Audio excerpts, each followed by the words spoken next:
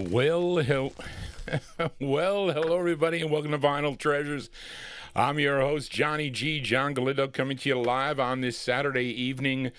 Want to welcome you to the August 23rd, 2025 Vinyltreasure Show. Glad you can join me for this Saturday evening. I apologize for being late, but some of the requests were a little difficult to find, and it happens when there's requests that I haven't played not so long ago. They become difficult to find.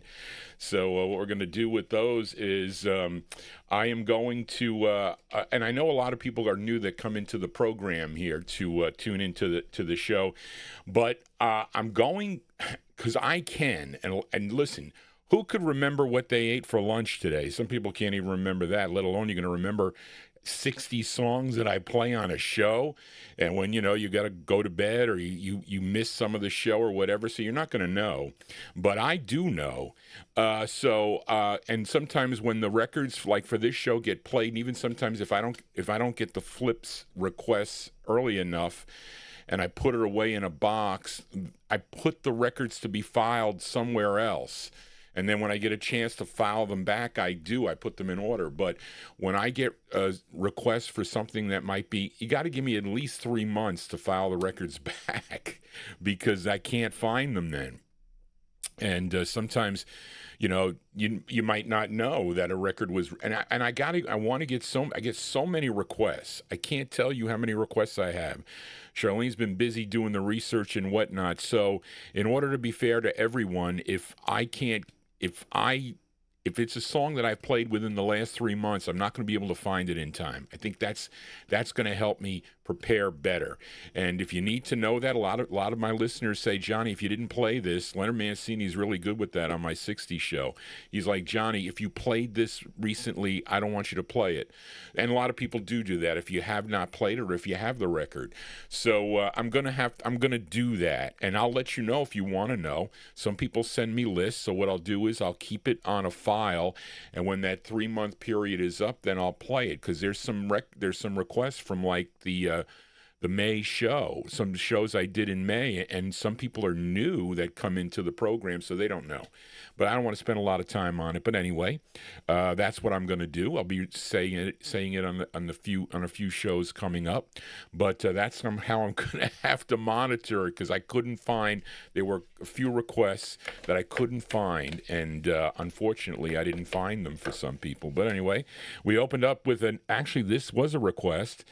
And I played this song before, but it was like 3 years ago, so that's not an issue for Johnny G, because it was filed in the right place. Instrumental by Curtis Ousley. If anybody knows who Curtis Ousley is, you can possibly guess. He was originally from Fort Worth, Texas, and he was a master saxophonist, and he moved to New York City and became a session musician here in New York City. And his sax can be heard on many recordings in the 1950s and early 60s. Also has some great releases on his own, like that one. And that's on the Apollo record label, his second release for Apollo Records from April 1957. A song called Dynamite at Midnight, and that was Mr. King Curtis, and that was a request for listener Chris Reed. Okay, and this is on Apollo. He also recorded for Groove, I think for Deluxe Records, has some stuff on later on the Capitol label, but this one from April 57, King Curtis on Apollo, Dynamite at Midnight. Well, Johnny G's going to be going not past midnight. We go till 1 o'clock. We're here on Oldies and More Radio, also live on the YouTube stream. So if you're new to this program, just finding out about it, and received some emails this week from new listeners and subscribers and collectors to the show. And this is probably a great show for young collectors that are getting into the music. You can see the original copies of these records. I try to feature original releases to show the listeners and those other collectors. So this is a great show to do that. I wish this was available to me when I was younger or a young collector. Plus, we try to make it fun and entertaining, and give you some cool information about the groups and whatnot and my experiences in record collecting and other things. But anyway, let's start it off here with the vocal portion as we feature this group from Baltimore, Maryland, quite often here on the program. This is a request for listener George Chestnut, and those of you that are familiar with my program on the Saturday night show, we play the 45s by year of release. Although we got a couple that we're going to switch around because we're going to compare a couple of re-releases of them. But anyway, we're going to open up here from October of 1951. This is a request for listener George Chestnut, who is a great fan of the program, and he requested Sonny Till and the Orioles. Okay, this record came out. What happened here, Charlene? Okay, I think this was wait. This song dates back to 1941, first recorded by Big Joe Williams and also recorded by many others. And this was a big number 8 R&B hit for the group. And I have this on red vinyl. I did post this up on my YouTube wall. You can check it out. But let's open up here from October 51. This is Sonny Till and the Orioles for George Chestnut on the Jubilee, Jerry Blaine's Jubilee Records. And the song is called Baby Please Don't Go for George Chestnut. Here you go.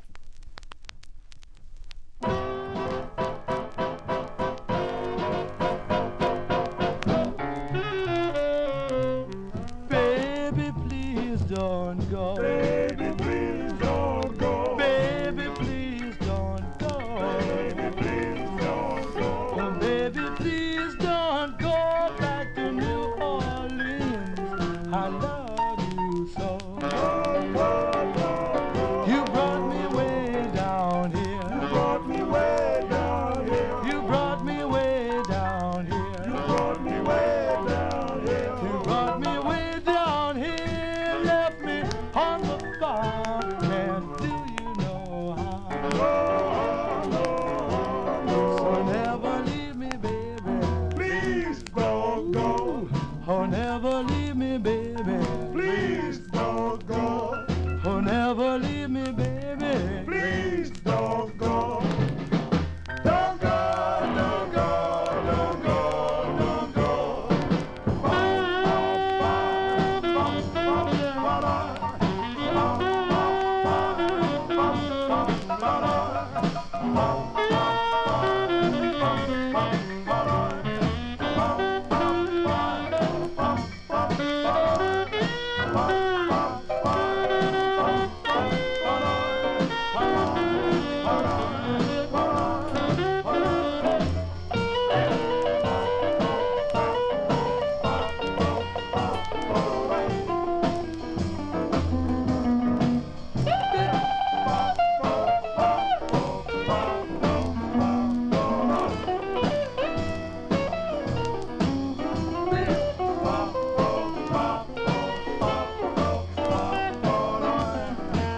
I gave you all my dough. I gave you all my dough. Because I loved you so. Because I loved you so. Because I loved you so. You took my loving dough.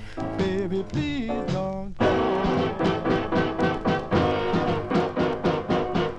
Don't go. Don't go.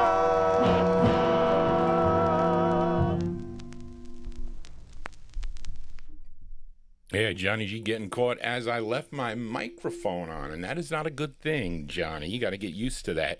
Got to get used to the new studio here. I am trying to, because if I don't do that, you're going to get feedback from this delicate microphone. It picks up everything. I mean, if I drop a pin, it's going to pick it up. But anyway, that's a cool tune. You may know that song as done. Who did that? Them? Didn't Them do that? Wasn't that Van Morrison and Them that recorded that also? So many people recorded that tune, but there you go, the Orioles version. That's Sonny Till on lead, October 1951 release.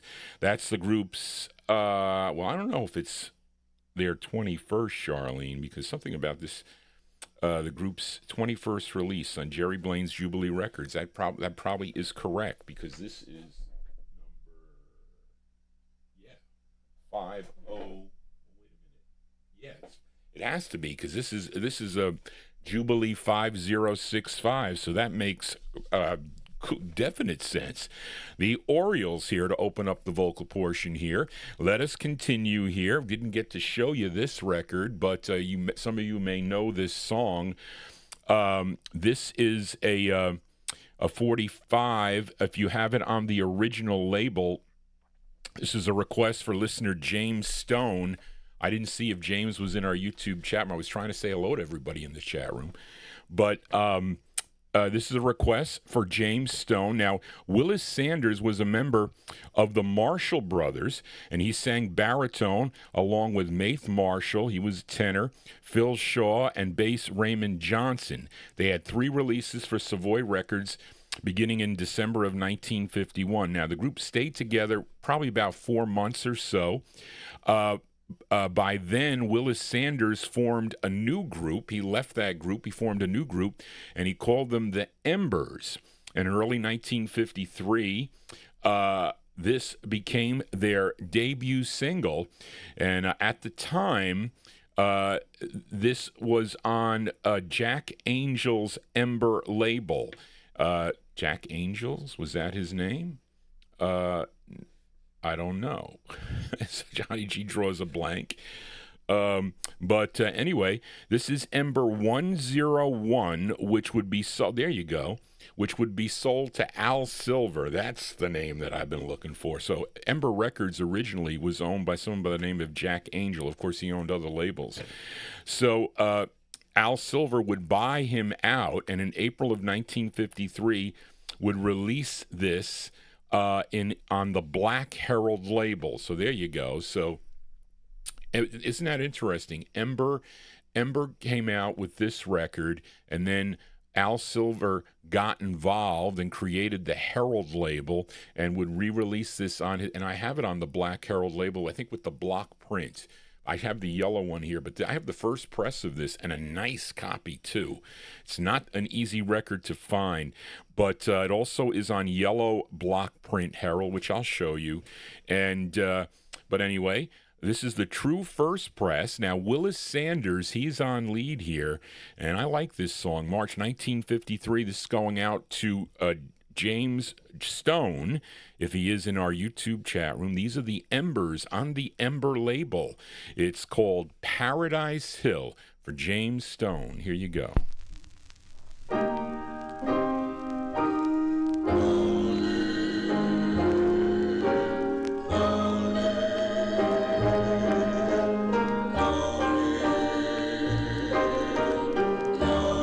I feel so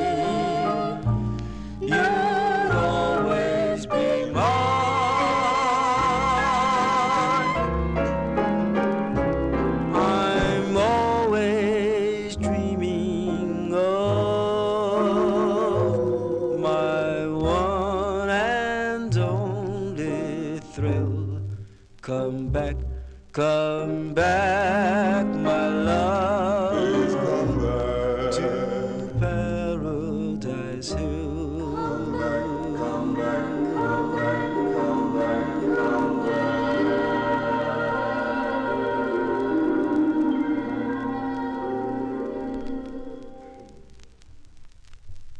There you go. That one there by request for James Stone. That's the sound of the Embers. An early side with Willis Sanders on lead. Willis Sanders and the Embers, March 1953 release on an early Ember 45, Ember number 101. Paradise Hill is the name of the tune as we continue here, and got a few in the year 1953. This is a request for a new listener. His name is James Pomarico. I think I said that right, James. So welcome here to the Vinyltreasure show. And he requested this singer from Algiers, Louisiana, signed with Lou Chudd's Imperial record label in 1953, had 17 releases for the label. Now, James requested his second release, okay, and he's being backed up on this with his group called the Toppers. They are on this one. Sometimes you don't hear the Toppers, but you hear them on this single. And they were not only... Well, they were really musicians, I think. They really weren't a vocal group per se, but they are singing on this one. And this label reads an arithmetic equation, and I don't know if it's right. It says 4 minus 11 equals 44. Shouldn't that be 4 times 11? It should be not 4 minus 11, but that's what it says. Okay, 411. Actually, they're really singing, I think, on this 411 and 44, I think, is what they're singing. But let's give it a spin here. September 1953, Bobby Mitchell and the Toppers on the Blue Imperial label, and it's not really a rough press, but there's some spots in it where you're going to hear something. So I didn't get a chance to take the toothbrush to it. I should have done that. But this is for James Pomarico. Bobby Mitchell and the Toppers. It's called 411 and 44. Here you go.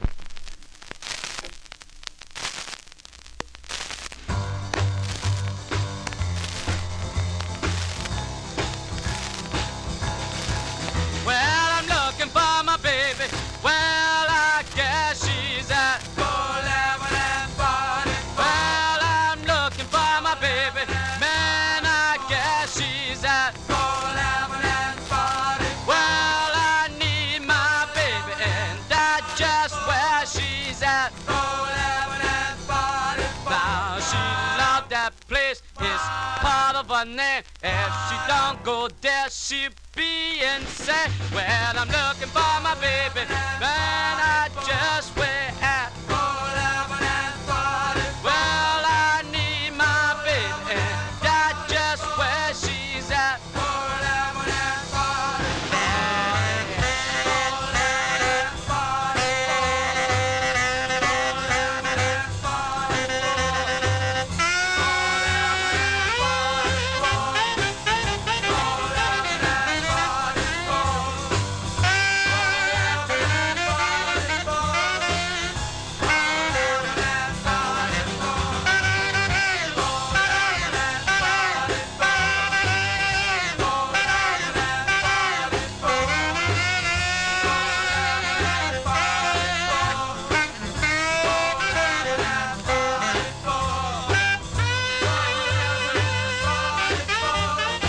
44. Now she loved that place, it's part of her name. If she can't go there, she'll be insane. Well, I'm looking for my baby.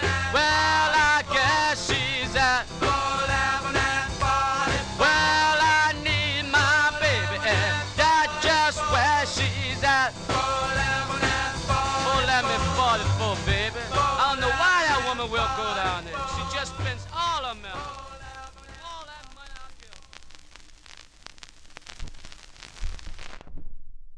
Terrible math.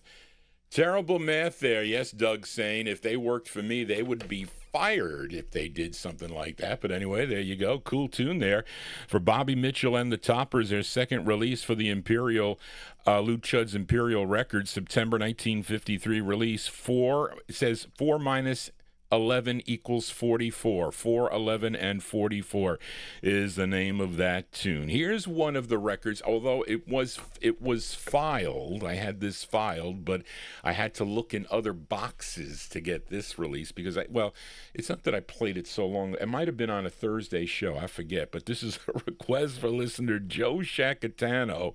Okay, as we go to Harlem, New York now, to Victor Allen's Allen record label, and this is the group's third release for the label, and probably the hardest to find for this 45 if you're collecting this group called the Five Willows. Okay, this is a cover tune of a popular World War II 1941 pen tune by Walter Kent and Nat Burton, first made famous by Vera Lynn. I think she did it first back in 1942. But this version released in August of 1953. It features Tony Middleton on lead. From August 1953, by request for Joe Shacatano in our YouTube chat room, here are the Five Willows on the Allen record label, and their rendition of the tune, There'll Be Bluebirds Over the White Cliffs of Dover. This is for Joe Shacatano. There'll be bluebirds over the white cliffs of Dover tomorrow.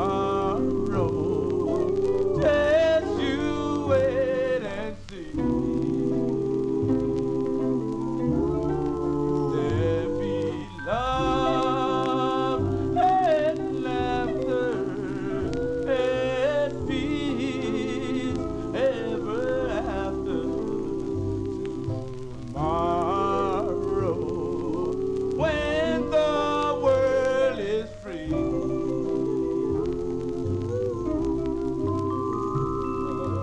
The shepherd will tend the sheep, the valley will bloom again. Jimmy will go to sleep and his own little room again. There'll be bluebirds over the white cliffs of Dover tomorrow. Just you wait and see.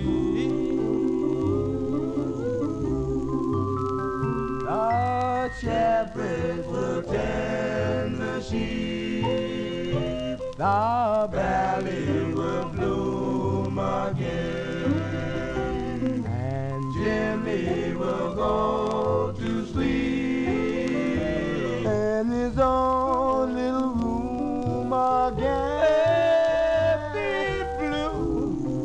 Bluebirds over the white cliffs of Dover tomorrow. Just you wait and see.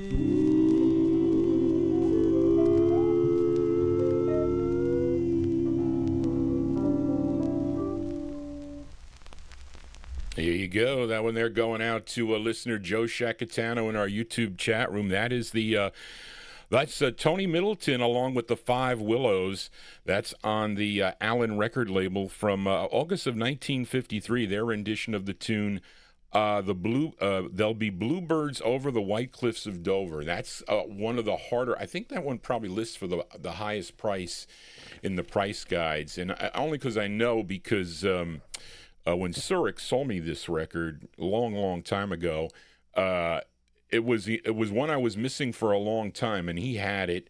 So I don't know where he got another copy, but he came up with these records like whatever. So I said, all right. I said, bring it over, and he brought it over, and I bought it. But it's all right too, because sometimes these, the 78s play better if you have this on a 78, and they got a different label style too. I have played some of the 78s too, but we'll get back to a 78 show here or there. I had a good. I started that Relic countdown, the Relic 1956 Relic countdown, that I got a good response from. There were some interesting records in there. I don't have. In totality, I'm probably missing. So there were 552 records there. I'm missing 2% of the records. I don't have them on original, and three of them I think I'll never find. And I've never heard these records before, so I don't even know how they made the survey, how anybody would vote for them.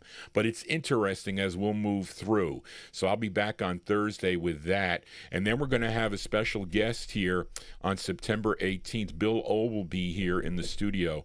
I have a record I'm going to play for Bill, and we'll talk more about it then. But that'll be on September 18th. Let us continue here. And up next is probably one of the early styrene presses, and you know how Johnny G feels about styrene 45s, although these kind of hold up a little bit more, okay? But this is a request for a listener, Frank and Jerry Gingaro, in our YouTube chat room as we stay in Harlem, New York. Now, their debut single came out on Bobby Robinson's Red Robin label called Where Are You? And that's a favorite here I have featured here on the program. But they signed with Robert Weinstock's Prestige label. They had 2 releases on the label. This is their first release. Now, this one features Bobby Williams on lead, and this is with Tico Wilshire and his band, okay, from January of 1953. Let's give a listen to The Mellow Moods. The Mellow Moods on Prestige Records on a styrene 45. This is for Frank and Jerry Gingaro. It's called I Tried and Tried and Tried. The Mellow Moods. Here you go, folks.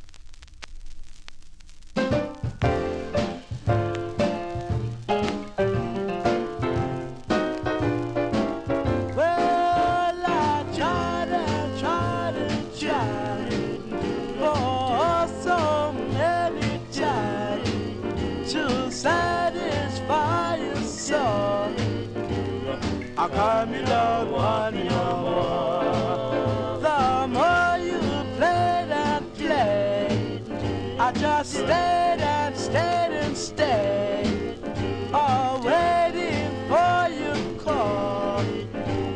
How come you don't call me no more? Tell me, pretty baby, just what I have to do to make you need me as much as I need you. Yes, I hope that prayed and prayed that I would see the day when you would be my own. 'Cause I'm tired of being alone.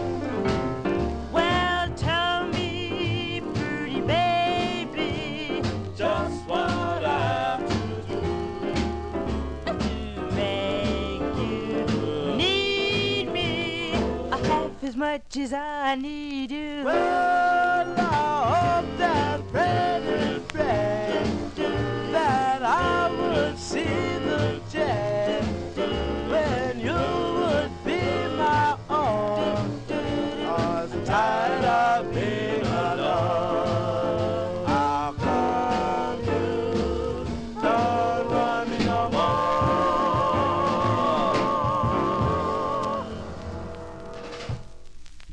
Yeah, there you go. go. That's a great record. I haven't played that in a while. It's been a long time since I featured that tune there. That one there going out to Frank and Jerry Gingaro. That's the sound of the Mellow Moods. Okay, Mellow Moods there from January 1953. That's Bobby Williams on lead on the Prestige record label, and that's a styrene press. Played pretty nice, I have to say. I tried and tried and tried. Johnny G tries and tries and tries as we continue here on the Vinyl Treasure Show. We are on the 1953 block, and the Sonny Till and the Orioles return here to the program, and this is a request for listener Bill Sheriff.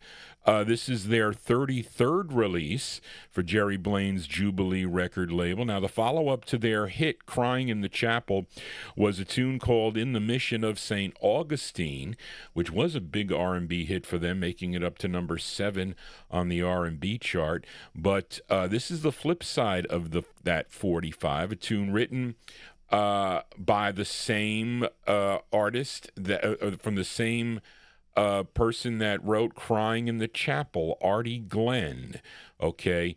And Crying in the Chapel, done by Artie Glenn on the Darrell record label. Glenn sang the original version of... But he also wrote this one. Okay, I didn't know that. I thought he only wrote Crying in the Chapel, but he wrote this one too. Okay, so let's give it a spin here. By request for Bill Sheriff, September 1953.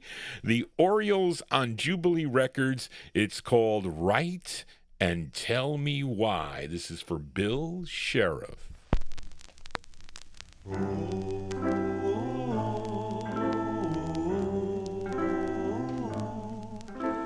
Tell me why you left me. Tell me, won't you please? Tell me what I did to you to make you up and leave. Now all I do is mope around, trying not to cry. Tell me, won't you tell me? Please write and tell me why. My days are so lonely. My nights are so blue, so blue, so blue, so blue. I'm here and I'm lonely, darling. Where are you? I didn't know your reason, you kept it in your heart. I thought that you were happy the way you played your part. I took your love for granted, surely I was blind. Tell me, won't you tell me, and give me peace of mind. Girl, girl, my days are so lonely. My nights are so blue. Well, I'm here and I'm lonely. So, my darling, where are you? I did my best to please you. Why did you have to cry? I'm asking you to tell me. Please write and tell me why.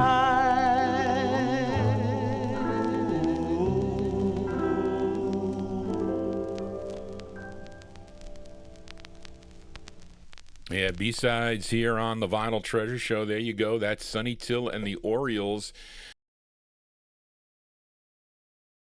of St. Augustine, as done, written by, as James Stone mentioned, the Darrell Glenn. Darrell Glenn wrote that tune. Was I say that right? Yeah. I don't know. Or wait a minute. Did I say that right? Artie Glenn, not Darrell Glenn. Well, that was the singer. Anyway, let us continue. That's Write and Tell Me Why is the name of that tune.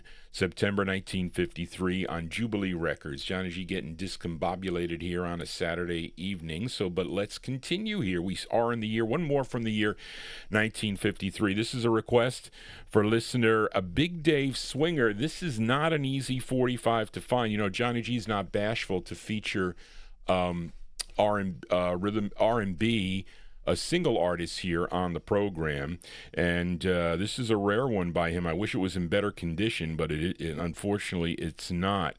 Let me see, and might be the first song recorded by John Alexander Jr. Although Big Dave Swinger, I saw your comments on your request list about this, but I have here that it might have been his first song that he recorded in 1953, but it wasn't released until September 53. He was already, at the time, signed with Don Robey's Duke record label. So maybe the Bahari Brothers found out about this because he recorded this for the Bahari Brothers. But he signed with Duke Records and had a big R&B hit with a song called My Song and others like Cross My Heart and The Clock. But prior to those hits, he recorded for the Bahari Brothers. But since he started making it big, the Bahari Brothers, as other record label owners did, they would try to release tracks that they had with these artists that were becoming popular, hoping that they would buy their records. But so they decided to release this with his name. Wait. I don't know. But anyway, this was recorded at Memphis Recording Services, or what is this, Charlene? Is this what you? Because I told her to copy what Big Dave had, or Memphis at the Memphis YMCA in 1951. I think that's what Big Dave thought, possibly. But the session was Johnny Ace doing the vocals here, Bobby Blue Bland on guitar, Earl Forrest on drums, Bill Duncan on tenor sax, and maybe Johnny Otis on vibes. Big Dave, was that your guessing on that, or do you know that for a fact? Anyway, at what? And either Johnny Ace or Roscoe Gordon on piano. So, Big Dave Swinger, I'm asking you, is that a definite, or were you just thinking that those were the guys on this song? But anyway, we're going to give it a spin. September 1953, Mr. Johnny Ace on Flair Records. It's called Midnight Hours Journey. This is for Big Dave Swinger. Here you go. When those midnight hours journey, I was in my bed alone.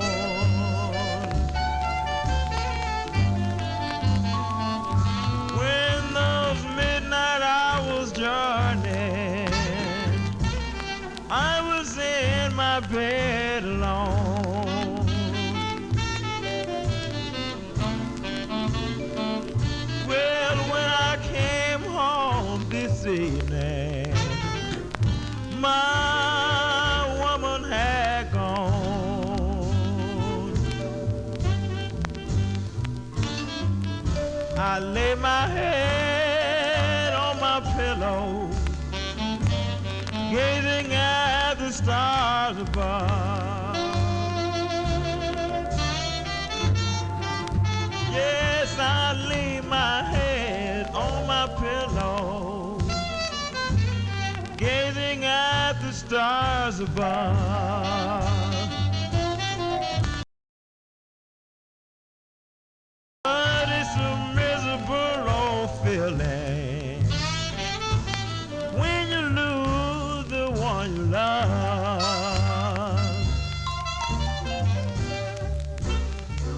To get the blues at midnight is one thing you can't describe.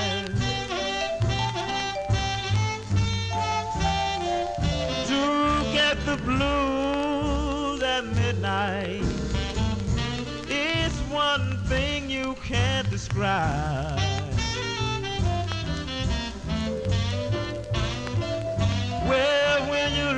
at your woman's picture, tears will fall from your eyes.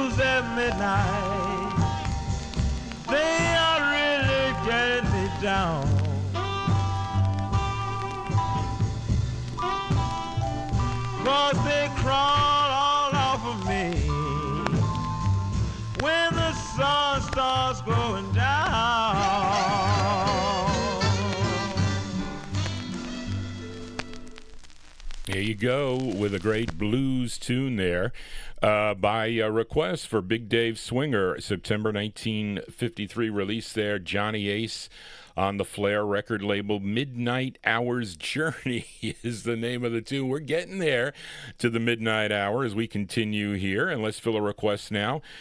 For listener Amnon, as we go to Los Angeles, California now. This was the very first record that my Aunt Mary purchased. Of course, I think she was maybe 11 years old back in 1954, but this was the first record she bought, and it was on a 78, okay?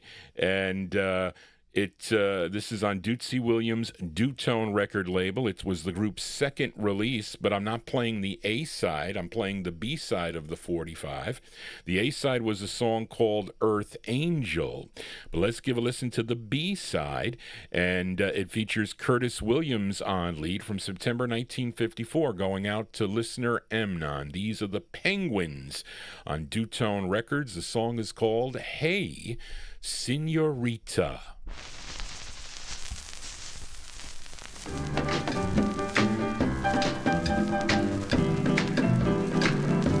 Hey, senorita, please let me take you home. Oh, little girl, why you let me take you home? If you do that, baby, I promise we'll be all alone. Hey, senorita, please call me on the line. Oh, little girl, why don't you call me on the line? If you do that, baby, everything will be fine. Oh, sweet mama, oh, sweet mama, oh, sweet mama, oh, sweet mama, oh, sweet mama, oh, sweet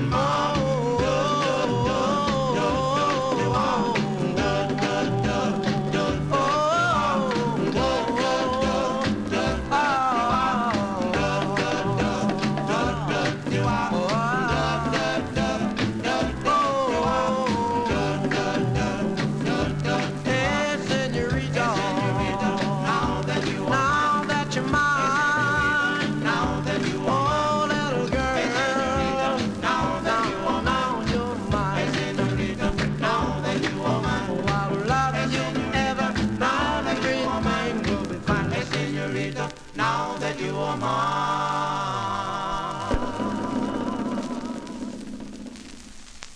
And I didn't even play it on the original press, which was the the shiny maroon label, that kind of reddish maroon, which was the first press of that. I showed you all those multiple variations. I don't even think I have them all.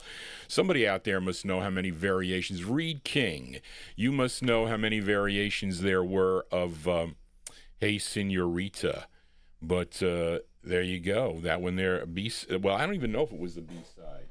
It was actually the A-side of the record. The DJs just started to flip the 45 over and play the flip side, but that was the intended A-side. It says it right on the label. I wonder if all the other presses say A or B. I didn't check. Either way, but there you go. That one there going out to listener Mnon, September 1954 release. That's the Penguins, and that's Curtis Williams on lead. I think he may have wrote this. Did he write the song too? Yeah, he also wrote the tune. Hey Senorita is the name of the tune. That's going out to listener Mnon. Johnny G here on a Saturday, having trouble with the oldies and more stream. It doesn't seem to be working, and this it drops my signal for some reason. I think it's the player.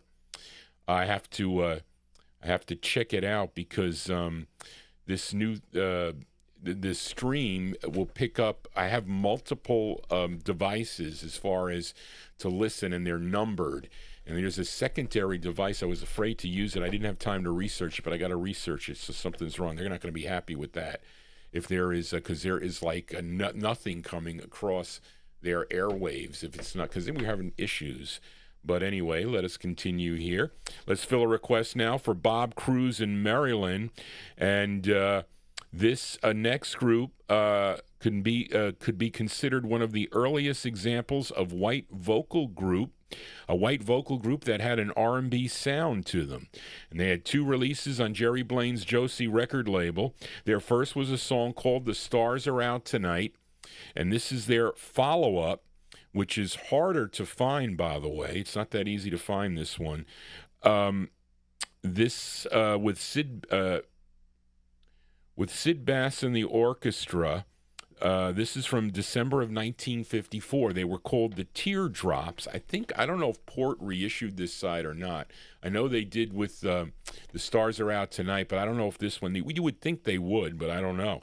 But here you go for Bob Cruz. These are the Teardrops on the Josie label. I had a 78 of this, but when Spence got one, well, I picked up a copy for $150. It was a buy it now on eBay. So I was like, buy it now for this record, I'll take it. And then I sold my 78, I think for the same price, I think for $150. But anyway, so I traded it. Maybe I should have kept it now that I think about it. But these are the Teardrops on Josie. It's called My Heart. This is for Bob Cruz. Here you go.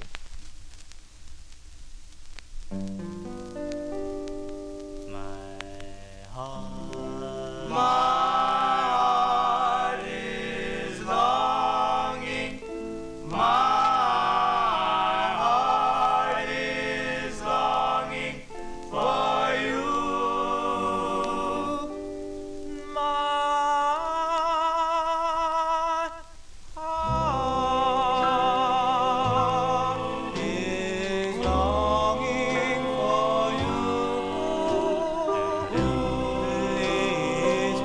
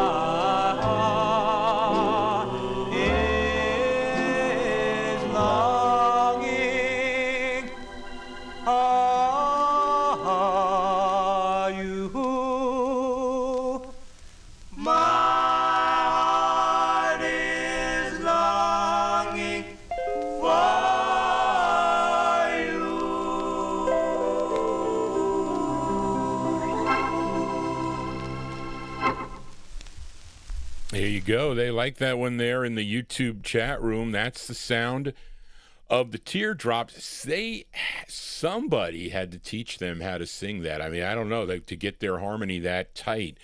That's pretty good from December of 1954. That's their second release for Jerry Blaine's Josie record label. My Heart is the name of the tune. The flip side's good too. It's up tempo, but that's that's the harder of the two to find, by the teardrops. And that's going out to a listener, Bob Cruz. Johnny G here on a Saturday. Thank you all for being here. If you are new to the program, please consider subscribing to my YouTube channel. If you have a request, please send it to me at vinyltreasures@aol.com. You can send me your request. If I have it, I'll feature it here on the program.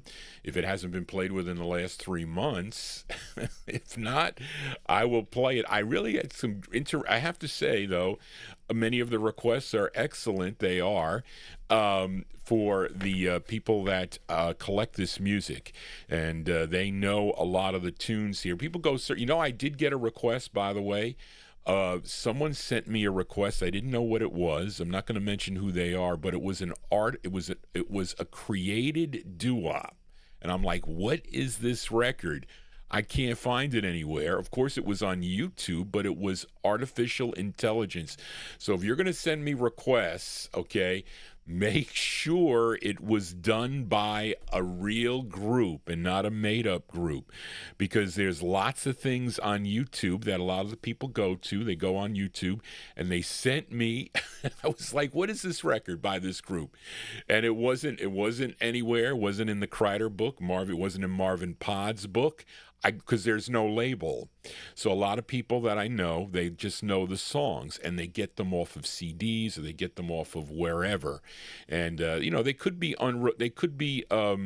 acetates that sometimes you don't even know who they are. But this was on YouTube, and it was artificially created with AI. And listen, it was a great song, okay, but it wasn't real. It was fake. So Johnny G deals in reality. But let us continue here on the Vinyl Treasure Show. This is a request for Casey Hines in Paris. I got your email late, Casey, so thank you for that.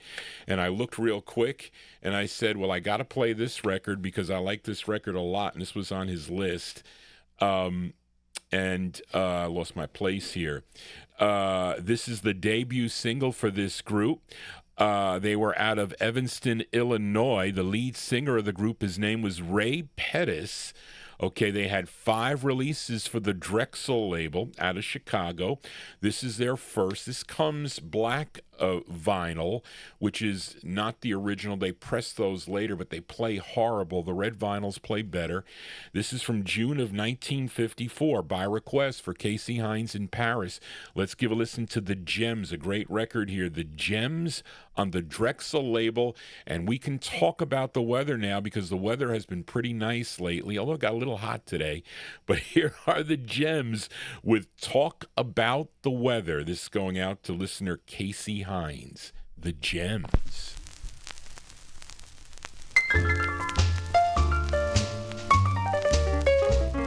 When I'm alone, I can talk as a lover should. But with you, I'm no good.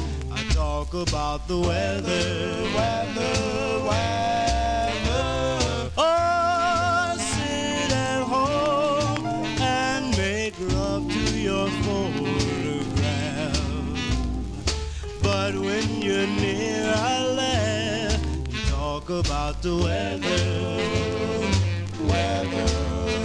Did not like to say that you're sweet as a sugar cane. But when I start to talk, my heart gets caught in a summer's rain. Staying at night, writing down lovely things to say. But when you come my way, I talk about the weather.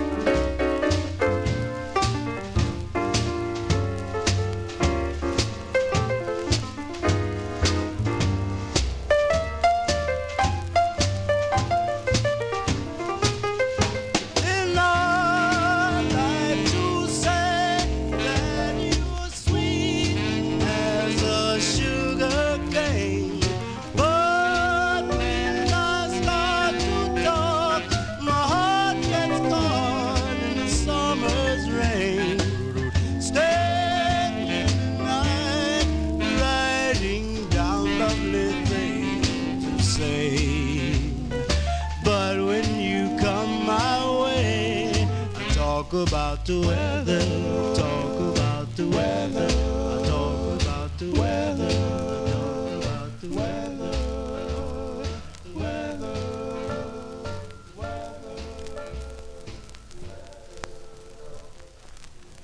There you go. By request for listener Casey Hines in Paris, the sound of the Gems, Ray Pettis and the Gems there on the Drexel record label. I think I think this style, the true first presses, I think they're all on red vinyl. I don't think this block, this print with the lines on it like that, come out on black wax, but the other presses, I think the one I got from Louis, which plays horrible. Okay, the other presses sound horrible. You need to get the first press on that. It's not that easy to get either. Greg sold me that copy of that 45. The Gems from June of 54, Ray Pettis on lead. Talk about the weather, and he has some solo efforts that are really good. He has one on a Rick label, I think, which is good, and I'm trying to think, and does a duo with somebody else on the label, which I do have in the collection. But anyway, Johnny G here on a Saturday as we continue here, and let's fill a request for listener Karen Efron in our YouTube chat room. I have to say hello to Karen Efron. I started looking at the dates. I invited Karen to come here to the program to do a guest have a guest spot here on a Thursday afternoon.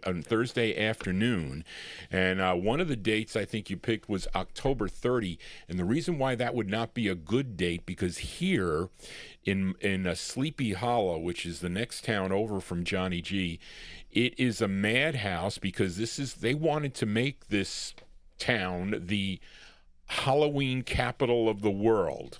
Is what they wanted to do, besides Salem Village. And okay, this was supposed to be the next one, because they'd have the Headless Horseman and Ichabod Crane and all these. We have like a giant parade here, and people come from all over the place. They made it like kind of a tourist thing. So the month of October is crazy. And they used to have, this was like right before COVID, they would have at the old Phillipsburg Manor, if you went there, you would buy, and it was always packed, and there were always these like young teenagers and young adults that would go, but it was like a kind of a scary thing where you have to walk through in the dark, like these mazes, and they can't touch you now, but the people would come out of the wherever, and they were all dressed up in like as ghouls and goblins and devils and all that, and it was a long walkthrough, and so they would scare you. So it was like one after another, and then they had a haunted hayride, which was a pretty cool thing. Barbara and I used to go on that, but they would close the streets, and it would be a disaster. So October is really not a good time to be here in the town that I live in, or the neighboring towns here, because it's too busy. But sometime in November, one of those dates, I'll send them to you, or I'll pick one, and if it fits your schedule, Karen, you are welcome to come here to do a guest spot. And I've always listened to Karen's show. She's been on many collector shows through the years. Okay, you're probably you have to be the top female collector, Karen. You really do. Joanne McGuire also is a big collector also, and Karen's sister too. So, because you don't see many female collectors at the record show, although I did see some that were looking, but they were looking for other things like punk rock and everything else, but not really rhythm and blues vocal groups. But there are a lot of gals that like the music. Listen, my aunt liked the music. They just weren't collectors, but it's so easy to become a collector, at least. But you need a lot of space and whatnot. But anyway, so we are looking forward to having Karen Efron here as a guest. But this is a request of Karen's here up next. I wish I had a mint copy of this, but my copy is not mint of this. Okay. She requested the Larks. Okay. Lead singer Gene Mumford. He would leave the group. The Apollo group would end. They would break up, and Gene Mumford would become a member of the Golden Gate Quartet. Okay, and he recorded, I think, some gospel, but not for a long time. It was probably less than a year or so. And then Gene decided to return to secular music and form another Larks group. And he did, and they joined Bess Berman's newly formed, I don't know if it was for them, but there was a newly formed label she had, Lloyd's Records. And this was their third of 6 on the Lloyd's label. And it features a Eugene Mumford on lead from August of 1954. Let's give a listen to the Larks by request for Karen Efron in our YouTube chat room. The Larks on Lloyd's. It's called No Other Girl for Karen Efron. Here you go. So glad I found you. You made me so happy. I swear there's no other girl in all the world for me. So sweet and gentle, so tender and lovely. I say there's no other girl, I tell you honestly.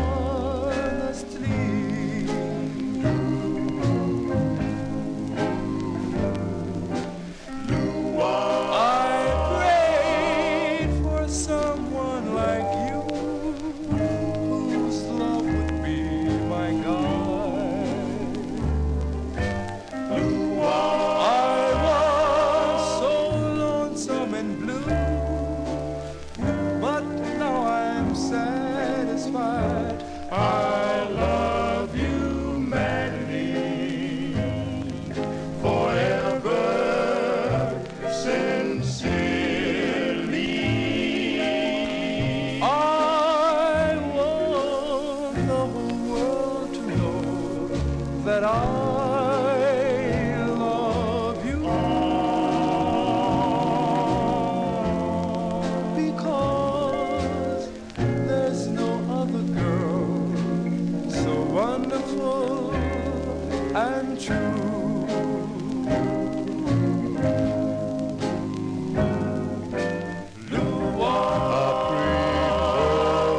Someone like you, whose love would be mine. I was so lonesome and blue, but now I'm satisfied. I love you madly, forever, sincerely. I want the whole world to know that I love you, because there's no other girl so wonderful and true. Wonderful and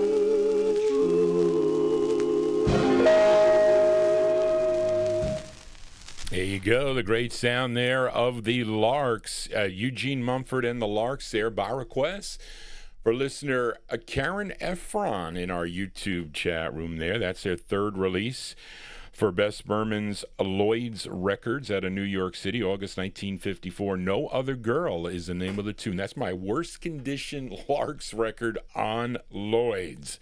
It is. Of course, they also backed up Barbara Gale on the Lloyd's record label. Let us continue here on the Vinyltreasure Show. Let's fill a request now for listener Mike Sape in our YouTube chat room.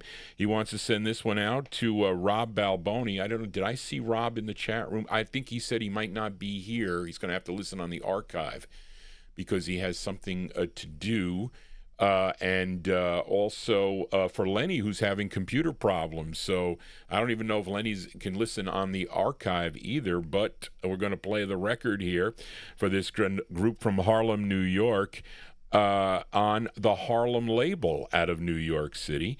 And they do a great ballad on the flip side of this called Candlelight. But let's flip the 45 over here. It's a cool up tempo. The members of the group are listed on the label, but only their first name. And so they're like, well, who is Bob? You know, they list Bob. That's Bob Thompson. He's the second tenor. Then it has Jimmy. His name is Jimmy Hunter. He's the bass. Then it has Milt. That's Milton Love, lead tenor. And Joe is Joe Willis, first tenor and baritone. And what is this? Milton. So Charlene, I don't know what this is. It got cut off.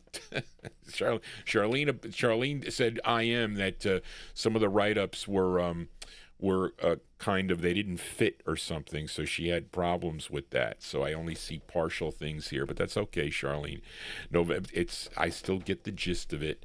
This is from December of 1954 by request from Mike Sape, going out to Lenny and Rob. These are the Concords on the Harlem record label. That's Morty Shad's label.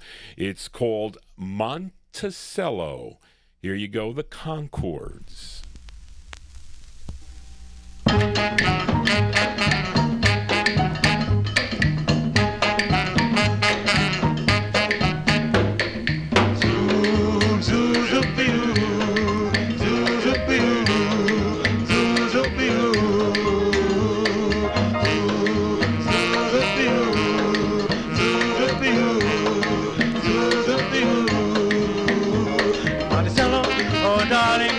To be, yes, I want to see down Monticello, Monticello, oh darling, I want to cry, yes, I'd rather die down in Monticello. Believe me, my darling, I want your loving heart, need you, I love you, I need you, yes, I know, oh, Monticello, oh darling, I'll be true, always true to you, down in Monticello. Oh, darling, I want to be, yes, I want to see, down in Monticello, Monticello. Oh, darling, I want to cry, yes, I'd rather die, down in Monticello. Believe me, my darling, I want your loving heart, need you, I love you, I need you, yes, I know, oh, Monticello. Oh, darling, I'll be true, always true to you. Monticello.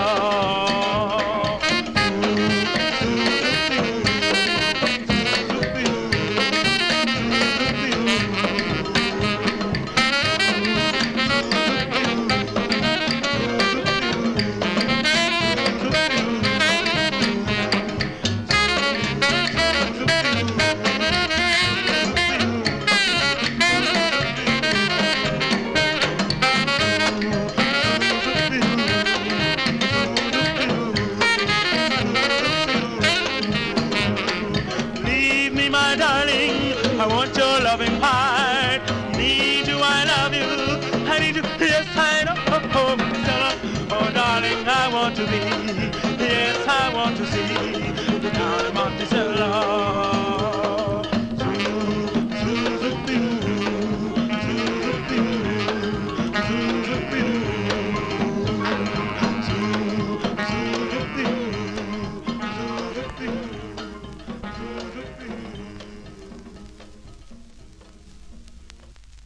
There you go, that one there by request for listener Mike Sape in our YouTube chat room, sending it out to Rob Balboni and Lenny G. Those are the Concords, and I have to the Concords on the Harlem record label. Monticello is the name of the tune. That sounded like Milton Love on the lead there, I would think. Now, Geronimo, are you saying that this record, it's not going for $20? This listen.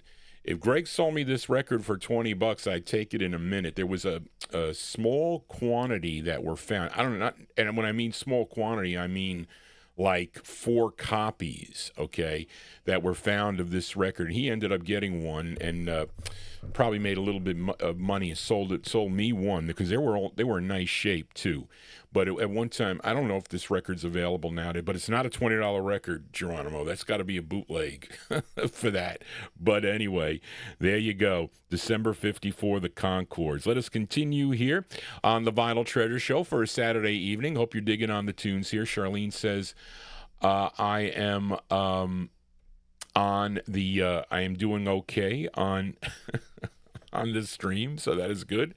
But let's continue here. Let's fill a request now for listener James Stone in our YouTube chat room as we go to the RCA record label. James, I can't find any information about this group called the Four Escorts. I know about the song, though, because this song, a tune written by Jerry Lieber and Mike Stoller, they own the Spark record label. They wrote this tune as first done by Willie and Ruth in August of 1954. They did this tune, and some of you may know this song because it was done by Elvis Presley. So I don't think, just because Elvis sung the song and it's not him, I don't know if it's going to be an issue. Usually the Lieber and Stoller tunes are not issues here, but you just never know. But Elvis had a hit with this in 1956.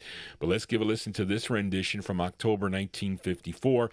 They're called the Four Escorts, and it's for listener James Stone in our YouTube chat room. The Four Escorts on RCA, their rendition of the tune, Love Me. This is for James Stone.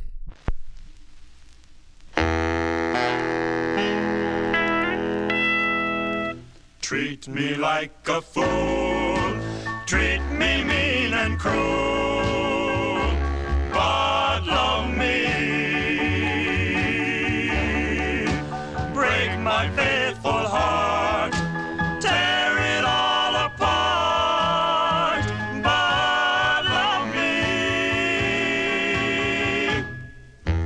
If you ever go, darling, I'll be so lonely. I'll be sad and blue, crying over you, dear only. I would beg and steal, I would beg and steal, just to feel, just to feel your heart,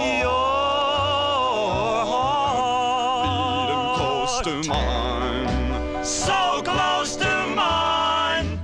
Every night I pray to the stars that shine above me, begging on my knees. All I ask is please, please love me. I would beg and steal, just to feel your heart beating close to mine.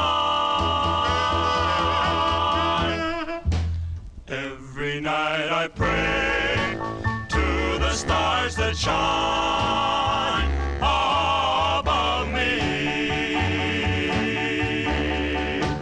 begging on my knees. All I ask is please, please love me. Oh, love me.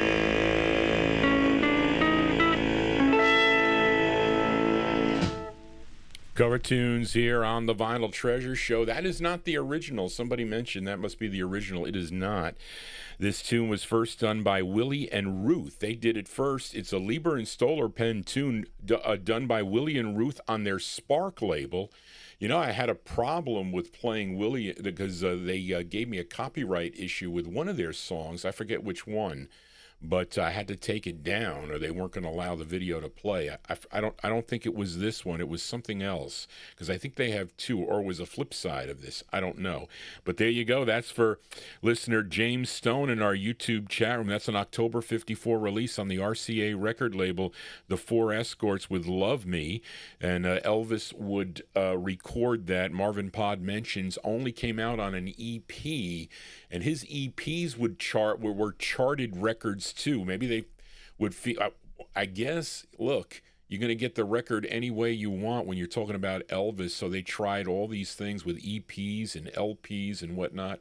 So, anyway, there you go. Elvis liked that probably Willie and Ruth side that he heard, but maybe he heard this side. I don't know.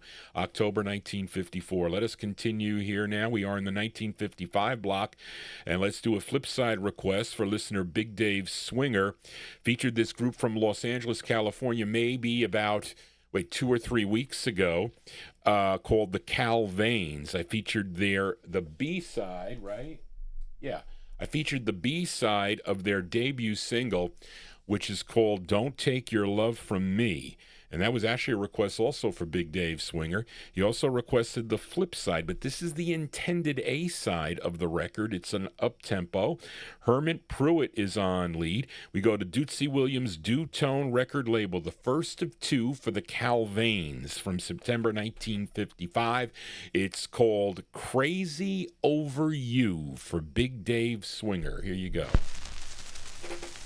Crazy, crazy, crazy, crazy, crazy, crazy, crazy, crazy, crazy over you. Crazy, crazy, crazy, crazy, crazy, crazy, crazy, crazy, crazy over you. Crazy, I tell you that I'm crazy. So crazy that I'm hazy. Crazy over you. Crazy, crazy, crazy, crazy. Without you, dear, I'm crazy. So crazy that I'm hazy. Crazy over you. Crazy as can be, loud as ecstasy. Crazy as can be. Listen to me, bro, let it be resumed. That you will see that you're crazy. Crazy, I tell you that I'm crazy. So crazy that I'm hazy. Crazy over you.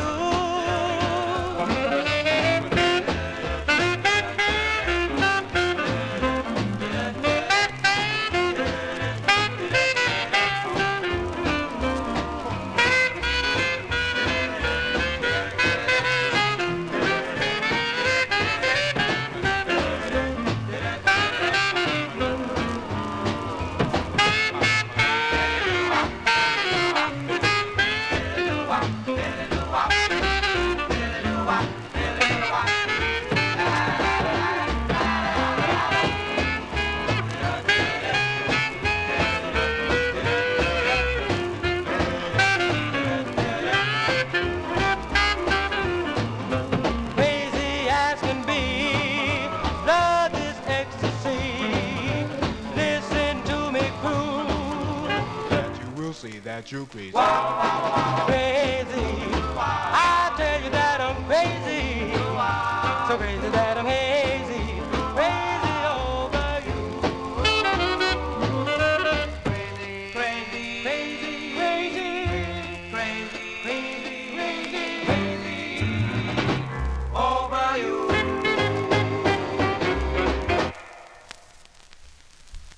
There you go. That one there going out to listener Big Dave Swinger. That's the sound of the Calvains. Calvains there. That's Herman Pruitt on lead, September 1955. That's their first of two for the Doo-Tone record label. Crazy Over You is the name of the tune. Let us continue here. We are in the 1955 block. Let's fill a request now for listener Gordy Freeman in our YouTube chat. Another classic group out of Chicago, Illinois, talking about the Flamingos. This is their third release for Al Benson's Parrot record label. Now, for you collectors out there, the shiny Parrot label is really not the first press of it. It is that was the new paper style they were using. They ran out of the flat maroon label, so the flat maroon is the first press, and then they started pressing everything after this release on the shiny Parrot label. I think that's how it went, but unless it's a different pressing plant, I don't know. But you normally find this on the shiny label, and I ended up buying both of these copies. I already had a copy. It wasn't the greatest shape, but these were out of Brian Korn. I bought these from your auction from Norm's collection. He had pristine copies of these records, and I like this song a lot by the Flamingos. This is, I guess the more common one is the shiny one, is better to say, because I don't know if it was the first, but I'm just saying that because those darker maroons were the earlier presses on Parrot. But anyway, this features the great Nate Nelson on lead from January 1955. What could you say about the Flamingos? On Parrot Records by request for listener Gordy Freeman in our YouTube chat room. The Flamingos with their tune called I'm Yours. This is for Gordy.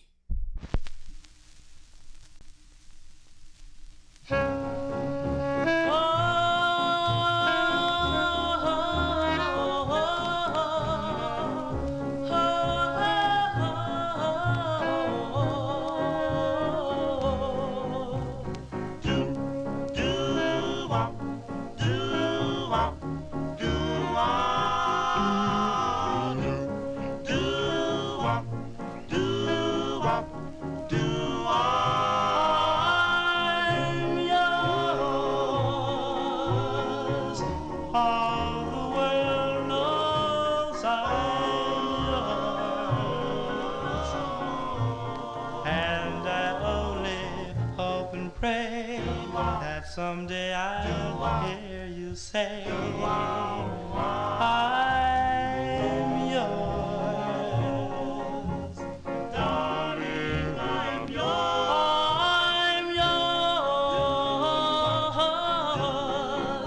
Every kiss says I'm yours.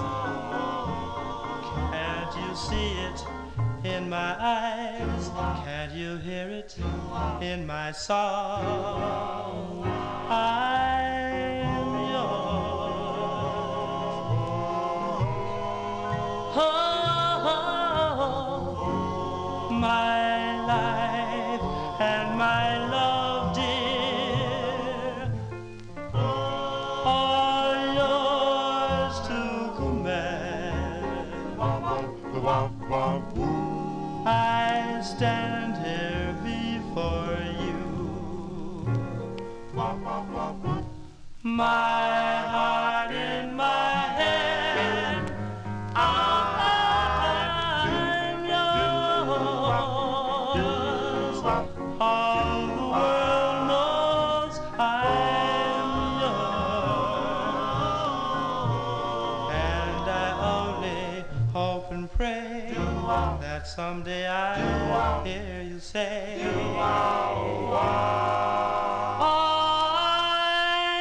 yours.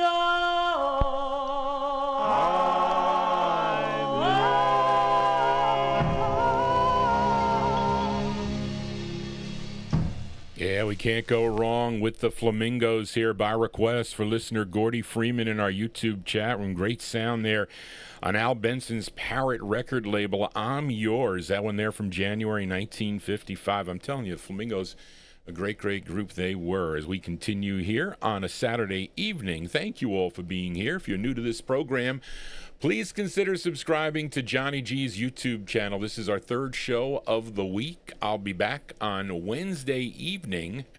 I have to take my father to the dentist and he's been not good. He is not good. And I can't let him read anything because I had to put he had a irritated, I think it's called a bursa sac in his elbow. He banged it. It was black and blue. Now, he's 94, so I told him, I said, we're going to put ice on it. So I put ice. I said, we're going to leave it on for 10 minutes. We're going to take it off. We're going to leave it on, take it off. So then after 3 days, I said, we're going to put heat. So I come up and get his heating pad, okay, because the plug-in heating pad. So what does he do? He takes the magnifying glass and he starts reading it. And it says, this could make me paralyzed. I'm not using it. I said, no, it's not going to make you paralyzed. I said, it says you should not use this on people who are paralyzed because it could burn their skin. It had all these, be careful, you can burn your skin, of course. Okay, they're not going to be able to, they might not be able to feel it, or it's, they're not going to be able to move it. But I got into like an argument with him. It was like and I can't, and my mother's like, leave the room, get out of the room. I have to go out of the room because it's constant. I need this music. I need this music to cheer me up. I do. But anyway, let us continue here on the Vinyl Treasure Show. Let's go back to Morty Shad's Harlem record label. Somebody mentioned they had a Lightning Hopkins tune on the Harlem label in my chat room, because he did record for this label too, by the way. But this is a request for listener Gary Hendren in Alabama. Now, this gal, originally from Raleigh, North Carolina, but she would move to Rahway, New Jersey, and after winning a number of talent shows, a band leader, Paul Ferrano, hired her to sing and play guitar at a nightclub locally in New Jersey. It was called the Palace Blue Room. Anybody ever go to the Palace Blue Room? Sounds sinister, I guess. And one night, Morty Shad, he was the owner of the Harlem label. He was in the audience, okay, and he heard her and signed her to his label. The result was this release, okay, and she's being backed up by the group you heard earlier called the Concords. They're backing her up. And we played the flip side of Candlelight, Monticello. Now, this is from April of 1955. And Charlene, I'm doing this by memory because you don't have the who the requester is. I think it was Gary Hendren in Alabama, pretty sure. But this is Pearl Reeves and the Concords.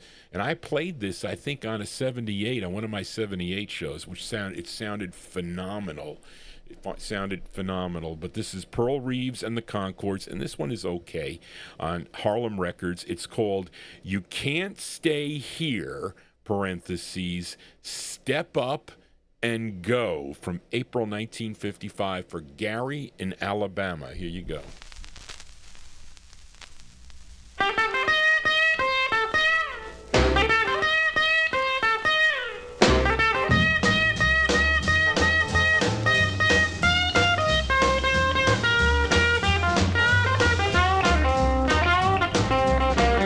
Step it up and go. Step it up and go. Step it up and go. Step it up and go. Step it up and go. Step it up and go. Well, you can't stay here. I swear you got to step it up and go. Well, I've got a man. He's a little bit low. He used to love me, but he don't no more. You got to step it up and go. You got to step it up and go. Well, you can't stay here. I swear you got to step it up and go. Every time you go out, you stay all night. When you come home, we got to fuss and fight. You got to step it up and go. You got to step it up and go. Well, you can't stay here, I swear. You got to step it up and go. I won't have a man, don't stay at home. How can you love me when you're always gone? You got to step it up and go. You got to step it up and go. Well, you can't stay here, I swear. You got to step it up and go.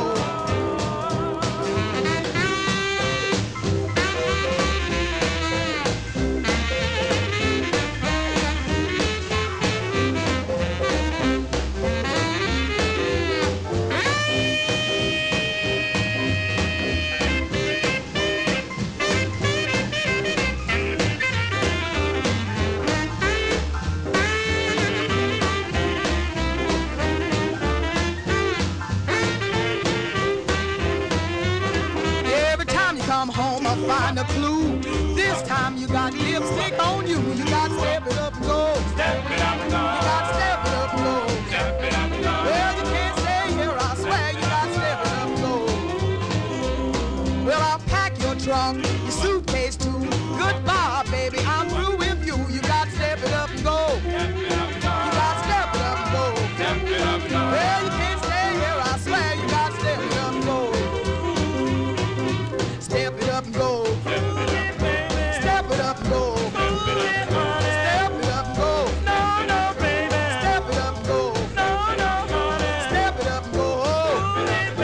Step it up and go. Step it up and go. Step it up and go. Step it up and go.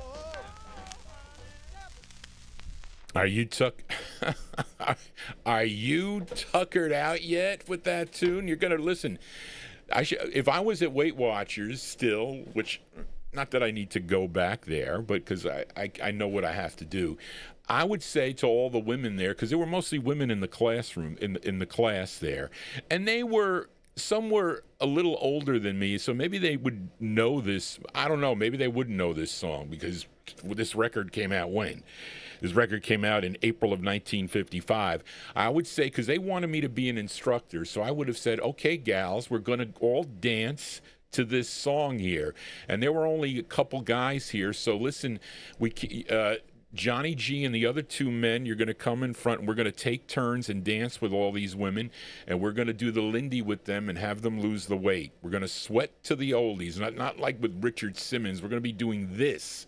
This would be a cool thing. Johnny used to do dance lessons here in the studio, but that is a cool tune, I have to say. That one there going out to Gary Hendren in Alabama, the sound of Pearl Reeves and the Concords. And that one there from April 1955 on the Harlem label. You Can't Stay Here, Step Up and Go is the name of the tune. And that sounded like Jimmy Wright on saxophone there, because he was a session guy, and he would go, I know he played on Bullseye sessions and also on Old Town sessions too, and I'm sure he went to Morty Shad's Harlem label to do some sessions with them.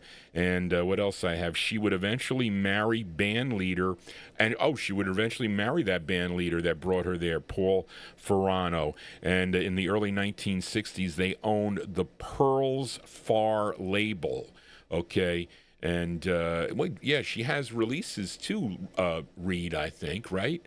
I think she does. But anyway, let us continue here on a Saturday evening. Hope you're digging on the tunes here. Johnny G is your Saturday night disc jockey here as we are getting through the show. I still am. I guess it's broadcasting on Oldies and More Radio, so Charlene says it's working, but let us continue here. And we are in the 1955 block. Let's fill a request for listeners Frank and Jerry Gingaro in our YouTube chat as we go back to Harlem again with this great group. First recording for Eddie Heller's Rainbow Records in 1952, and Eddie Heller, the owner of the label, put out one more by the group on the Rainbow subsidiary, which was Riviera Records. And this is not an easy record to find, really. It features a Wilbur Yankee Paul on lead. Let's go to March of 1955 for the sound of the Five Crowns. Five Crowns on Riviera Records for Frank and Jerry Gingaro. The song is called You Came to Me. These are the Five Crowns. Here you go.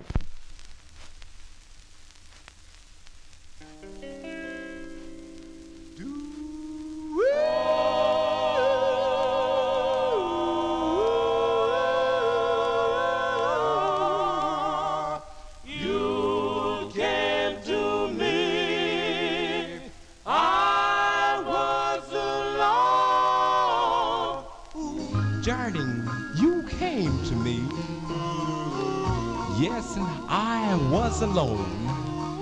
You came to me with joy and song.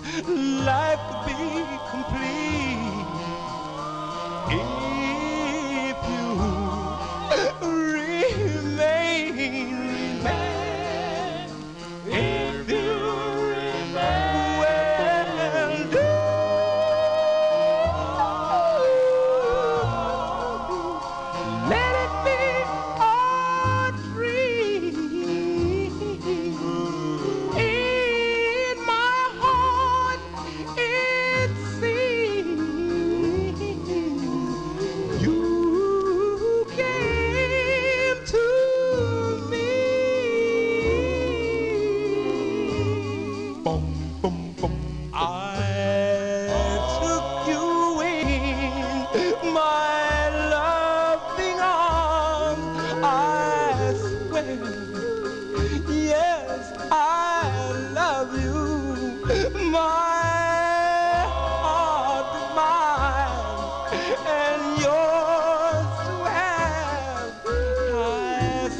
Well,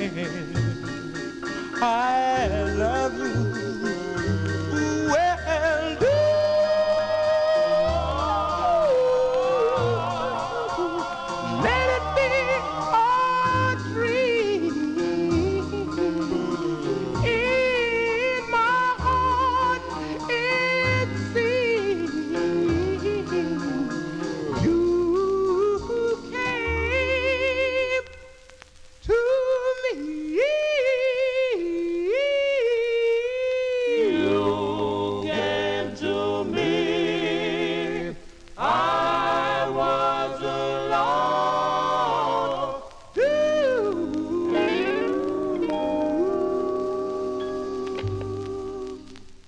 There you go, with a great sound there of the Five Crowns. Five Crowns from March of 1955. That one there by request for Frank and Jerry Gingaro in our YouTube chat room. That's on the Riviera record label. That is Wilbur Yankee Paul is the lead singer on that. They're such a great group, that group. And it was also, you can get the second press of this on Rainbow Records as the Duvals, which I do have, but I have a nice copy of this. Greg sold me this record. I probably paid my limit at the time. You know, I wouldn't pay more than a certain amount for records at the time. Because, listen, I'd have to work 2 weeks to buy one record for my limit is what I was doing. But I didn't have any other obligations and whatnot. I had a car payment. I had a 19. What did I have? An Oldsmobile Cutlass Supreme. I think I had a loan on that. That was really the only debt I had. But anyway, there you go. That's for Frank and Jerry Gingaro. Frank Gingaro, one of the co-hosts, along with Gordon Skagberg of the Rhythm and Blues Serenade. And you can hear that show on Radio Hofstra at WRHU-FM 88.7 on your dial. And you can also go to radio station USA FM, tune in at 3 p.m. Eastern Standard Time, 3 to 6. Tomorrow, it'll be a repeat of last week's show. They were live last week, and I think they're going to be off for the Labor Day holiday. I think, Frank, aren't you celebrating an anniversary too? I think you said that. If I wasn't mistaken, you have to correct me if I'm wrong. But I think you mentioned that. I thought I heard you say that on the show. But then they'll be back live the following week. So tune into the Rhythm and Blues Serenade with Frank Gingaro and Gordon Skagberg. That's Sundays from 3 p.m. Eastern Standard Time till 6 on WRHU-FM 88.7. And they are promoters of this show. Johnny G promoting the music here. We need to keep this music alive. That's what I try to do. And I'm glad that so many collectors are contacting me, asking me about my originals, what's in the dead wax, and all that stuff, which I do. I'm pretty good with picking out originals and whatnot. So because I really focused on that. I even told Greg, I said he had a nice copy of the channels on Whirling Discs. It was like with the Bob Dan music, you know, The Closer You Are. So I said to him, I said, Greg, I said, this isn't an original. I said, I don't know where you got this, but this is a great boot. It's not the original. All those releases had the dash 45, whatever the number was. I said they didn't press them this way. I mean, it's possible, but look at the grooves and the spaces. You have to check the space between the labels and the dead wax. They can't get that correct if they boot a record. A lot of times they can't get it correct when you compare it to the original. Sometimes it's also the you got to look at the thickness of the record. Although some of the records in the early 1950s, you know, when they were kind of transitioning from 78 to 45, they're sometimes thin pressed. It's not always that they're thick pressed, but sometimes, most of the time they are, but sometimes they're not. And they are originals. Anyway, Johnny G babbling on here as we continue. And up next, I think we go to Baltimore again now for Bill Sheriff, okay, as well,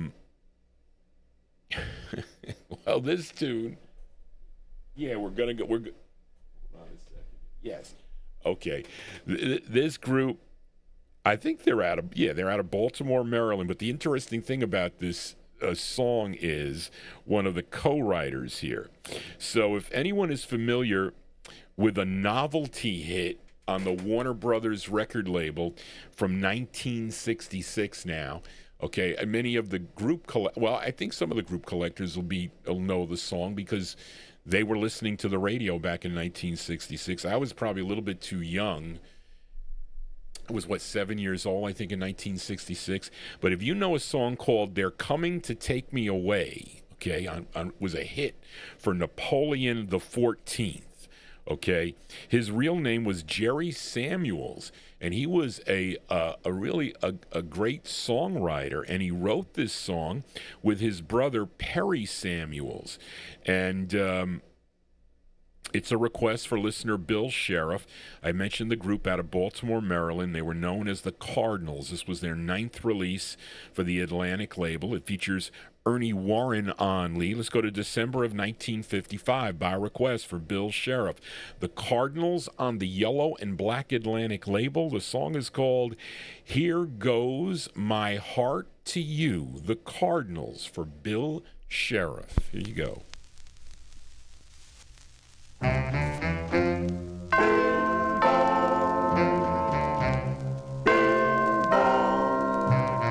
Here comes the father of the bride to be, bringing a vision of love to me.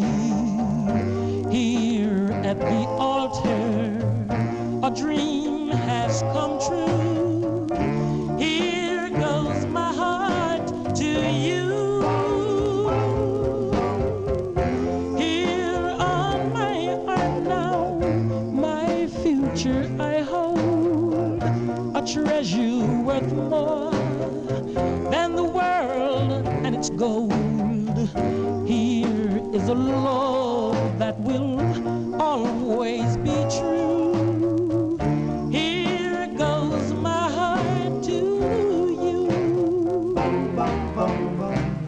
I pledged my life and my love long ago, and now at God's altar once more, I'd like you and the world and God to know I'd give you my life evermore. Here is a question, and darling, I do.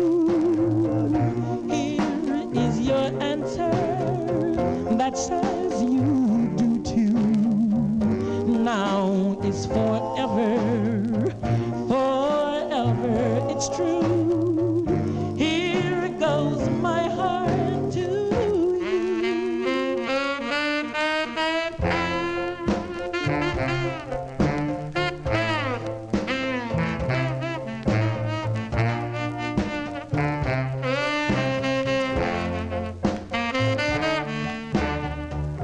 now is forever, forever, it's true.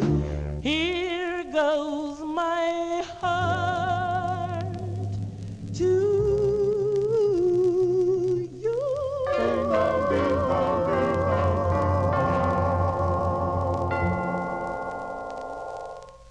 There you go, the great sound of the Cardinals here on the Vinyl Treasure Show. That one there by request for listener Bill Sheriff. The Cardinals with, their 9th release on the Atlantic label from December of 1955. It's called Here Goes My Heart to You. As we continue here, let's move into the 1956 block now and fill a request for listener L.A. Arch in our YouTube chat room as we go to Max Feartag's Flip Records out of Hollywood, California. Now, this group had 11 releases for the Flip record label. I'm sure many of you know their debut single, which was their biggest hit. It was a song called A Casual Look. Okay, but Arch requested their follow-up to that, and this tune written by Ed Wells. It features Trudy Williams on lead. This is with the Ray Johnson combo backing them up, and this is to all the women in the chat room or tuned into the program. Is it true that women like to get flowers? I think it is. I don't think it's for guys. Flowers are not for guys, but their flowers are for women. I know that they always like to receive flowers. I know that Barbara used to like to get roses and whatnot, but it kind of relates to this song. From July of 1956, by request for L.A. Arch in our YouTube chat room, Trudy Williams and the 16s on the Flip record label, and their tune is called Send Me Flowers. This is for L.A. Arch. Mocha lock lock boom diddy mo.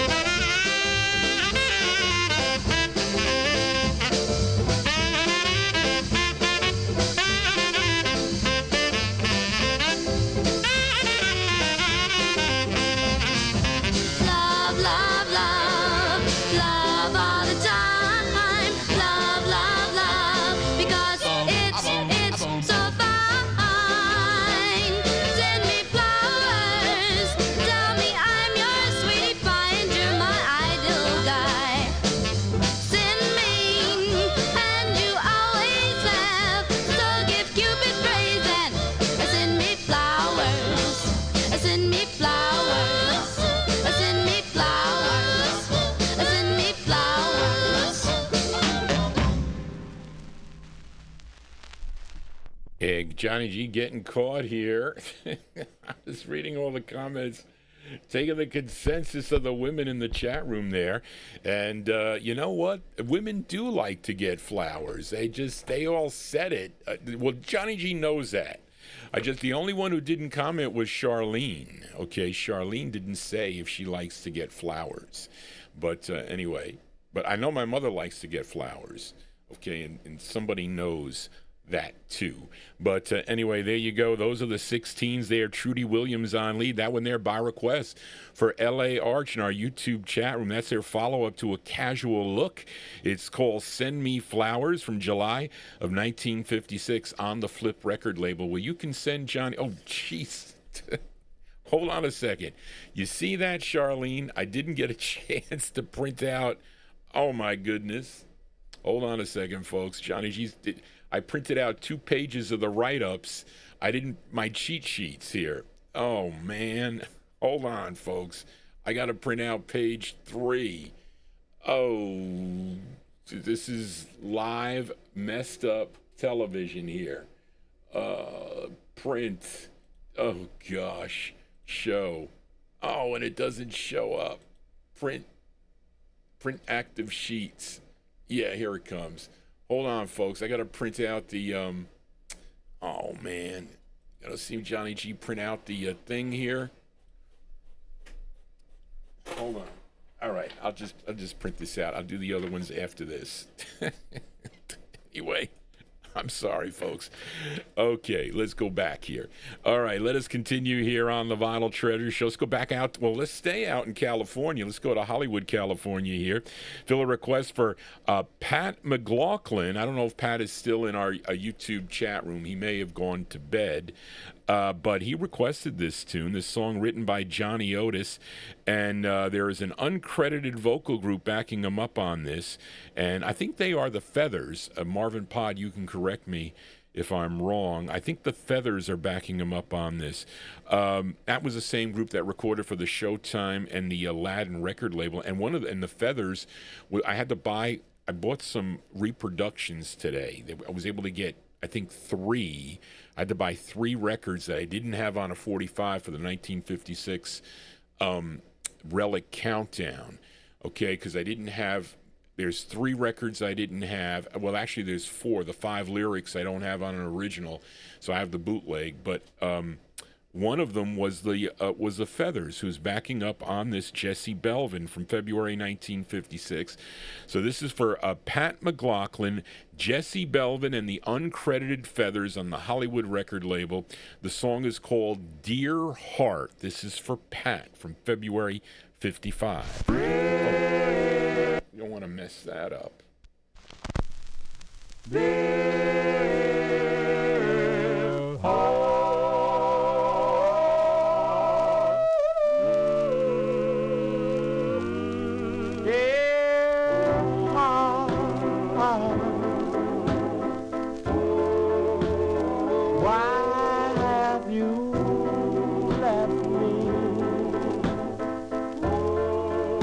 All alone, blue.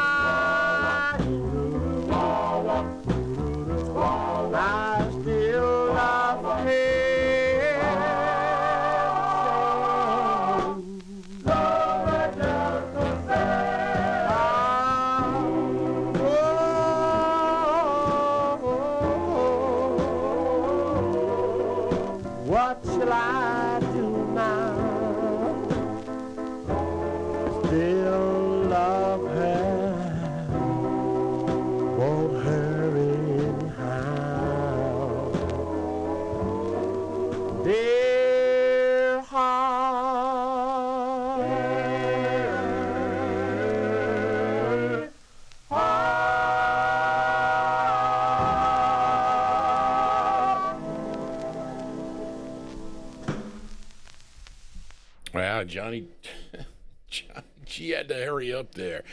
There you go. That's going out to a listener, Pac McLaughlin, from February 1956. Jesse Belvin and the Uncredited Feathers on the Hollywood record label Dear Heart is the name of the tune. I still, one of my first copy of this did not play well.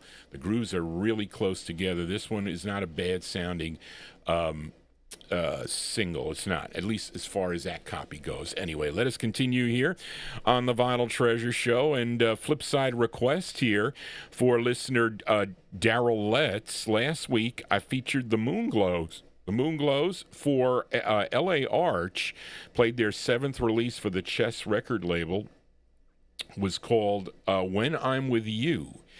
And we're going to flip it over here for listener Daryl Letts. Now, this charted nationally, number 25 on Billboard, number 6 on the R&B chart. And this was a big number 1 record on WJAS in Pittsburgh, Pennsylvania, and also on KLCN in Blytheville, Arizona, from July 1956. This is for Daryl Letts in our YouTube chat room. Here are the Moonglows with the flip side of When I'm With You. It's called Seesaw for Daryl.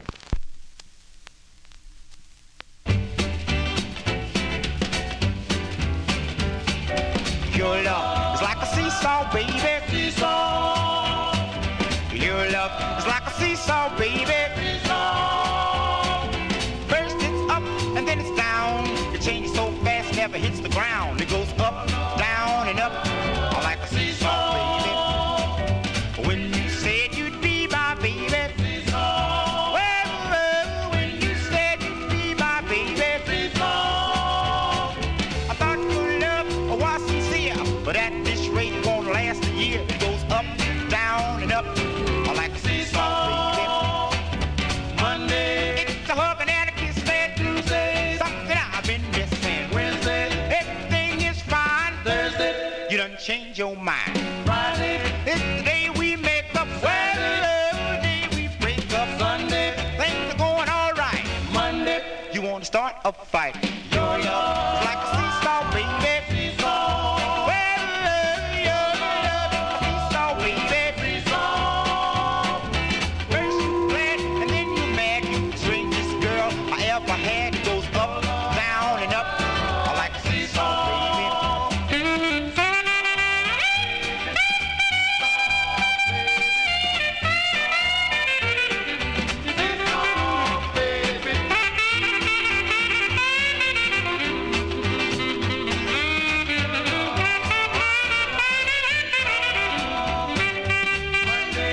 It's a hug and a kiss, man. Tuesday, something I've been missing. Wednesday, everything is fine. Thursday, you done change your mind. Friday, it's the day we make up. Well, the day we break up. Sunday, things are going all right. Monday, you want to start a fight. Your love like a seesaw, baby. Seesaw. Well, seesaw, baby. Seesaw. First you glad and then you mad. You the strangest girl I ever had. It goes up, down, and up. I like a seesaw, baby.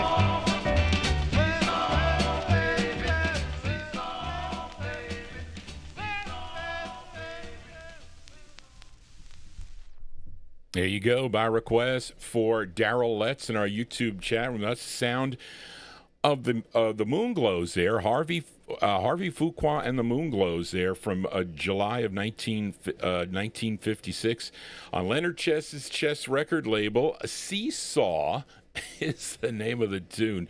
Johnny G, when I was on the Seesaw with my sister, she couldn't...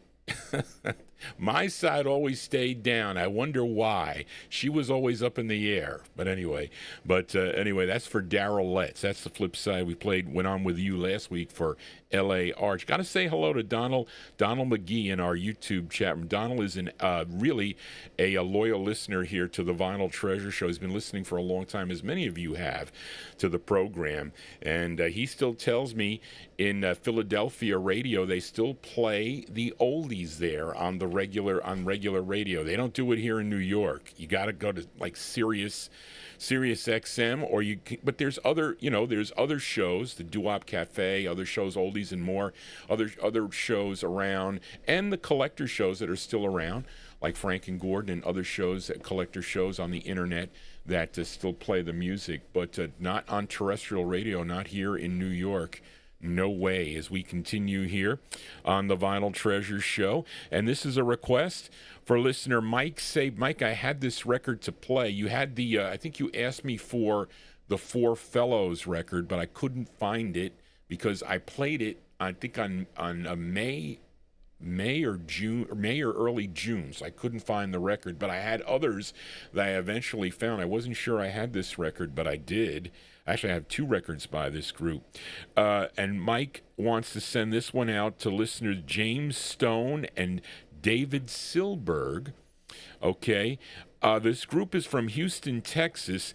Now, I'm sure many of you are familiar with a singer by the name of Kenny Rogers. You know, it was like Kenny Rogers in the first edition. They did a song called Just Dropped In to See What Condition My Condition Was In. But he had other releases prior to that. He recorded for the Carlton record label. Has a couple of records on the Carlton label that are pretty good. But he was a member of this group out of Houston, Texas, okay, called the Scholars. And I knew I had records on this label, Q Records. They did two on Jimmy Duncan's Q label, which is out of Houston, Texas. Now, Mike picked their first, which was co-written by the lead singer on this, and it is Kenny Rogers is doing the lead on this tune. And it's from April of 1956. So how old could he? He had to be a teenager in April of 1956. So this is by request for listener Mike Sape in our YouTube chat. I'm sending it out to James Stone and David Silberg. These are the Scholars. They're called the Scholars on Q Records, C-U-E. And it's called What Did I Do Wrong with Kenny Rogers on lead. Here you go.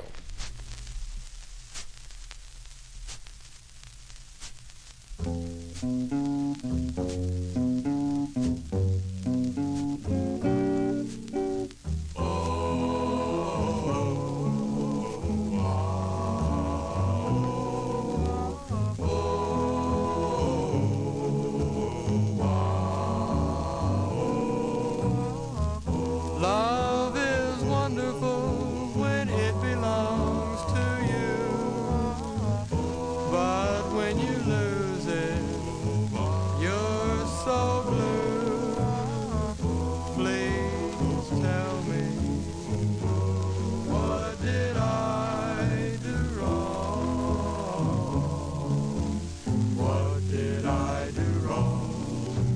Trees in the forest, birds in the sky, not even moonlight can tell me why. Please tell me, what did I do wrong? What did I do wrong? The days are getting longer, my heart's in pain. I see your face, the sunshine and rain. The nights go slowly when I'm alone. Come back, darling, and call me your own. Happiness happens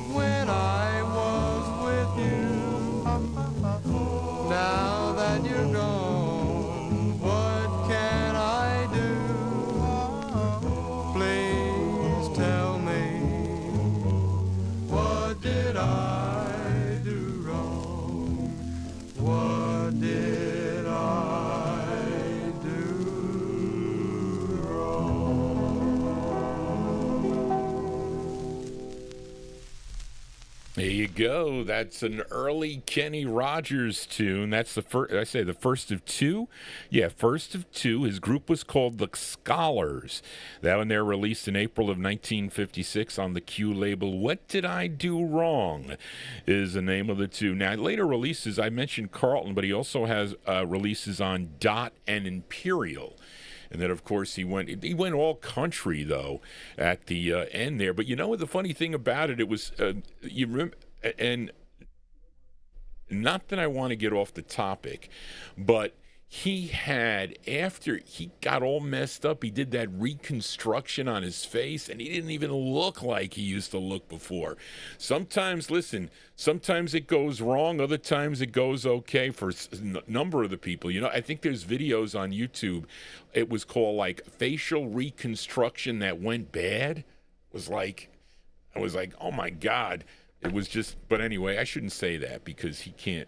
He's no longer with us, but he was a great singer too, and he was a member of that group, the Scholars, from April 1956. Let us continue here in the 1956 block, and let's fill a request for listener Gary Spring in our YouTube chat room.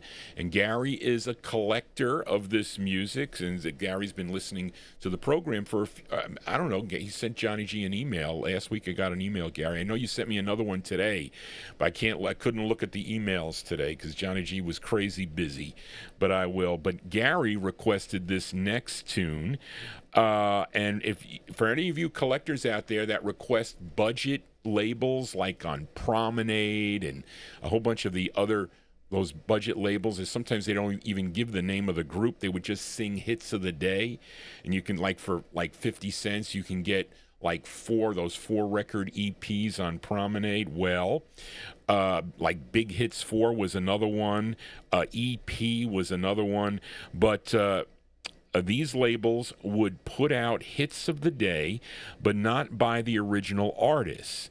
And there were covers done by local artists or groups. And if you know the names on those like budget EPs of the Rockets, of the Teeners, of the Four Blades, and of the Four Angels, well, in reality, they are this group from Brooklyn, New York, okay? And they had a 45 on Jerry Blaine's, this is Josie Records. Okay, they were known as the Limelighters. Okay, it features Sammy Fain, F-A-I-N, Sammy Fain. He's the lead singer, and he wrote the tune. This is from May of 1956. It's going out to Gary Spring in our YouTube chat room. The Limelighters on the Josie label. This week we're going to play the up-tempo side, Killer Ballad on the flip.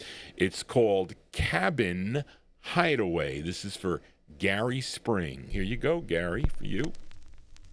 Carry me away, oh, carry me away, carry me away, carry me away, carry me away to Cabin's Hideaway. I woke up this morning just in time to see my pretty mama leaving, walking out on me.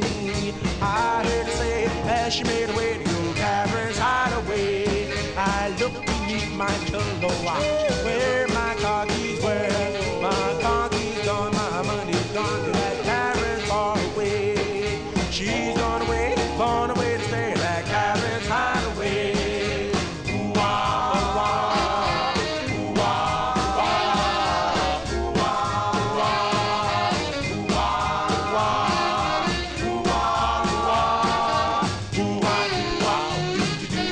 If you see my mama, bring her back to me.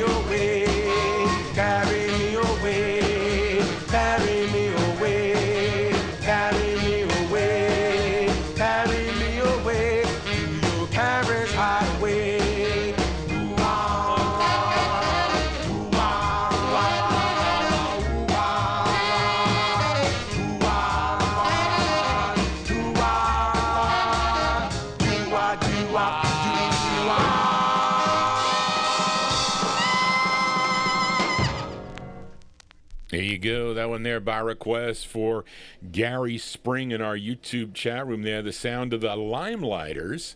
The Limelighters on the Josie record label there from May of 1956. Song entitled Cabin Hideaway. That's Sammy Fain on lead. Gotta ask Gary Spring. I think you mentioned you were out of Canada. So with you collecting, are you buying 45s here from the U.S. or is there a Canadian? I know Darren knows about a lot of the presses that were pressed up in Canada. I wonder if that record made it up to Canada somehow. You can get it on a Canadian label. If not, I know there are collectors here in the United States that like to get Canadian presses because they are vinyl presses of certain records. You know, I think I got my little Julian Herrera, the Symbol of Love, from a Canadian collector. I think when I got that record, because a lot, you know, close to the border in Canada, a lot of the records would cross back and forth, you know, over the border. But anyway, there you go. That's a cool tune. We're going to hear the flip side next week, but let us continue here. Let's go back out to the West Coast now. Fill a request for listener Timothy. Okay, and the first time I heard this tune was on the Time Capsule show sometime in the early 1970s, as this group is out of L.A., California. They recorded for the Empire record label. Now, the Empire label was owned by George Mottola, Helen Crinnett, and Emil Bailey, and this group went into the studio to record 4 songs, okay, and they were released at the same time on 2 separate singles, okay? Empire 103 and Empire 104. They came out at the same time, was April of 1956. One as the Preludes and the other as the Youngsters. So they were one in the same group. So we have the same group with 2 records out at the same time under different names. Okay, very similar to what the Jacks/Cadets did, of course. But we have the Preludes on the turntable that Timothy requested, which features Donald Miller on lead. And I guess we'll say this is the group's debut single. The group also, by the way, recorded as the Tempters on the Empire label, so to muddy things up. But let's go to April of 1956. Give a listen to the Preludes on the Empire record label for listener Timothy. It's called Don't Fall in Love Too Soon. The Preludes. Here you go. Over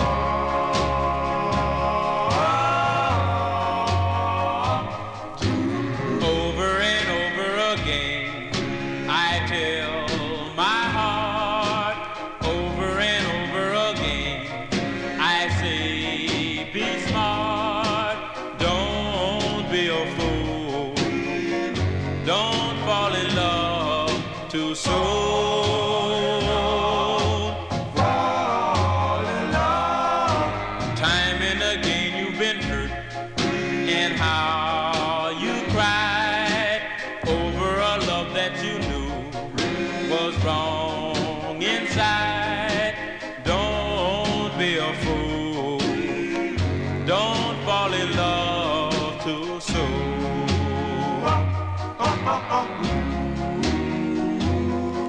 Beware of her kisses that look in her eyes. Run when she pours on the jar.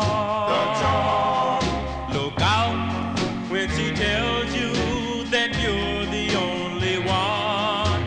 This could be another false alarm. Better be careful and look before you leave. Then you will find a romance that you can't keep. Don't be a fool. Don't fall in love too soon.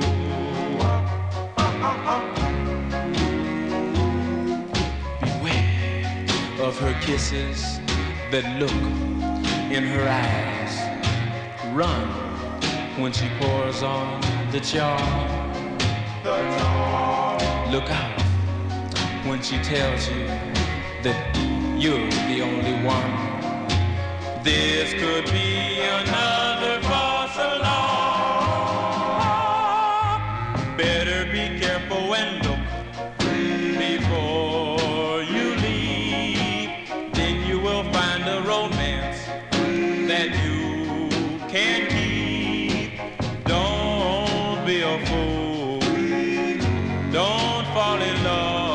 too soon.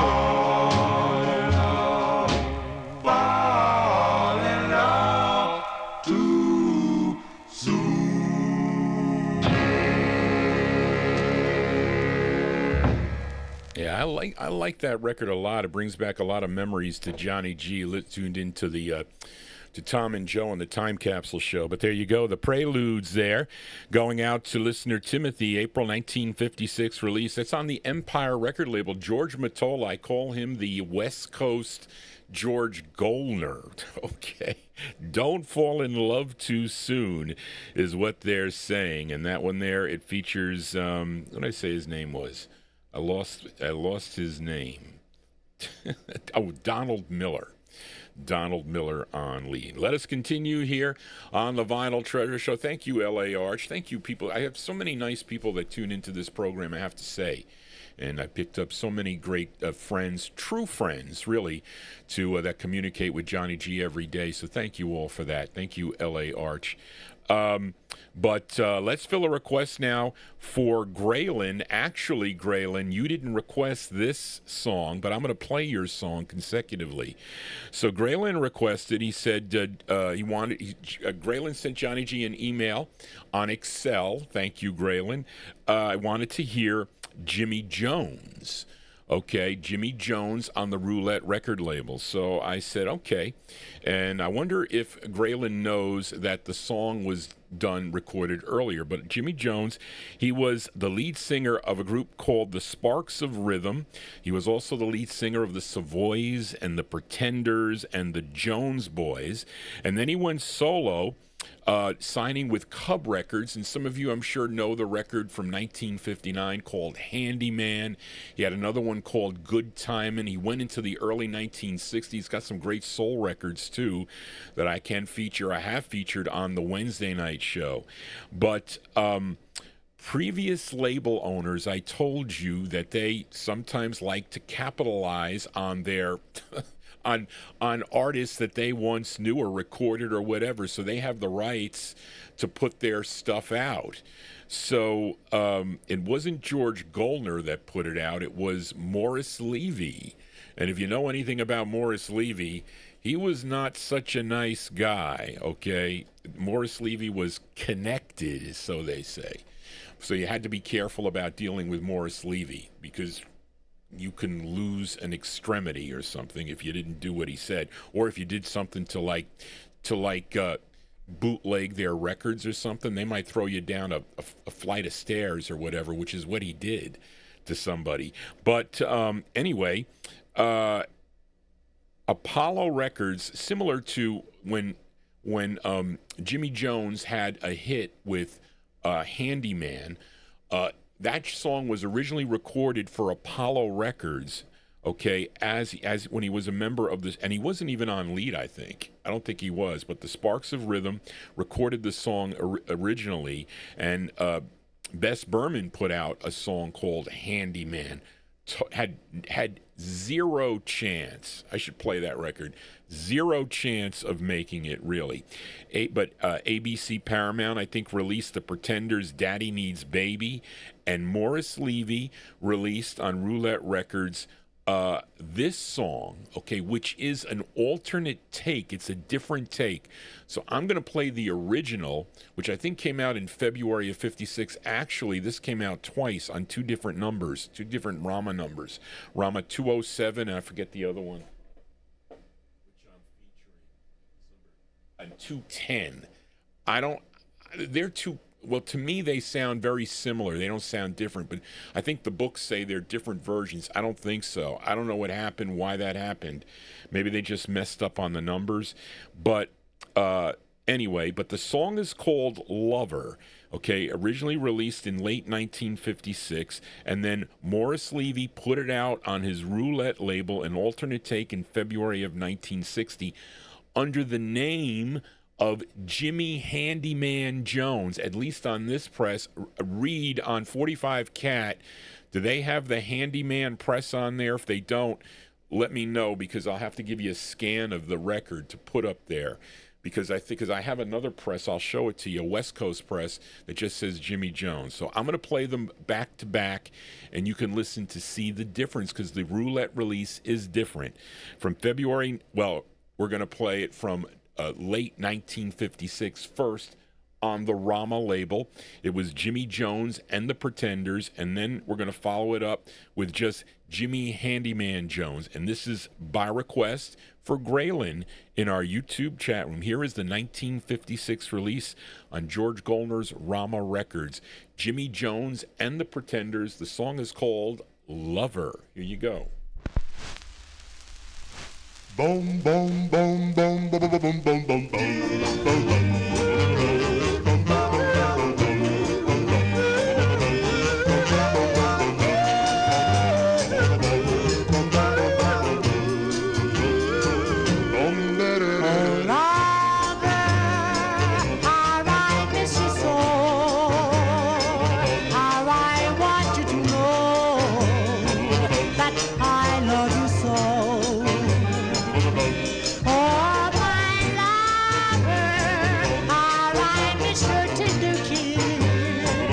It's you I really need, loving you like this.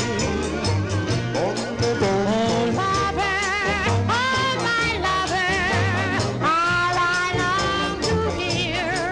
Your sweet one, yeah, your sweet one, darling, come back to me.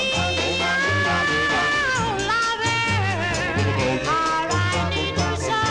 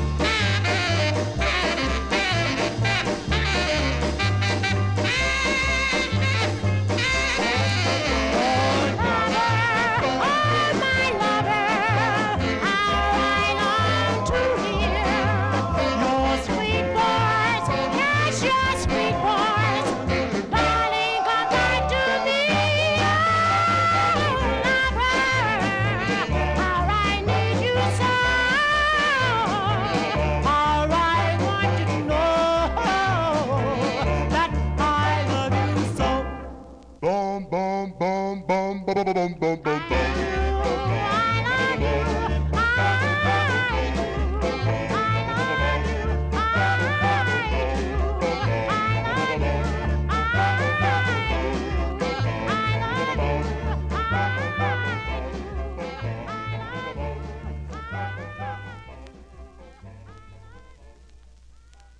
you go, by request for Graylin, a.k.a. G-Dog, in our, well, he's just Graylin now, I think. I don't think he is G-Dog. But there you go. Actually, that record was not recorded in 1960. It was only released in 1960. That is a 1956 recording.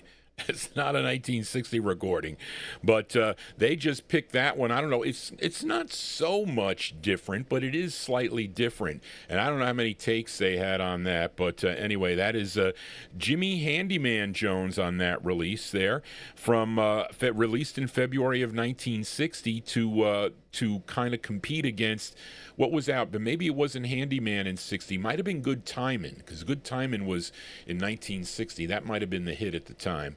But that song is called Lover. It's on Roulette Records. Prior to that, we heard the 1956 release on George Golner's Rama Records as Jimmy Jones and the Pretenders, okay, for that one. And Jimmy Wright in the orchestra, again, he was on both, of course. He was at the session, and that is an unmistakable saxophone. Johnny G is your unmistakable DJ for a Saturday evening. We're here on Oldies and More Radio, also live on the YouTube stream. If you are new to this program, this is our third show of the week. I'll be back on Wednesday evening. If you like soul music, Soul 45s that Johnny G features here, you can email me at vinyltreasures@aol.com with your request. And if I have the 45, I'll play it. I'm still looking for some early 70s things in the No Humidity basement. Then we'll be back on Thursday afternoon, beginning at 1 p.m. Eastern Standard Time, 1 to 4. We'll be continuing with the 1956 countdown. I found all the records for last week. I think I have them all for this week. Although Fred Bond is mailing me some records in the mail that I'm going to have to, and they're not, unfortunately, they're not originals. If those were all originals, they'd probably cost me maybe about, let's see, probably $9,000 or $10,000 if I had them on original, which I don't have. But anyway, but I could have played a Relic LP, but I said, let me get the 45. It's so much easier when Bill Old comes here. But I have a record for Bill Old. We'll talk about that. Let us continue here on the Vinyl Treasure Show. Fill a request now for listener David Vielma as we go to Bakersville, California now with this request. This group signed with Larry Mead's Vita Records. Although Vita was first known, for you collectors out there, if you're going to collect the label, but you would keep it separate. Would you keep Mambo Records separate from Vita? But they're the same label. They have the same numbering sequence. They should be the same if you file by label. But this label was first called Mambo Records, but Mead thought that maybe his releases going forward would be associated with Latin music. So he decided to change the name of the label to Vita Records. And this group had 4 singles on the Vita label, but David requested their 4th. Charlene, I'm not playing it on Vita. I'm playing it on... Oh, she copied the Vita release. Okay, this is not the Vita release. Buck Ram would... I think he ended up buying the masters of this. I didn't notice that, Charlene. Okay, it later be released as on Buck Ram's Antler label. Okay, so she didn't know which one I was going to play, so that's okay. But I don't know if it was, I think it was 56. I thought it was even later for this record, but no, it says April 56. Either way, it's the same song. Here are the Colts. Okay, the Colts. This is Joe Gundy on lead. The Colts, I'm featuring it on Antler Records. Not Vita, but it's on Antler for David Vielma. It's called Never No More. These are the Colts who beat the Bengals today. Never, never, never, never, never, never, never, never, never, never, never, never, ever. Never no more will you be lonely.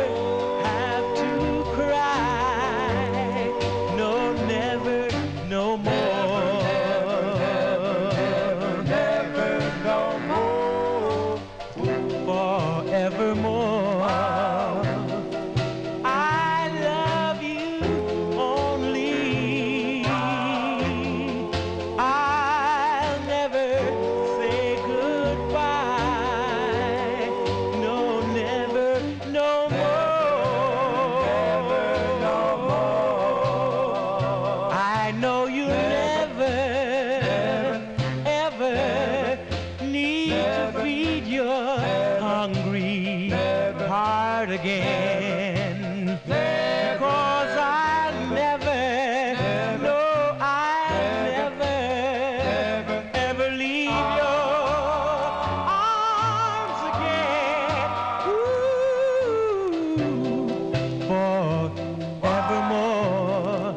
I love you only.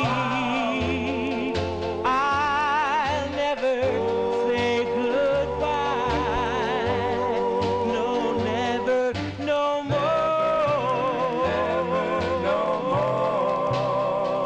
I know you never, ever need to feed your hungry heart again.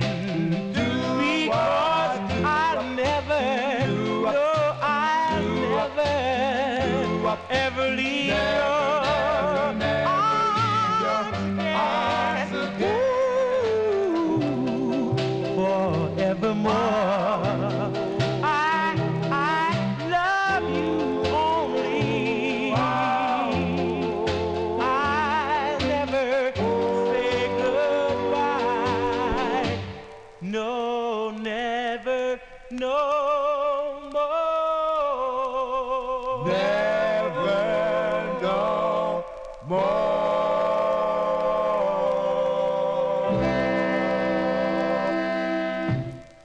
Yeah, sounds of California here on the Vinyl Treasure Show. That is, I'm telling you, the California sound is a great sound.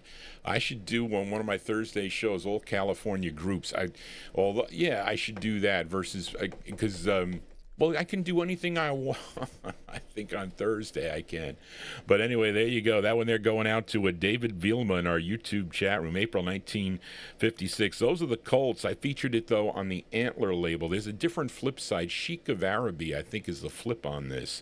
Never No More. Their other record is good, too, on a Buck Ram's Antler label also, which I saw in the box. But let us continue here, and let's do a flip side request for listener Joe Carrera. And this group is from the Watts and Compton areas of Los Angeles, California. Now, last week, I featured the flip side of this, which was called, what was it called, Charlene? What was the flip side of this called? I forget the name of it. You know, Charlene hates to write the flip sides. It was called Shedding Tears for You. Okay, Johnny G drew a blank there. By Vernon Green and the Medallions. Now, who requested that record? That was requested by who, Charlene? Who requested that last week? I forget. But anyway, I saw the comment. Joe Carrera said he would like to hear the flip side of this. I'm trying to think who requested that. So I just don't remember. It doesn't say here. But anyway, Joe Carrera asked for the flip side of this. And I've got to ask the listeners here, because I hated push-button starters. Okay? Now, I have listen, I told you, I started with an Oldsmobile. I had an Oldsmobile Cutlass Supreme. That was the first car. I was driving around in a 71 rusted out trunk Chevy Impala when I graduated from high school and I was going to Pace University, back and forth with the car. I paid $500 for the car. It had about 290,000 miles on it, which was a mistake, okay, but it was just to get me back and forth to college. Then when I started working for my first job, and that was in 1980 I started. So I said, I need a new car. So I bought a Oldsmobile Cutlass Supreme, which I really liked. It was black and it had a pinstripe, and it was really a cool car. It had a tilt steering wheel and whatnot. So then the next car, but again, these are ignitions, not push button ignition, regular key ignition. So I was like, what am I going to get for my next car? So I went from there. I think I bought a Park Avenue. So I went. I had two Park Avenues, and these cars would last me. It wasn't like I was leasing them; I would buy them. So I went to 2 Park Avenues. Then I went to the Cadillac DTS. So I had 2 of them, and I had 2 silver ones, and I loved the ride. Anybody, when Barbara's mother used to come in the car, she goes, "Oh, I love the ride of the Cadillac." But the thing was, it was expensive. So I said they had 0 financing, and I said, you know what? I said, for 0 financing, I says, I could afford to buy the Cadillac. I'll pay it every month. And that's what I did. But then after it went bad, I think when COVID, I wasn't driving to Newark anymore because I did the tax returns for one of the major utility companies in New Jersey. You may know who they are. So they'd sent us home, and I wasn't using the car. So the car was sitting in the back. And if you don't use your car and it's out in the cold, it starts to leak oil and everything else. So I donated it to Wounded Warriors. I said, please come and get the car, and whatever you can do, if the guys want to fix it up or whatever they want to do. And I'm telling Barbara, what am I going to get? I mean, I ended up getting a Honda, and and I didn't want push button. I said, well, and I had my car for a long time. I'm saying, are there any non-push button cars out there? I don't want to use that little fob thing, which I have to use. It was a pain in the neck because if I forgot it, so I'm sitting in the car and I'm going, why isn't the car starting? I'd put my foot on the gas and press the button to start. And I said, I left it upstairs, so my sister and my mother's got to throw it down and whatnot. But anyway, this song, okay, and so my question to the listeners, did they have, I don't think it was the norm, but did they have push-button automobiles back in the 1950s? Now, this record released in July of 1956, okay? But we're going to play it. It's Vernon Green and the Medallions on the Dutone label, and it's called Push-Button Automobile. And this is going out to listener Joe Carrera. Here you go.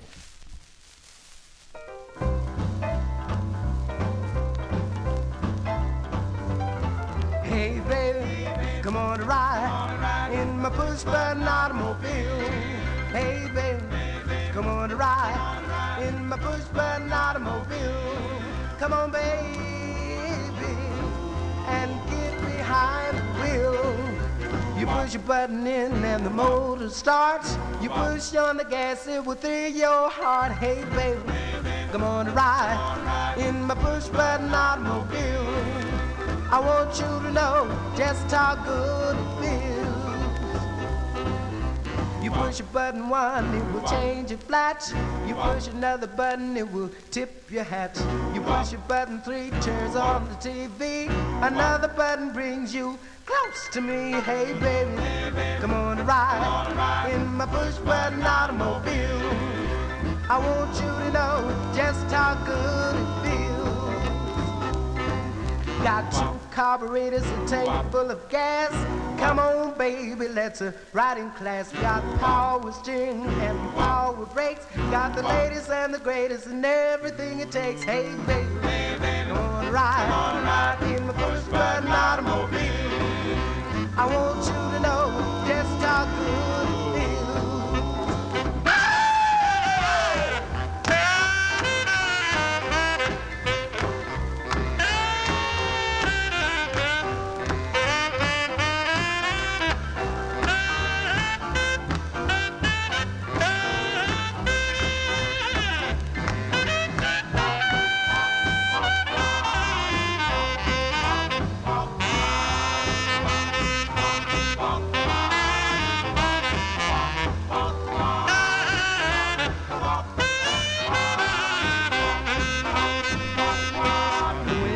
Button 2, it thrills you through and through.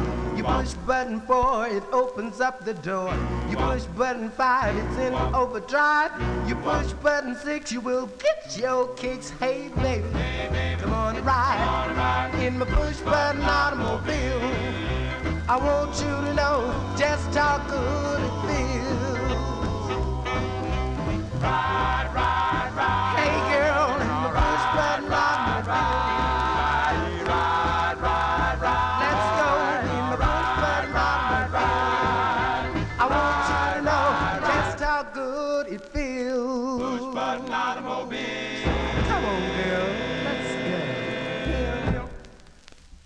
Okay, so they did say in the chat room there were push-button automobiles back in 1956. So there you go. So that is a correct statement there. Vernon Green and the Medallions there going out to Joe Carrera, July 1956. Push-button automobile on Dootsy Williams' Dutone record label. The flip side, Shedding, whatever it was called, Shedding was Mike Sape's request to Lenny and Rob. Shedding Tears for You. Not an easy one to find by Vernon Green and the Medallions. Johnny G here on a Saturday. Let's do another flip side request, this time for listener Tommy Albergo. As last week we featured the Bop Chords on Danny Robinson's Holiday record label. We played the up-tempo side. The up-tempo side called So Why. Let's give a listen to the flip side. Tommy requested the flip side. This is the ballad side, their third release for the Holiday record label, again featuring Ernest Harrison on lead. Late 1957 for listener Tommy Albergo in our YouTube chat room, the Bop Chords with their tune called Baby. Baby, I'm so glad that you're here with me. Couldn't wait another day. Glad you're home to stay.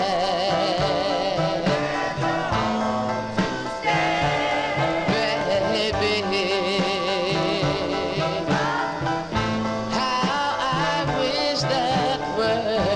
could express how you are my happiness, and I love you so.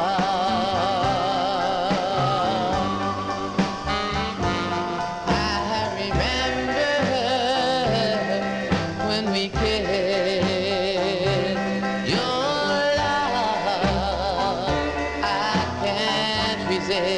Yes, I remember when we kissed. Your love I can't resist, baby.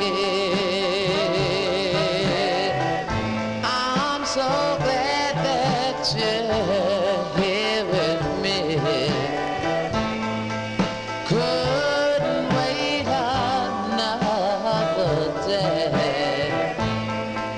Glad you're home to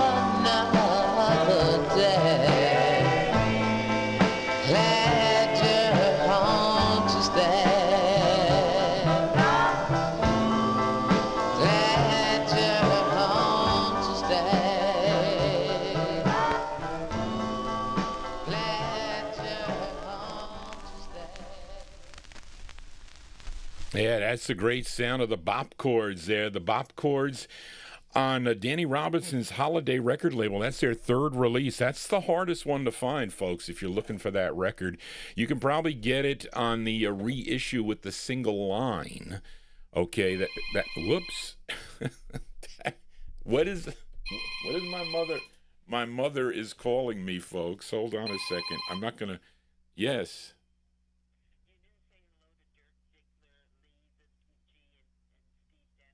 Okay, all right. Bye. Okay, hello, Lee the G. Hello, Dirk. And I said hello to Steve. See, my mother is watching me. literally. But anyway, there you go. Those are the bop chords there from late 1957 on the holiday label Baby. That's for Tommy Albergo in our YouTube chat room. Let's continue here. Let's fill a request for Cheney in our YouTube chat room. I think Charlene saw that you marked this down, Cheney, but if you have a or maybe you emailed me. I don't know. I don't remember. But you can email Johnny G at vinyltreasures@aol.com with your requests. As we go to this girl group out of Harlem, New York, my aunt bought this 45 when it came out in 1957. Came out in May of 1957, and it was a big hit. This was the group's biggest hit. They had 6 releases on the Atlantic record label, and this was their first. And the girls at the time, they were between 11 and 15 years old when they recorded this. And I think at the time they were known as the Harlem Queens originally. They were known as the Harlem Queens. But when the record came out, they changed the name of the group to the Bobettes. This charted number 1 on the R&B chart, number 6 on both Cashbox and Billboard, so this was a big hit. Now, the lead singer on this, her name is Emma Port. Emma Port's on lead from May 1957. This is going out to Cheney in our YouTube chat room. The Bobettes on Atlantic, singing about their high school teacher. His name was Mr. Lee. For Cheney, here you go.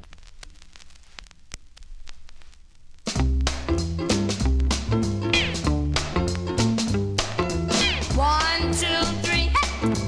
Look at Mr. Lee. 3, 4, 5. Look at him jive. Mr. Lee, Mr. Lee. Oh, Mr. Lee, Mr. Lee, Mr. Lee. Oh, Mr. Lee, Mr. Lee, Mr. Lee. Oh, Mr. Lee, Mr. Lee. I met my sweetie, Mr. Lee, Mr. Lee. His name is Mr. Lee, Mr. Lee, Mr. Lee. I met my sweetie, Mr. Lee, Mr. Lee. His name is Mr. Lee, Mr. Lee, Mr. Lee. Well, he's the handsomest sweetie that you ever did see. My heart is aching for you, Mr. Lee. My heart is aching for you, Mr. Lee. 'Cause I love you so and I'll never let you go. Oh, Mr. Lee, Mr. Lee. Oh, Mr. Lee, Mr. Lee, Mr. Lee. Oh, Mr. Lee, Mr. Lee, Mr. Lee. Oh, Mr. Lee, Mr. Lee. Here comes Mr. Lee. He's come for me. Here comes Mr. Lee. He's come for me. He's my lover boy. Let's jump for joy. Come on, Mr. Lee, and do your stuff. Come on, Mr. Lee, and do your stuff. 'Cause you're gonna be mine till all time. 1, 2, 3. Look at Mr. Lee. 3, 4, 5. Look at him jive.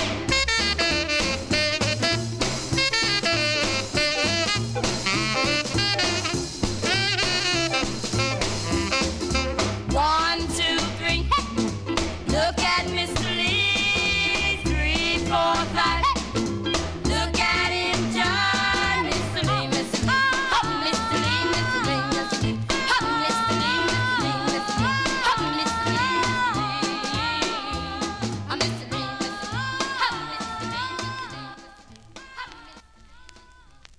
There you go. Hits here on the Vinyl Treasure Show. That one there going out to a Cheney in our YouTube chat room. That's May 1957.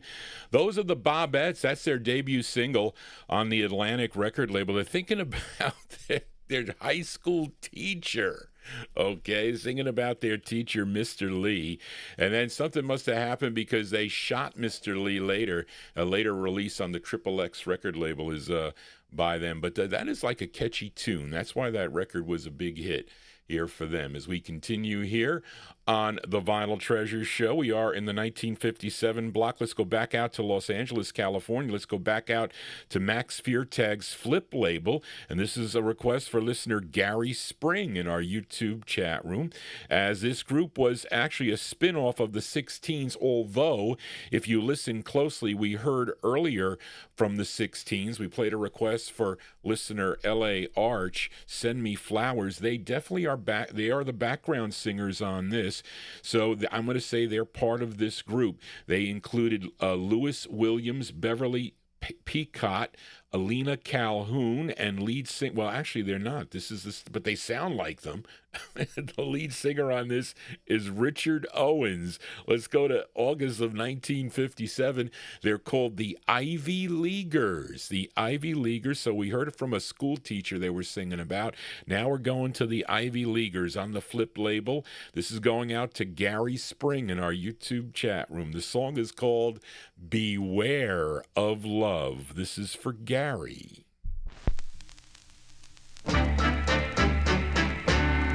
There's a fence I've got to climb, and it seems very high, but I've just got to reach you over there on the other side.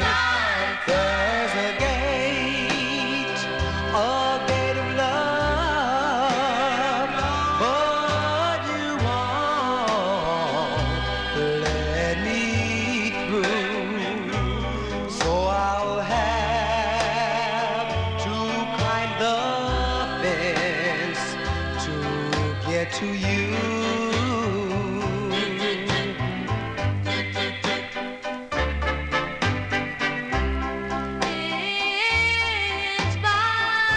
Inch by inch,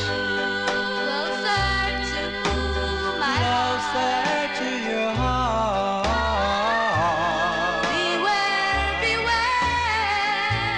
Beware of love. I'm searching for your love on this fence. There's a sign says beware, beware of love. But should I beware, then I'll have no love. Open the gate, open the gate, and please let me through, or I'll have to climb the fence to get to you. To get to you. Okay, Big Dave. So her sister sounds just like her, because it sounds like her, but I guess I got the members there. That's Louise that you heard come in on there. Louise Williams, her sister. But there you go. That's going out to a Gary Spring in our YouTube chat room. They're the Ivy Leaguers. Ivy Leaguers from August 57 on the Flip label. Beware of Love is the name of that tune. Let us continue here on a Saturday evening and fill a request for listener Daniel Kubacki in our YouTube chat room. This is a rare 45, folks. This one is not an easy record to find. You can get it also on the Hull compilation LP. That LP is like a $400 record, but it is still cheaper than buying this 45, even in this condition. And I think Spence sold me this record, but it's not, it could be cleaner, let's put it that way, but it's okay. But listen, I just never see a copy. This record just doesn't turn up. This group is out of New York City. They recorded two for B. Caslin's Hull Records. This was their first, and probably their best one. Their second one comes out on a Green Hole label, and it's kind of like a Jamaican type sound. It's a Jamaican, I think it is, Reed, correct me if I'm wrong, I think it's a Jamaican tune, but it's on a Green Hole label. But this is their first. They recorded this in January of 1957. Hull released it in April. It features the bass lead on this. His name is Will Vason, Vason. He is the bass lead on this from April 57 for Daniel Kubacki in our YouTube chat room. They're called the Sparks. Like spark plugs. We're talking about cars before. The Sparks. I don't think I have a spark plug in my Honda. Not anymore. The Sparks on the whole label. The song is called Run, Run, Run. This is for Daniel Kubacki. Here you go.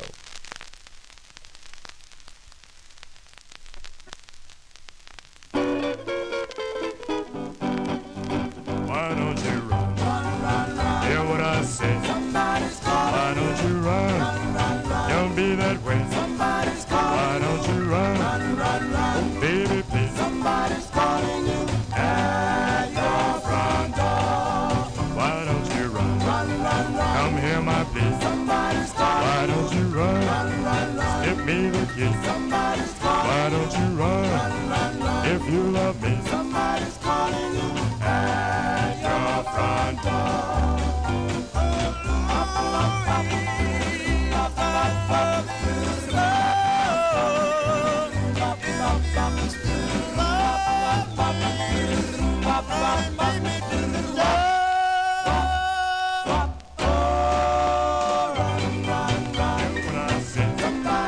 Why don't you run? Don't be that way. Why don't you run? Come hear my plea. Somebody's calling you at your front door. Why don't you open up your door and let me in? You're my loving baby and I want to win. Heart all beating like a tick of a clock. Louise, can't you hear me when I knock, knock, knock? Why don't you run? Hear what I say. Why don't you run? Don't be that way. Why don't you run? Come hear my plea. Somebody's calling you at your front door.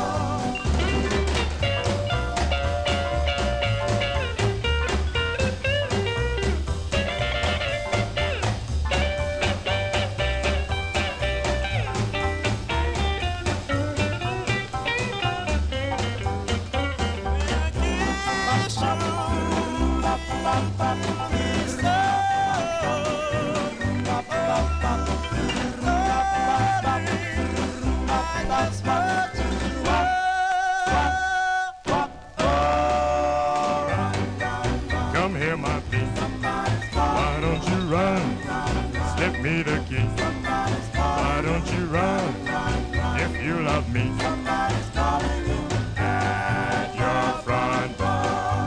Why don't you run? Come hear my plea. Why don't you run? Slip me the key. Why don't you run? If you love me. There you go, from April 1957. They're the sound of the Sparks. The Sparks there, Will Vason. Vason, he's the lead singer. That's on the B. Castlin's Hull Records. Run, Run, Run is the name of the tune. Yeah, I could play the Supremes do a song called Run, Run, Run. I don't know if there's any other titles by the name of Run, Run, Run as we continue here. And we are in the 1957 block. Let's do a flip side request for listener Daryl Letts. Featured this girl group, a couple weeks ago for L.A. Arch. He requested the debut single for Arlene Smith and the Chantels on George Goldner's End Records. We played He's Gone on End Records, and we're going to hear the flip side here for Daryl Letts. This tune covered... because this is the original. Always get confused because you may know this song as done by the Jesters. They recorded it for Winley Records sometime in 1958, but this is the original. And it is, I think she co-wrote this, the lead singer on this. Her name is Arlene Smith. Let's go to July of 1957. This is the B-side to He's Gone, going out to Darrell Letts, Arlene Smith, and the Chantels on the End label. It's called The Plea. This is for Darrell Letts.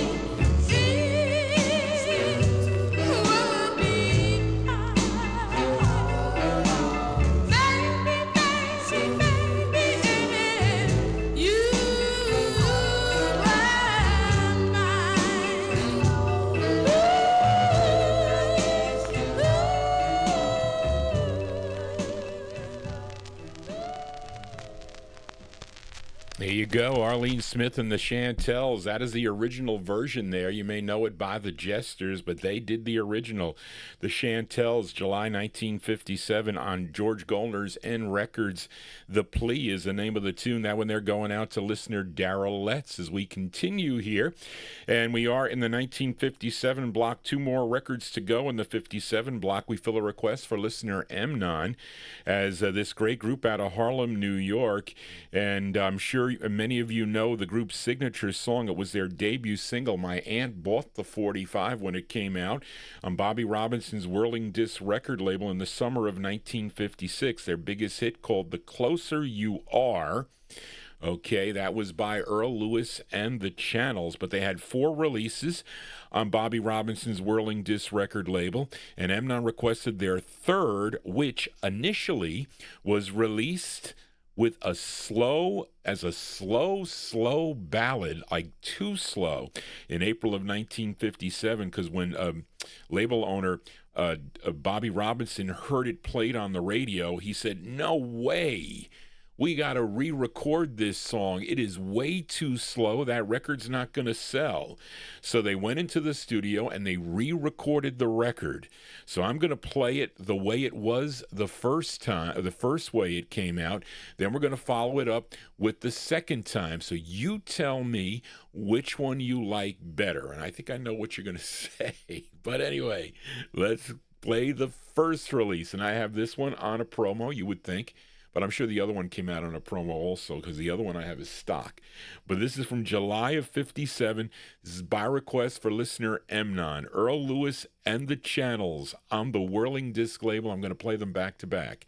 Here is the first release. It's called I Really Love You. The Channels for Emnon.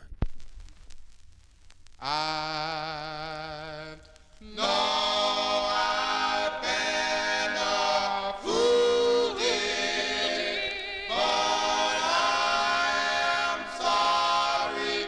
I love you.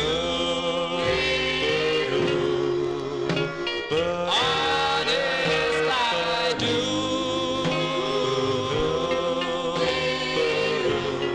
I really need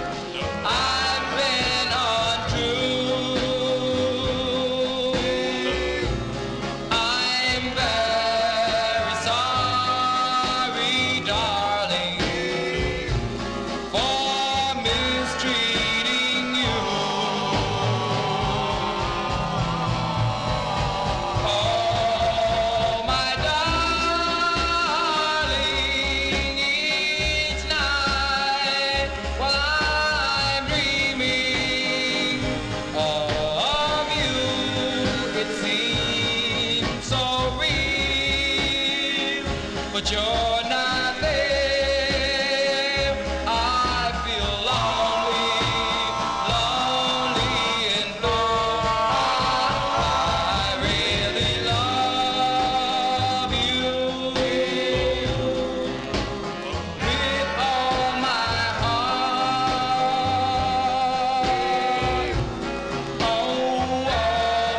Oh, please forgive me.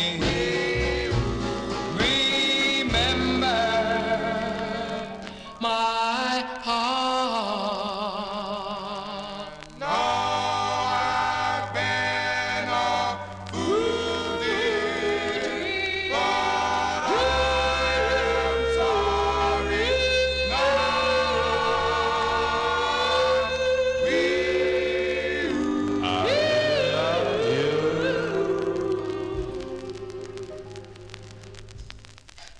Yeah, so you could see why when they heard that first one, I mean, you guys and gals heard, I should say, too slow. It was like really slow, and I'm like, what are you can't even you can't even slow dance to that.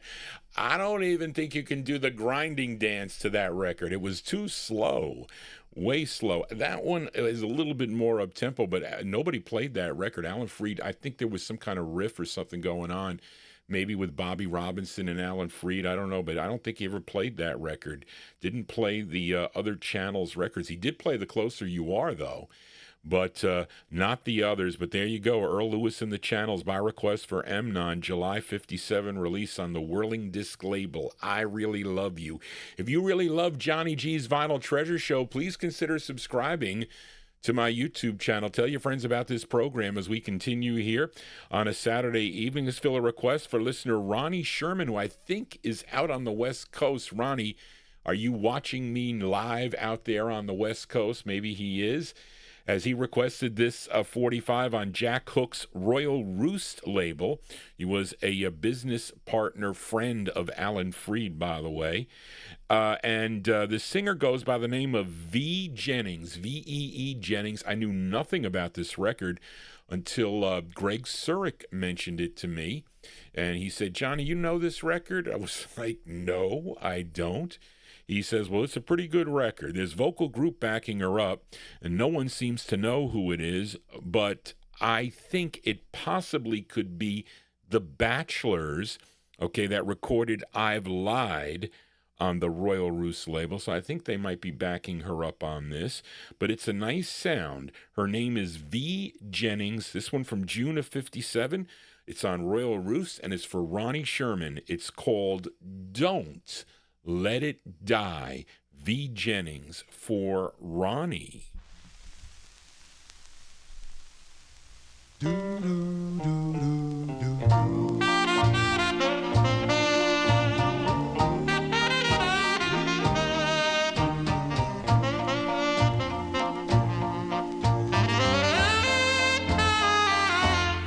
Say I put fire deep in your heart. Keep it alive, don't let it die. And I'm your desire, and we'll never part. Keep it alive, oh no, don't let it die. Heart of mine is yours alone, to have and hold for your very own. I pledge my life, long as I live, to you, my dear.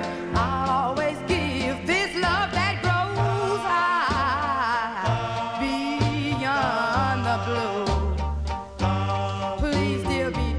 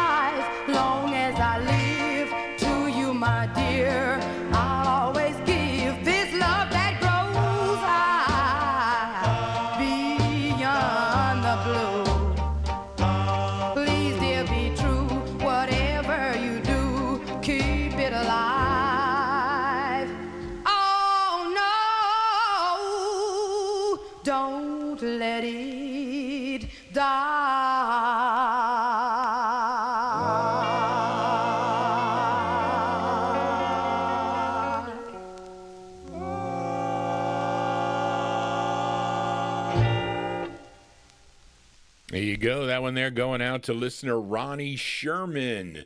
Thank you, Ronnie, for your email. That one there, her name is V Jennings. V Jennings and a vocal group backing her up there. June 1957, that's on the Royal Roost record label. Don't Let It Die is the name of the tune. Johnny G not letting this music die as we feature 1950s and early 60s by year here on the Saturday evening show. On the Wednesday show, we feature those soul 45s from the 1960s and early 70s. So if you're into that music, as many of you I know are, please tune into that program. And if you have a request, you can send it to me at vinyltreasures@aol.com. Then we'll be back here. Well, Thursday is the 1956 records from the year 1956 as voted by collectors.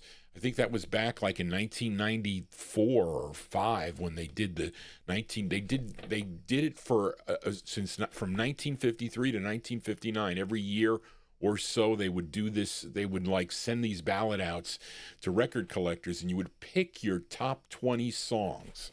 I might do something like that if I was a little bit more, if I had a little bit more time. Johnny G just does not have the time, but I would love to do that, to compile it, have all you listeners chime in on your, I have something you can pick from, and maybe you could even hear a little bit of the song so you knew what it sounded like. Wouldn't that be something cool? But anyway, let us continue here on the Vinyl Treasure Show. Fill a request now for listener Edmund Williams in Queens, New York. You know this group. They were originally from Gary, Indiana. They recorded for Vivian Carter's VJ record label. That was back beginning in 1953, but they had 20 releases on the label. Now, Edmund requested their 15th release, and I know many of you know this tune. So many have recorded this song through the years. This charted number 26 on KJOE out of Shreveport, Louisiana. It features Pookie Hudson on lead from July of 1958 now. We are on the 58 block. Let's give a listen to the Spaniels, okay? The Spaniels on the VJ label. And Charlene has been having a lot of this lately, okay? It's called Stormy Weather. This is going out to Edmund Williams. Here we go, folks. Sorry.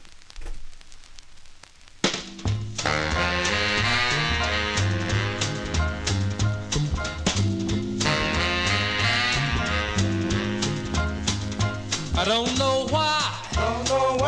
There's no sun up in the sky. Stormy weather. Since me and my gal ain't been together. Keeps raining all the time. Life is bare and gloom and misery's everywhere. It's stormy weather. Me and my gal ain't been together. Keeps raining all the time. Since you went away, the blues walked in and met me. If you don't come back to stay, old rocking chair will get me. And all I do is pray that the Lord above will let me walk in the sun. Can't go on, and everything I have is gone. It's stormy weather. Since me and my gal ain't been together. Keeps raining all the time.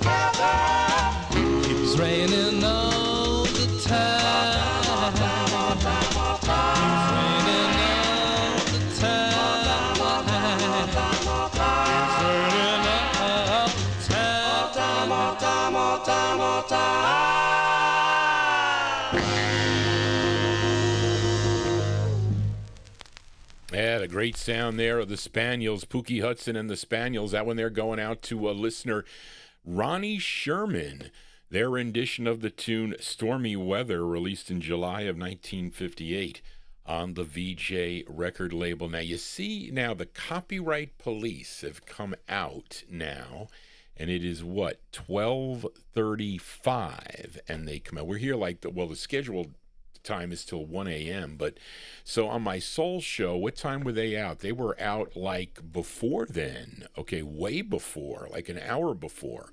But they see with this 50s music, they're not as I don't know. Maybe they don't think it's as much of a moneymaker for them. But anyway, let us continue. Here we are in the 1958 block. We go to Newark, New Jersey now for this next group. This is a request for L.A. Arch.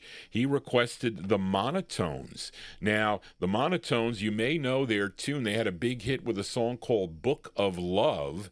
And I was talking to Bill Obe today, by the way. Bill Obe will be my in-studio guest on September 18th. I'm going to read the promo here. I'm going to post it up either tonight or tomorrow on my YouTube page, that Bill Obe will be returning to Johnny G's Vinyltreasure show as a guest collector on Thursday, September 18th, 2025. You can mark your calendars between 1 p.m. to 4 p.m. Eastern Standard Time. The program will be a special rhythm and blues vocal group and single artist tunes from original studio recording sessions, previously unissued songs, okay, or alternate tracks from the 50s and 60s. So we'll kind of like mess up the copyright police and artificial intelligence. They won't know. Maybe not know some of those songs. I don't know. Maybe they would, because if they were standards or something, they may. But the unissued tracks were later released on 45 RPM singles, may be released as reproductions or bootlegs or whatever, or on LPs. They're actually legitimate releases. I'm sorry. They weren't bootlegs. They were legitimate releases on album compilations and CDs. Okay, the program will feature many highly regarded artists with lesser-known recordings, which record companies' management decided not to issue at the time period for one reason or the other. Who knows why? But the quality on many of the unissued tracks will be a treat for the listeners here. So if you heard Bill's 78 special with those pristine 78s, this will be another one with great-sounding music. So mark your calendars accordingly for September 18th, 2025, when Bill Obe will be my in-studio guest. And let us go back to the Monotones. So I was talking to Bill about the Monotones song, and he told me, he said, you know, Johnny, and he knows this for a fact because Wayne Sterley's ex-wife, I think at the time, told him that when he was a teenager, he was young, because he was involved together both with Don Folletti and Wayne Sterley. They were like these young business guys. I mean, and they were minors, although maybe Don was a year older or two than him. That would become the adult. But the Monotones contacted him and said if he could write another Book of Love tune. So he knew these guys, these monotones. I said monotones. Okay, so and that's just one of the many stories that Bill has about Wayne Sterling and whatnot. But anyway, this is a request for L.A. Arch in our YouTube chat room. This is their third of four released on the Argo record label, and it's an excellent ballad. It features Charles Patrick on lead from December of 1958 by request for L.A. Arch in our YouTube chat room. These are the Monotones on Argo. The song is called Soft Shadows. This is for Arch. Bom, bom, bom.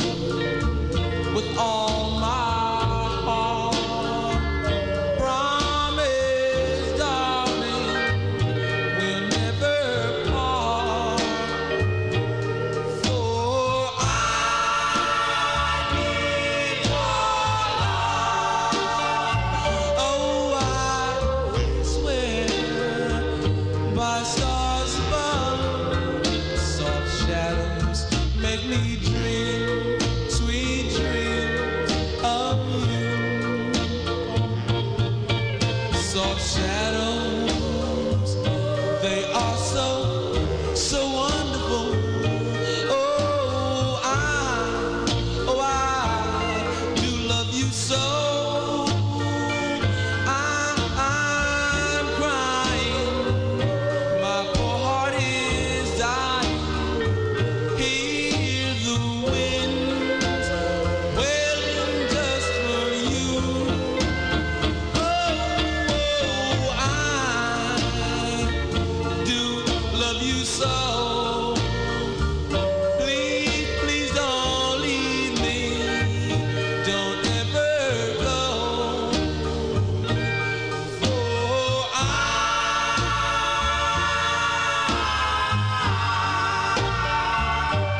so sad. Oh, I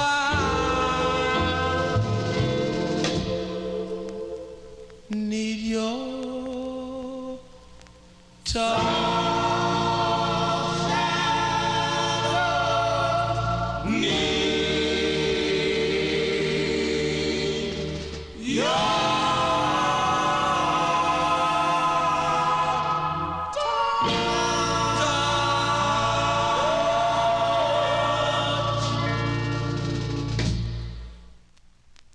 There you go, by request there for L.A. Arch. That is the sound of the Monotones. That's Charles Patrick on lead with the Monotones. That is a B-side. The flip side is Legend of Sleepy Hollow. They mentioned that in the chat room there. And that one there from December of 1958, the Monotones. That one there going out to L.A. Arch. Soft Shadows is the name of the tune. Let us continue here. We are in the 1958 block. Let's fill a request for listener Tom Shaughnessy as we go back out to Los Angeles, California. And I think what prompted Tom to talk about this tune is I played last week a song called I Do Believe by the DeVilles for, I think it was for David Vielma. And so he said to me, Johnny G, I know that song I Do Believe was also covered by a group called the Maharajas.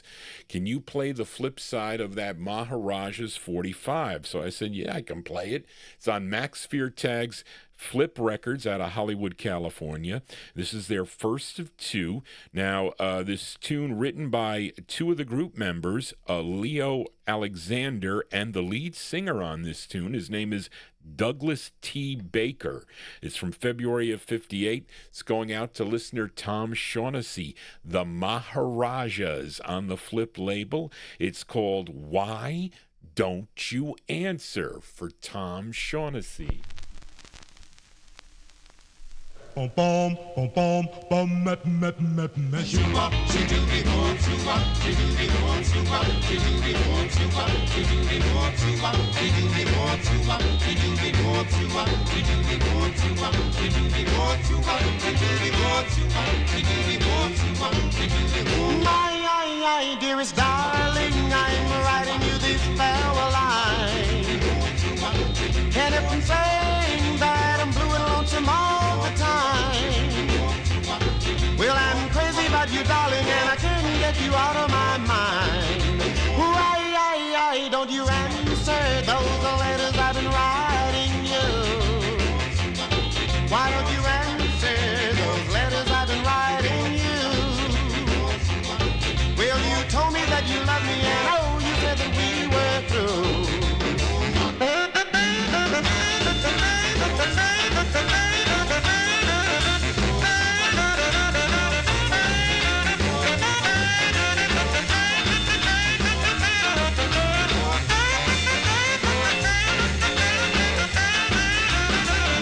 Why don't you answer those letters I've been writing you?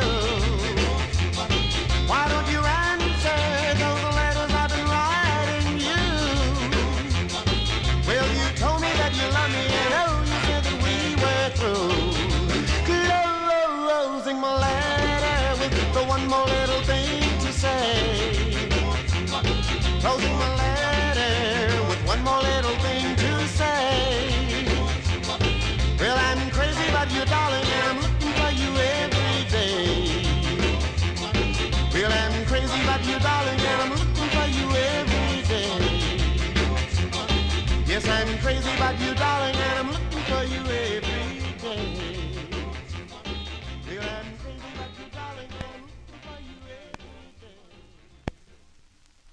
Oh, Charlene said that I said it was for Ronnie Sherman. That was wrong. I was reading it says for Edmund. I'm sorry, Edmund. I was looking at the top thing and it was for you. I did say in the beginning it was for Edmund Williams, but Johnny G losing his mind. That's what happens when you get 4 hours sleep during the day. But anyway, let us continue. Oh, let me announce that record. The Copyright Police came out February 58 for Tom Shaughnessy. They're called the Maharajas. You want to get up and dance to that? Why Don't You Answer is the name of the tune. That's on the Flip record label. Douglas T. Baker, he's the lead singer on that. I think my cataracts are getting ripe now. And the funny thing about it, if I have to have that surgery done to my eyes, I don't think I'm going to be able to do the show. Anybody out there have cataract surgery? How long does it take? I mean, with the laser or whatever, does that put you out of commission for a time? Because I'm not going to be able to see to read, let alone do anything, because that's going to probably keep me out of commission for a while. Okay. But anyway, let us continue here on the Vinyl Treasure Show. This is a Flipside request.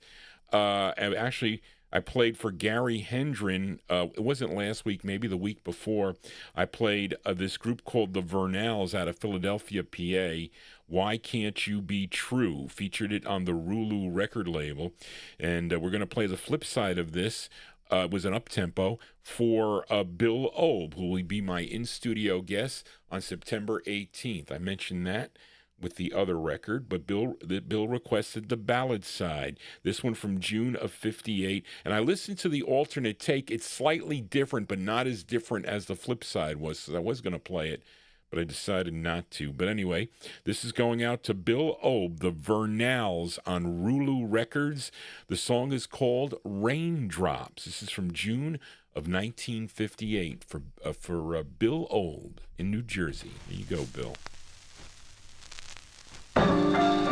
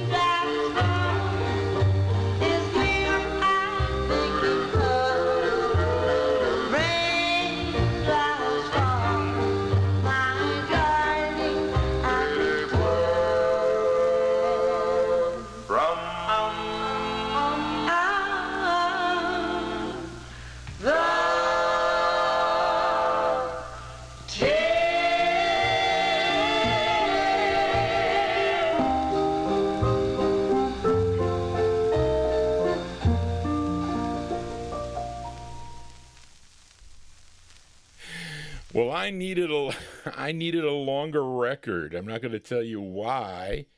But anyway, there you go. That one there going out to listener Bill Obe. That's the sound of the Vernals. Johnny G's not out of breath. Not yet, but anyway, so let me just kind of like detour you a little bit here while I put the next record on here, folks. I'm sorry. But there you go. Bill Obe will be my in-studio guest on September 18th, but that's a great two-sided 45. And it's not easy to find, folks, I'm telling you. It's not recorded the greatest either, but that's a record that Wayne Sterling had the rights to also because he put that out on his Candlelight label and with those alternate takes. I wonder, Bill, did they do did he put out the original release of that too? I don't think so, though, because there's a bootleg of that Rulu out there, I think. But those are the Vernals from June of '58 on the Rulu label. Raindrops is the name of the tune. Let us continue here. Let's fill a request now for listener Kid Kilowatt. Thank you for your email, Kid Kilowatt. It's the debut single for this group out of Brooklyn, New York. It's on Gene Schwartz's MG Records.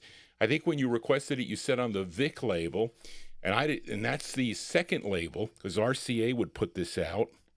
It features Mario D. Andrade on lead, and they're called the 5 Discs. The 5 Discs from February '58 on the MG label. The song is called I Remember. This is going out to Kid Kilowatt. Here you go.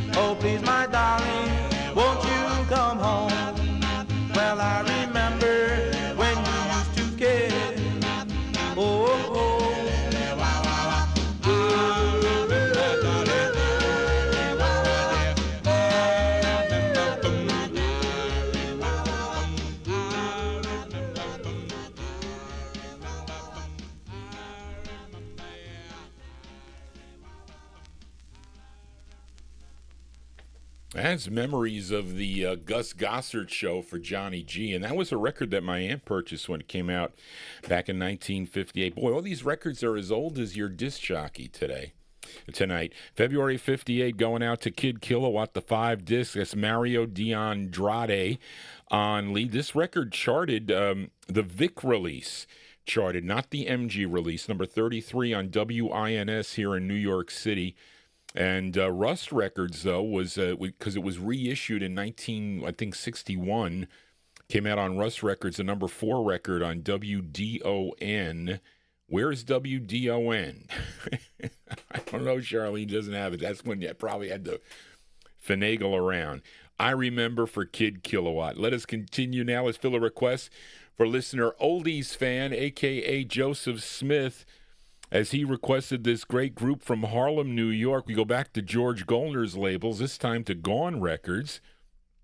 And this was the group's fifth release for the Gone label, the tune written by Billy Miles. You know Billy Miles? He had a song called The Joker that came out on the Ember record label. But this did chart regionally also, number 34 on Billboard, number 6 on WHIL. If you were tuned in Boston, Massachusetts, it features Richard Blandon on lead. I'm actually featuring this on the vinyl press because I hate the styrene press of this 45.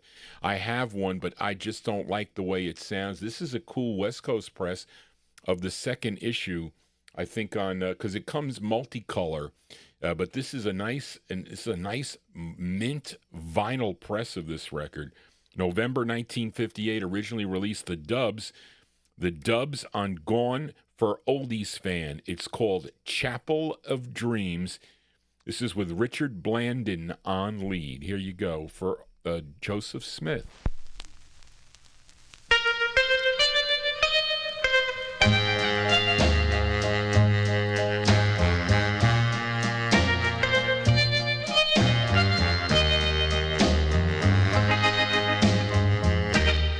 In the chapel of dreams,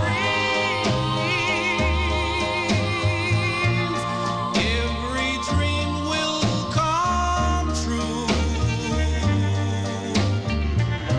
In the chapel of dreams, there's a dream there for you. Through the dark of the night, though as strange as it seems, every heart finds delight in the chapel of dreams.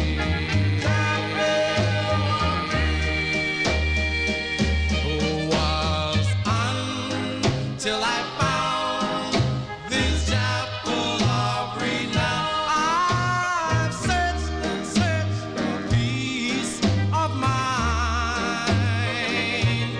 I'm glad that at last my empty days have passed. Now I worship at His shrine. It is heaven to know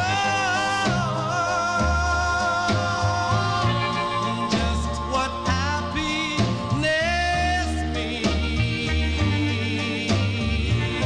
It is found at the door in the chapel of dreams. Chapel of dreams. Chapel of dreams. Chapel of dreams.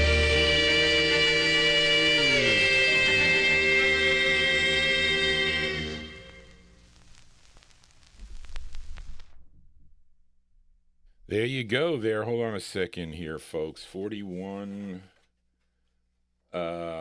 42. I'm missing a page here.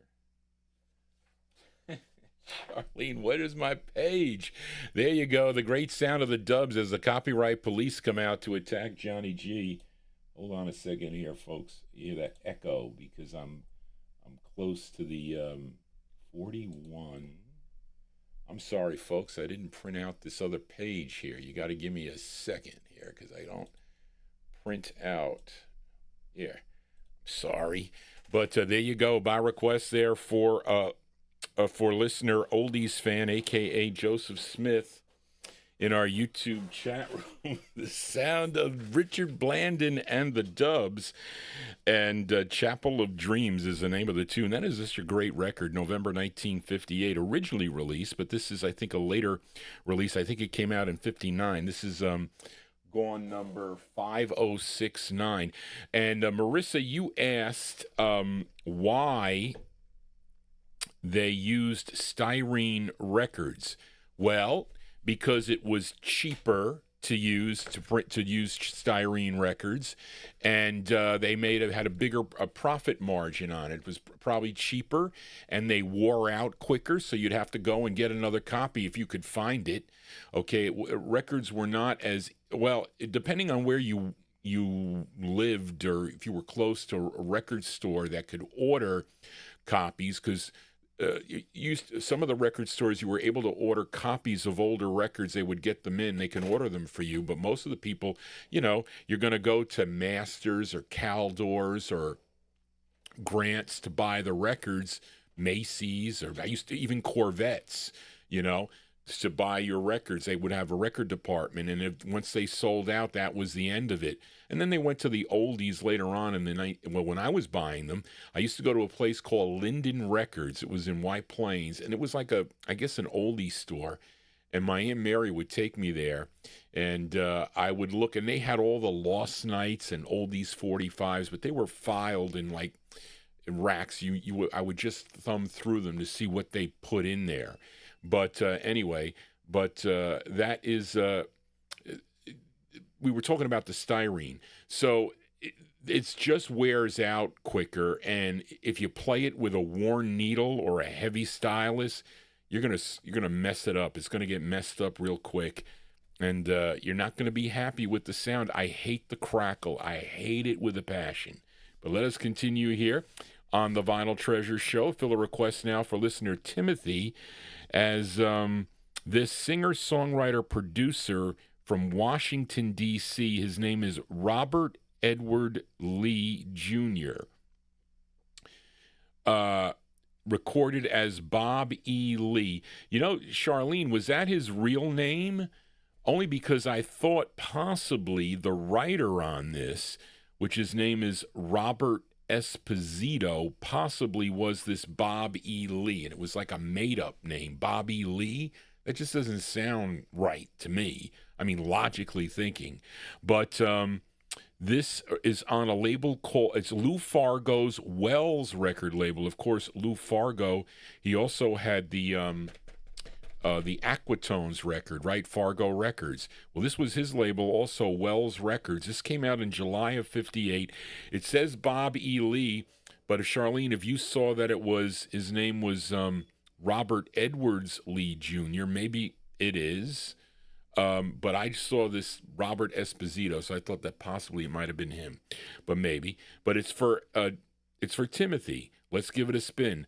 Bob E. Lee on the Wells label. It's called Darling, I Love You. This is for Timothy, Bob E. Lee. Here you go.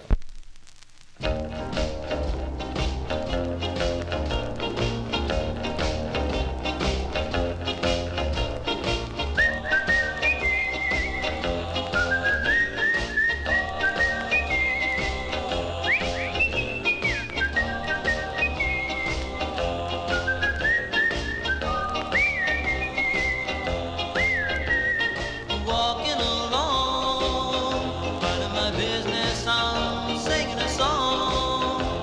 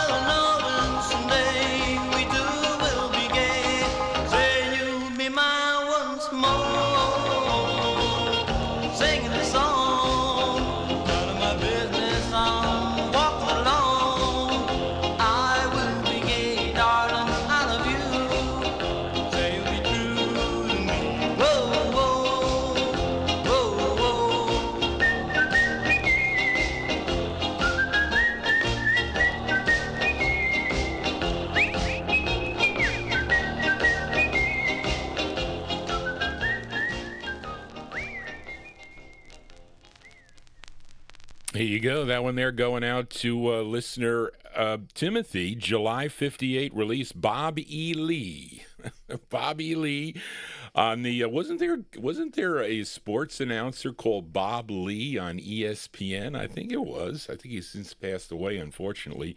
Bob E. Lee on the Wells record label. Darling, I Love You is the name of the tune. Some group backing him up on that. I think I bought that from Mike Demersion as one of the tri-state record shows I went to. Johnny G here on a actually we're almost done here. We still got a little bit more to go, but we only got 2 in 59 and 2 in 1960. The big years were 1955 and 56. 55 and 56 were the big years. But let's fill a request now for David Vilma in our YouTube chat room, as this group is from the Fort Greene section of Brooklyn, New York. It's on Don Carter's Pet record label. The group is called The Capitals. The Capitals. It came out in November of 1958. It features Nathaniel Butch Epps on lead. Now, the bass of this group, his name is Curtis Fulch, okay? And Curtis Fulch would later record as Kurt Harris on the Diamond label, a song you may have heard on my Soul Show called Emperor of My Baby's Heart. He was a member of this group. Let's go to November of 1958 for the Capitals on the Pet label. It's a little pricey record if you're looking for it on original. It's for David Vilma. It's called Angel of Love, the Capitals.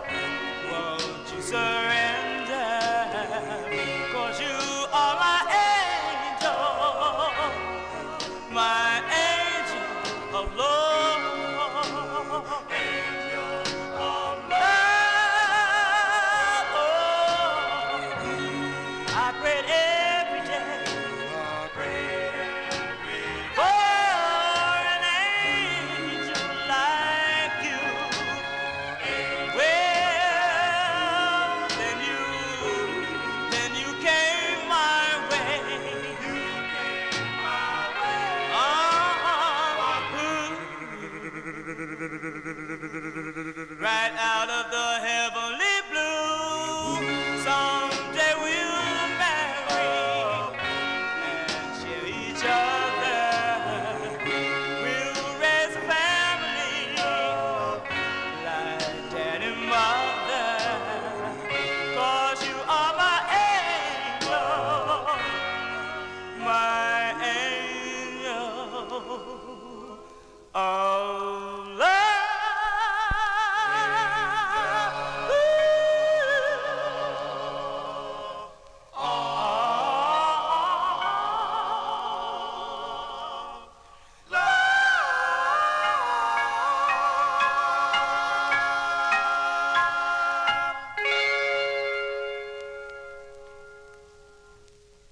That's going out to a listener, David Vilma, in our YouTube chat room. That's the sound of the Capitals.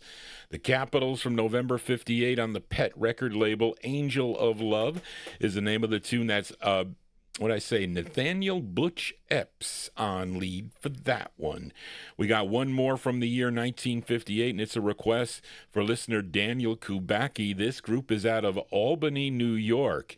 They had 7 releases for Saul Rabinowitz's Baton record label. They're probably best known for, and probably their biggest hit was a song called The Things I Love, but this was their second release on the label, and actually this is not the side that I bought the record for, because Daniel requested the flip side of the record. This tune written by Preston Foster, who wrote Got My Mojo Working for Ann Cole back in 1957. This one arranged by Tico Wilshire and his orchestra. It features Maurice Newton on lead from June of 1958. Let's give a listen to The Fidelities. The Fidelities on Baton Records. It's called... is that the right time? Yeah. Can't You Come Out? Can't You Come Out? The Fidelities for Daniel Kubacki.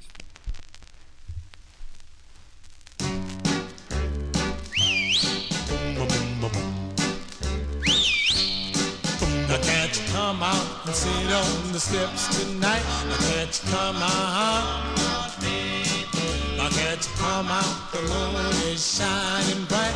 Can't you come out? Now you can tell your mama, you can tell your dad, I'm gonna behave and I won't be bad. Can't you come out? Baby, can't you come out? Now can't you come out and sit on the steps till 8? Can't you come out? Got something to tell you that just can't wait. Can't you come out?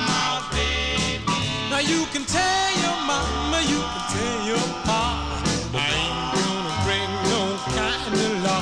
Now can't you come out? Baby, can't you come out? All I wanna do is talk with you, baby, that is all I wanna do. Simply because I'm feeling blue, I thought you might belong to. Now can't you come out and hear what I have to say? Can't you come out, baby? Now can't you come out if I'll be good and obey? Can't you come out, baby? Now we can look at the moon and stars above, might fool around and fall in love. Can't you come out, baby? Can't you come out?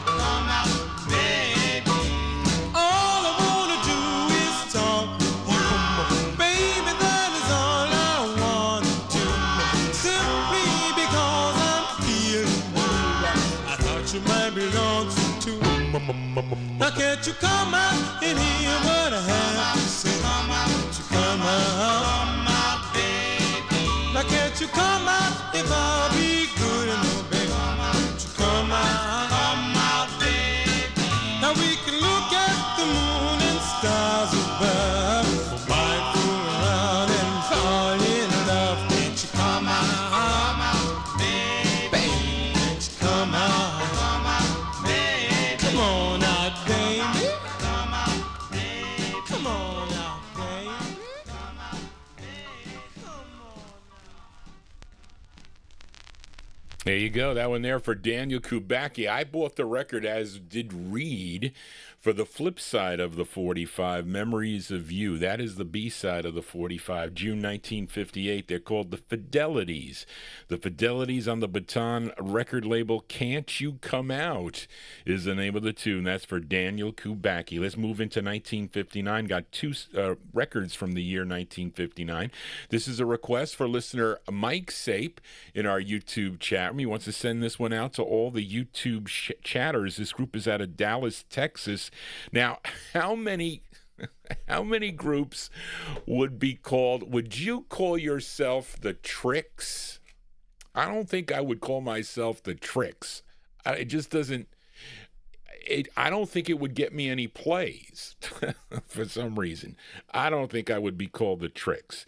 But interestingly enough, the lead singer of this group was previously the lead singer of a group called The Casuals that recorded for the Backbeat record label. If you know the original version of a song called So Tough, it was done by a group called The Casuals, and his name was Gary Mears. Gary Mears. He's the lead singer on this. Now, the song is written by the band leader of the group. His name, the band leader backing up this group, his name is Gator Shades.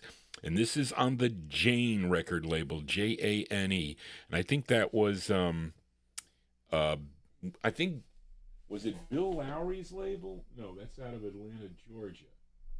I thought this was just, no, it's not Bill Lowry's label. But anyway, it's from October 59. Let's give a listen to The Tricks, okay? The Tricks. Tricks are for kids, right? The Tricks on the Jane label. This is by request from Mike Sape going out to all you chatters. It's called My One Desire, The Tricks.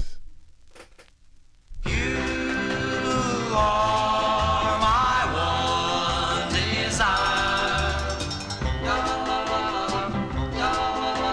When I see you, it thrills me so.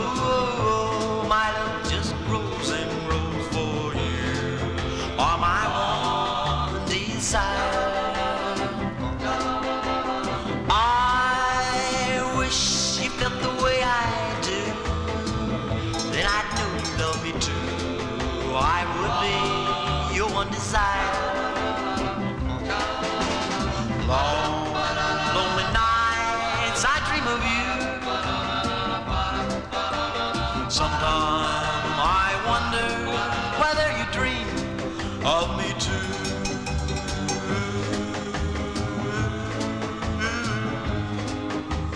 Oh, when I feel like this, ooh, I need your kiss. You're my one desire.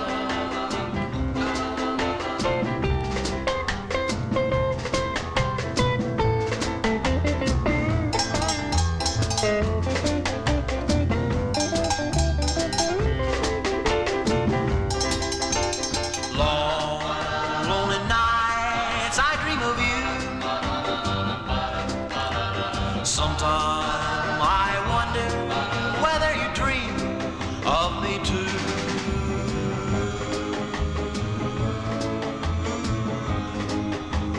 Oh, when I feel like this, ooh, I need your kiss. You're my one desire. Oh, you're my one desire. Yes, you're my There you go. That's a cool tune there going out to, actually requested by Mike Sape in our YouTube chat. I'm going out to all the chatters. They're called The Tricks. The Tricks from October 1959 on Jane Records. My One Desire is the name of the tune. Now, this record would be re-released. I didn't know this, Charlene, on the Van Dan label as Gary and the Casuals. Interesting that they would do that. But anyway, thank you, Amy. As we continue here on the Vinyl Treasure Show. Now, John Engstrom, it's getting harder for me to find records for you. Okay, so I went in the dark depths of the no humidity basement, and when I was looking for a Mills Brothers record for the Thursday afternoon show, I came across this group and other records by the group that you were looking for. So I was like, kind of questionable to play them, but it's actually not a bad record. So I decided to play it for you. There was another record I found. There was no way that I can play it. It was on Mercury Records. It was by the brothers and sisters or something, but it was not a good record. The other side was okay. It was like a cover of the Shepherd Sisters Alone, but the flip side was not good. So those records I just can't play. But this one's okay. I think it is. But this is for listener John Engstrom, because he can't find these songs anywhere. So let's see if the copyright police come out on this. They probably won't because they won't know it. But this vocal group formed back in 1951 from Cannonsburg, Pennsylvania. Okay, they first recorded as the Four Keys back in 1953 on the, I think that's, Corona Records. But then they changed their name to the Four Coins. And now the group included Jimmy Gregorkis, I think that's how you pronounce that, George Mentelis, and brothers George and Jack Maramis, if I said that right. And they had 25 releases on the Epic label. This was their 23rd, so this is actually pretty late for this release, September of 59. Of course, their biggest hit was a song called Shangri-La, but this is the tune that John Engstrom requested. So let's go to September of 1959. Give a listen to the Four Coins. The Four Coins on Epic Records. It's called The First Signs of Love. The Four Coins for John Engstrom. Here you go, John.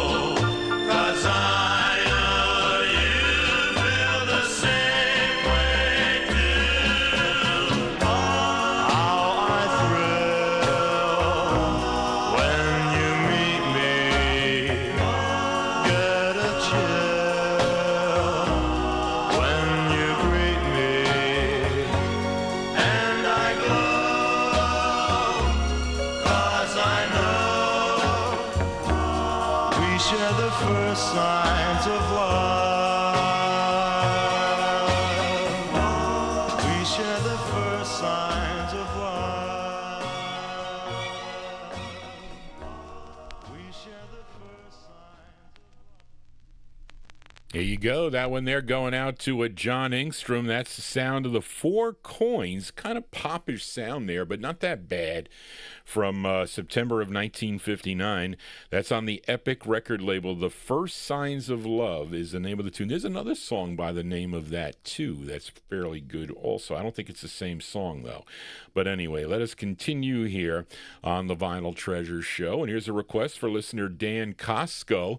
This is who Dan is a good friend of John Engstrom, and he requested a pretty rare 45. I was lucky to get this out of Greg Surick's collection. I guess this isn't anywhere. You would think, read that this would come out on an Al Brown compilation somewhere, but this is on Al Brown's Rose Records. I think he owned the label, or maybe partial owner to the label. Was out of Brooklyn, New York. This gal goes by the name of her real name, Wilma Lee Leary. Okay, she was born in Valley Head, West Virginia, and she recorded as Wilma Lee Cooper, first recording for Columbia Records back in 1951 with Stoney Cooper, who was her who she was married to, and then she recorded on Hickory Records and Decca Records, and Dan requested It's she's with a vocal group on this. This tune written by Goldstein and Al Brown. Okay, now the backup group on this is actually a pretty cool group record. A group called the Dynatones are backing her up on this. This is from 1960, and this is going out to listener Dan Costco. This is Wilma Lee and the Dynatone. Charlene, you got an S there. Wilma Lee and the, I was going to say Dynastones. It's Dynatones on the Rose label. The song is called Miracle of Love. This is for Dan Costco, 1960. Here you go.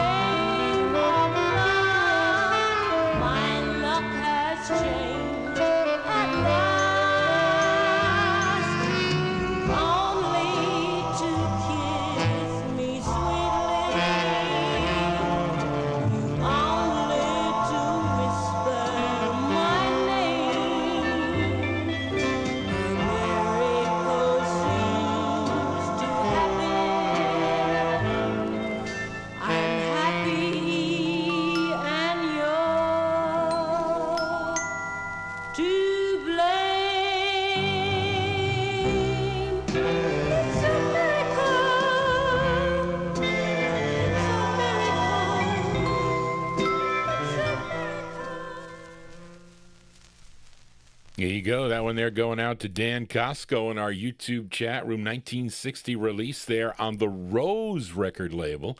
Again, label out of Brooklyn, New York. Wilma Lee and the Dynatones. Wilma Lee and the Dynatones. Song entitled Miracle of Love. I haven't yet heard the flip side there because Dan requested the flip side of that. Let us continue here. Let's move into 1961 now. Fill a request for listener Geronimo, as we this group is out of Detroit, Michigan. First recording in 1958 as the Ivies. I think I pulled that record out for David Vilma. He requested the Ivies on the Brunswick is the second label, Charlene.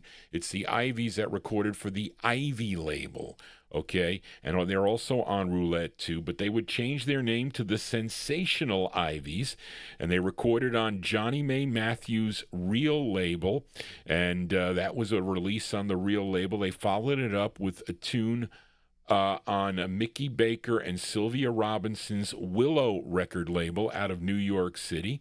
Now, the members of this group were Odell Logan, Jimmy Davis, Conley Griffin, Arnold Johnson, and the lead singer on this, Aaron McCrae. Okay, this tune co-written by Johnny May Matthews from November of '61. This is going out to listener Geronimo. I'm sorry, it's not sensational. It's Sensation Ivies. It's not sensational. I always say sensational. It's sensation.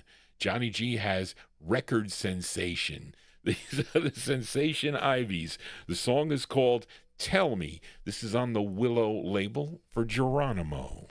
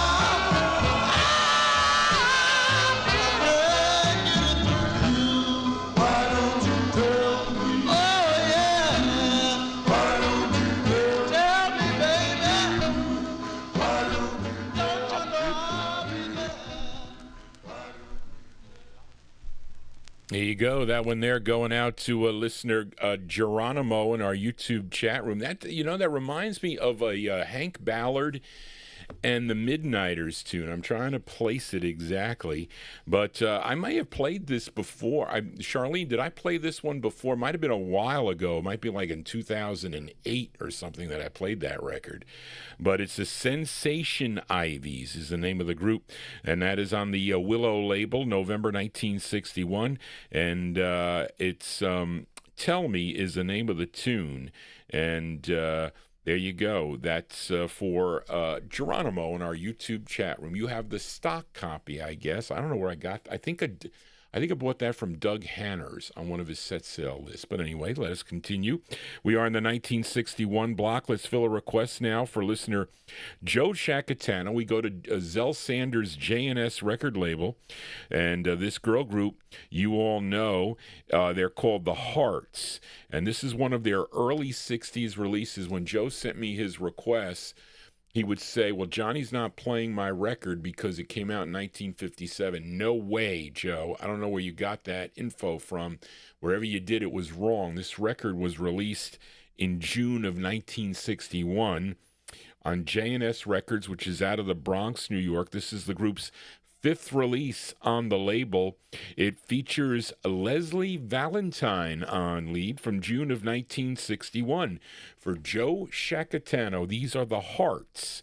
It's called There Are So Many Ways. The Hearts on J&S Records for Joe Shack.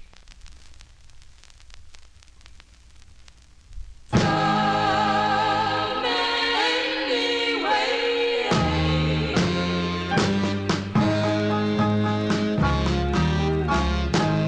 There are so many ways you can tell someone that you love them. Someone you love them. There are so many ways you can tell someone that you care. Someone you care. Then you may cry all night, but when your lover comes, everything is all right. So many ways you can tell someone that you love them. There are so many tears you may shed for the one that you love. There are so many tears you may shed for the one that you love. Yeah, you may cry all night, but when your lover comes, everything is all right. So many tears you may shed for the one that you love. There are so many ways to tell someone you love them. Trust, so many ways. Respect, understanding, kindness, hope, so many ways, and help. You have ways, I have ways. You have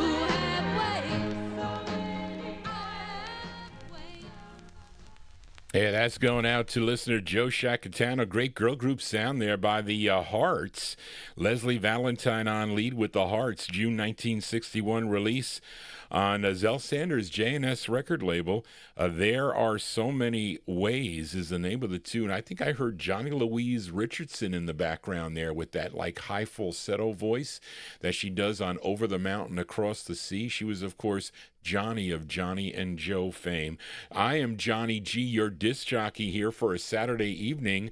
Hope you're digging on the tunes here. We are in Vinyltreasure overtime right here. I'm trying to rush through these things here as we are in 1961 here. Let me see if there's anything that I could, no, I got to play that for Tommy. I got to play that for Adrian. And well, maybe we can skip that one. But anyway, let's continue here, and let's fill a request now for a listener, Chuck Mitchell, as the lead of this group sang baritone for the Five Pearls. I featured them last week. I played George Torrance and the were they George Torrance and the Dippers, and I featured them on the what label, Charlene? I don't remember. Oh, Galleon. Yes, I'm sorry. They were with the Caribbeans. Okay, Georgie Torrance, I think it was, and the Caribbeans on the Galleon label last week. We played for Chuck. Yeah, and then this week he requested their next release, which came out on the Epic record label. His group went from the Caribbeans to the Dippers. Okay, and this one from July of 1961, and let's see. His name is George Torrance and the Dippers. This is going out to Chuck Mitchell. It's called Such a Fool Was I, released in July of 61 for Chuck. Here you go.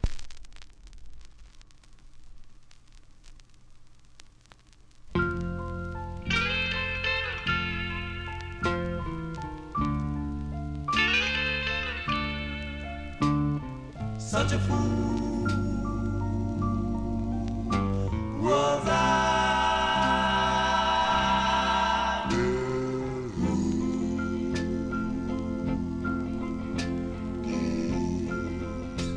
The lonely one now.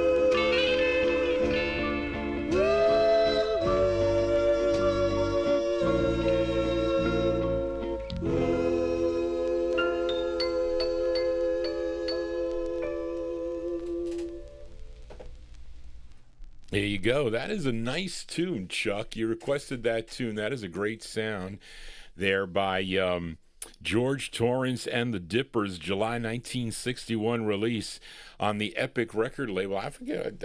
Listen, I paid $1 for that 45, so there you go. Such a Fool Was I is the name of the tune. Now, he would become Pastor George Nolan in Duncan, Oklahoma, where today he is singing gospel music. And this tune was purchased from Selburn Music in April of 1961, and Epic Records put it out on a 45. There you go. Cool record. That's going out to Chuck Mitchell in Ohio as we continue here. We're going to wake everybody up with this next request for listener Tommy Albergo. Okay. This record released in February of 1982, believe it or not. And I bought this. Well, I should say, although to me it sounds like an early 1960s tune, as Columbia Records, they had a project. They called it It was the Ambient Sound label. It was they signed a number of oldies acts like the Jive Five and the Harptones and the Mystics, Randy and the Rainbows, and this group, the Capris. And I would pick these records up when I could find them, whoever would put them out. I forget the guy's name. But they were there for a couple bucks or $3. I picked them up because they were actually old, you should say 50s music being played, with new instruments and new arrangements from the day. So it wasn't like those... the recording studios were all different. They were all new, and whatever was going on in 1982 at the time. So they had an LP. That each of these acts would put out an LP. I have the Jive 5 album, and I have the album as done by the Capris. It was called There's a Moon Out Again, and they were all like written songs based off of songs that they did, but it had an old sound to it. It was old school. And it's a really cool looking cover on the LP because it's this giant moon with a black background. So, but anyway, these are the Capris, and it's the original lead singer of the group. His name was Nick Santamaria. He is the lead singer. I think he went by Nick Santos. Nick Santos later on, but his real name, Nick Santamaria. He has since passed away, I think, from throat cancer. Had a couple bouts with that, and he couldn't beat it. But this is from February of 82. These are the Capris on Ambient Sound, and this is going out to Tommy Albergo. You may know the version of this as done by the Manhattan Transfer also. But let's give a listen to this version by the Capris. It's called Morse Code of Love, the Capris, for Tommy Albergo. Here you go. Baby,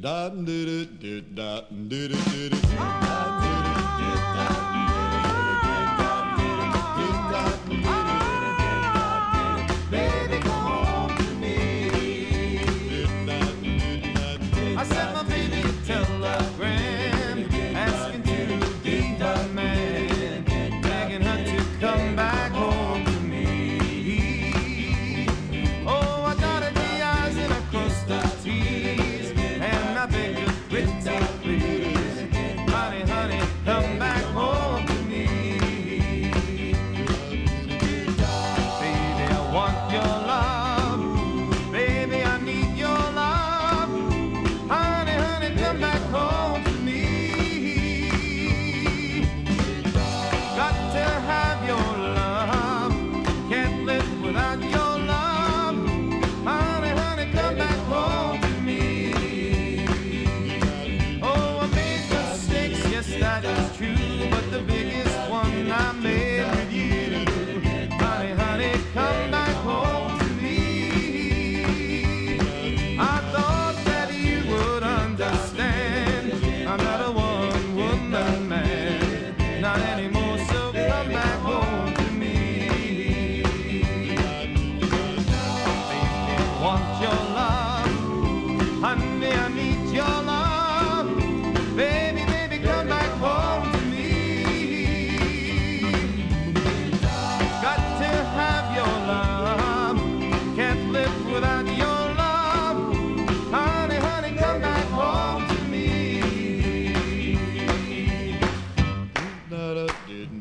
Baby,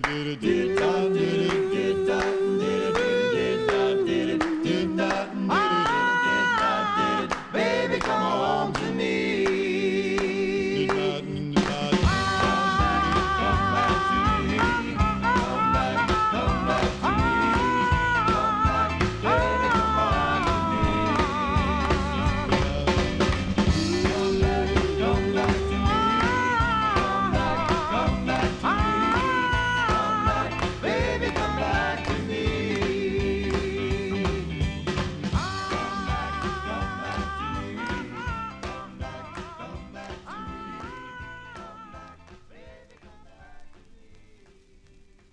Yeah, that sounds of 1982. You could buy that record back in 1982 on the Ambient Sound record label. That one there going out to listener Tommy Albergo in our YouTube chat room. Those are the Capris with their tune called Morse Code of Love. As we are in the 1961 block, let's fill a request now for listener Adrian Viterbo in our YouTube chat room. We go to this girl group out of Chicago, and their first two releases came out on Bernice Williams' Pam record label, and Adrian requested their first. Well, I'm sorry. He did not request their first. Their first release was called Better Tell Him No, which actually was charted nationally, and it featured Maxine Edwards on lead. Adrian requested their follow-up to that, a tune written by Carl Davis and Bill Shepard. And this side, features Mickey McKinney. She's the lead singer on this side. This is from August of 1961. Let's give a listen to the Starlets. The Starlets on the Pam label for Adrian Viterbo. The song is called My Last Cry. The Starlets. Johnny, don't mess up your needle here. Good needle. You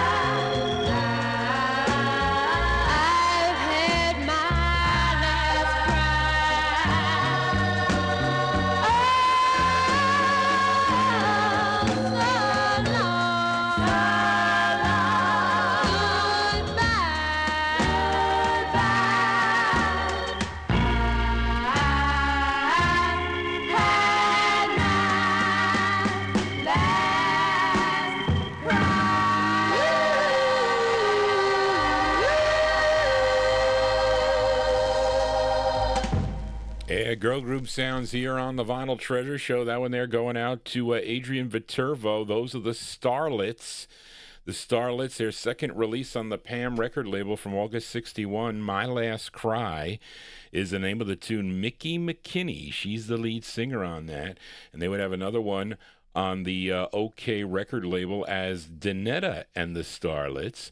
And then OK purchased one from the Pan label. Now, this group is the original group that recorded a song you may know, I Sold My Heart to the Junkman, as listed by Patti LaBelle and the Bluebells. Well, it's not her. It's not Patti LaBelle. It's this group. It's this group that recorded that song, but they couldn't use the Starlets because they were under a contract. So they ended up putting Patti LaBelle and the Bluebells on American Bandstand to lip sync that song, and then they decided to sing later on. Johnny G here in Vinyltreasure Overtime.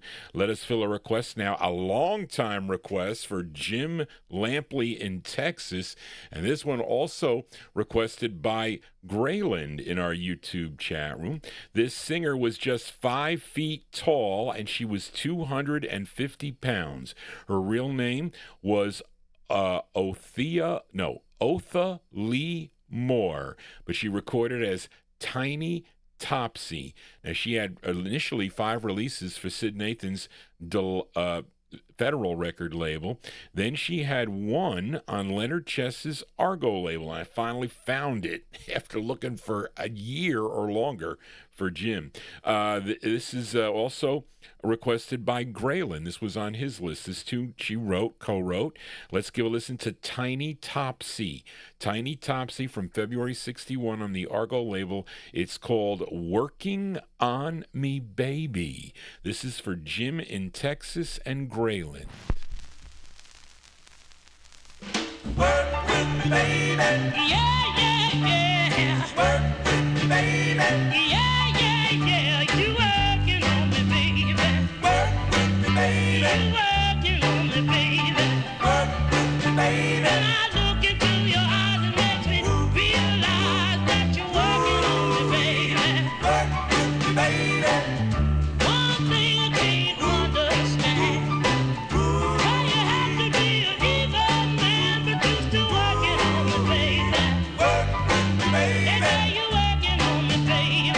Work with me, baby. They say you're working on me, baby, but the reason I don't know why.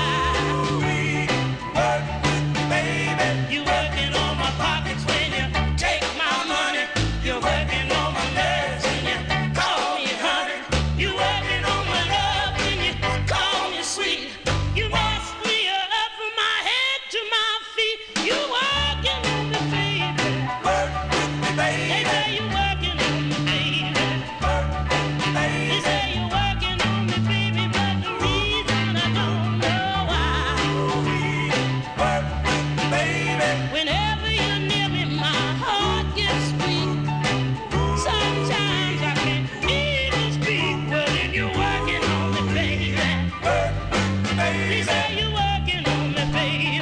Work with me, They baby. say you're working on me, baby, but the reason I don't know why. Work with me, baby. Work with me, baby. Work with me, baby. Work with me, baby. Work with me, baby. Work with me, baby. Work with me, baby. You're working on my pockets when you take my money. You're working on my nerves when you call me honey. You're working on my love when you call me sweet. You mess me up from my head to my feet. You're working on me, baby. Work with me, They baby. say you're working on me, baby. Work with me, They baby. say you're working on me, baby, but the reason I don't know why. Work with me, baby. Keep working, keep working. Work with me, Keep baby. working, keep working.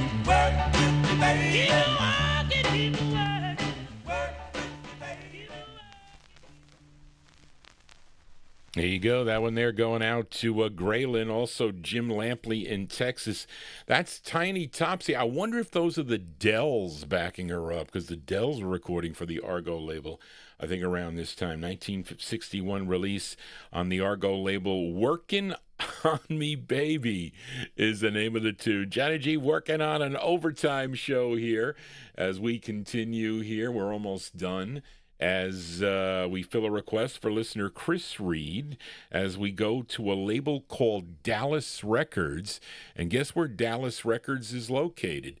They're located in Dallas, Texas. How original. Now, this group called themselves the Dingoes. You would think possibly they were from Australia, but they were not. They were probably local, but I don't know if I would call myself a dingo, but this is the A-side of their only release on the Dallas label. This tune written by James Kennedy and Geraldine Stewart from May of 1961. They're called the Dingoes. The Dingoes on the Dallas label. It's called What Would You Do? This is for Chris Reed. I put the 78 needle on there because this plays horrible with a 45 needle.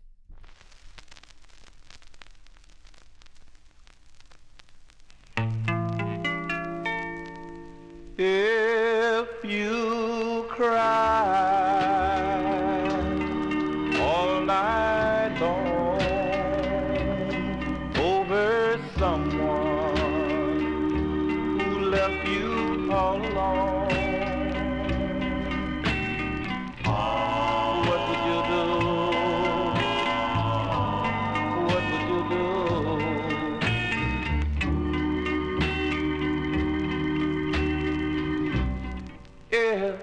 If you've been hurt before and someone came along to love once more, what would you do? Oh, what would you do? Tell me, darling, what would you do?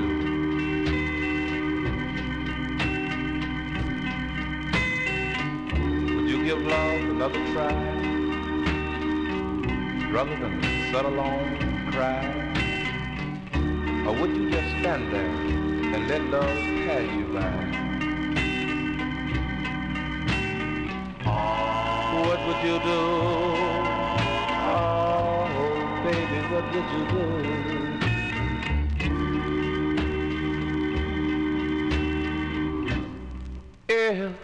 If you cry all night long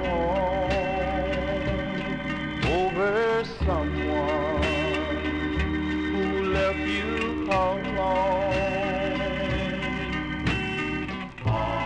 what would you do? Oh, what would you do?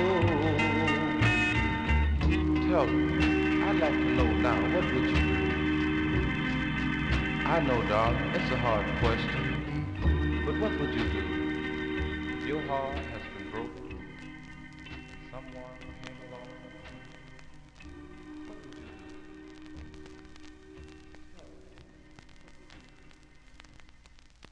do? That's going out to listener Chris Reed. That's the sound of the Dingoes. The Dingoes from May 61 is on the Dallas record label. What would you do? Is the name of the tune. As we continue here, let's move to 1962 here. Let's fill a request for listener Adrian Viterbo as we go back to Chicago for this girl group. And this was the group's, I think this is the group's debut single. Okay, this group would later record for Ember Records as Joanne Baker and the Belgianettes. Okay, and they are... This is on the USA record label. The writer of this tune, his name is Gregory Carroll. It's produced by Sammy Armstrong. And Joanne Baker, she's the lead singer of the group. 1962, let's give a listen to Joanne Baker and the Belgianettes on the USA label. It's called You're Far From Home, the Belgianettes.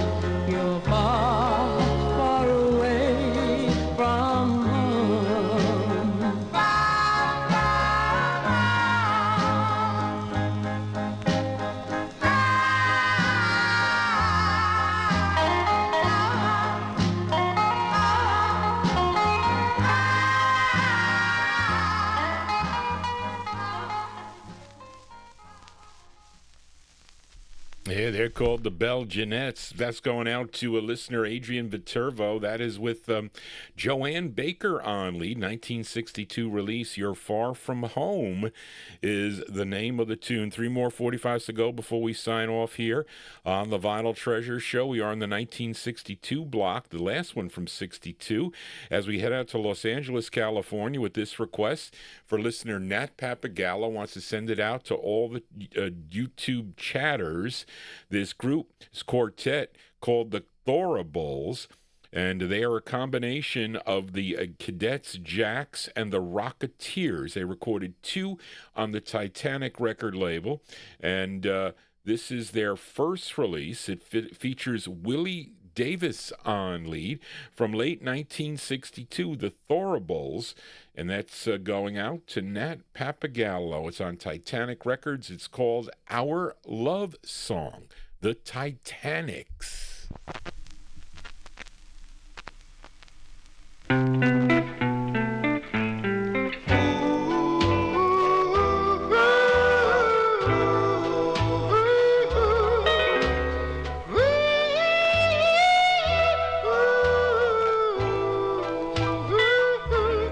This is our love song. Whoa, our love song. Whoa, it means so much to me. I love you, can't you see? This is our love song. Whoa, that same old melody. Whoa, that clings to me. Whoa, we've heard it in our ears. We've heard it for years. This is our love song.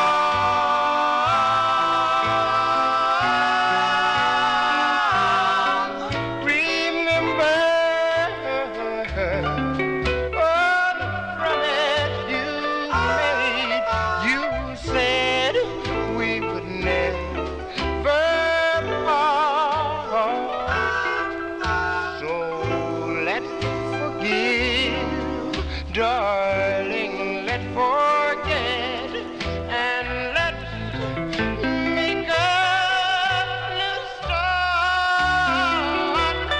This is our love song. Whoa, our love song. Whoa, we've heard it in our ears. We've heard it for years. This is our love song.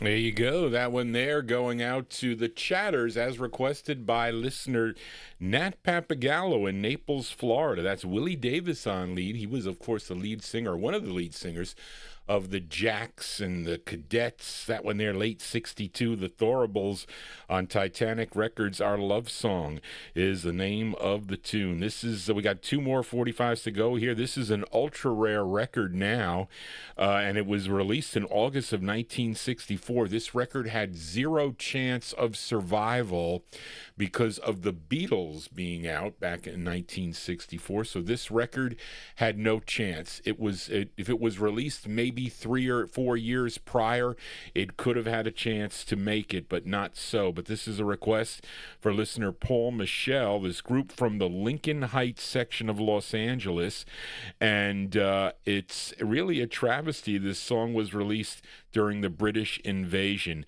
and as I mentioned, no chance to play. It's produced, to make it. This produced by Cliff Goldsmith, who had a success producing all those novelty tunes for the Olympics on the RV record label. But this one features James Hubbard on lead, and this is by request for Paul Michel, August 64. Let's give a listen to the Showcases.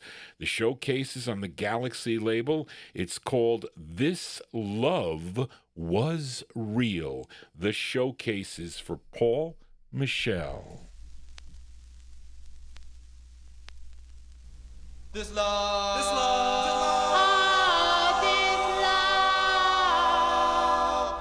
this love was real.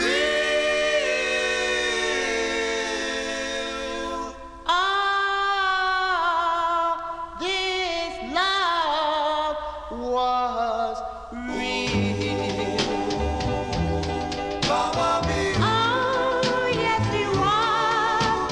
It was so wonderful. Mama, me. Oh, yes, it was. And I know. Yes, I know.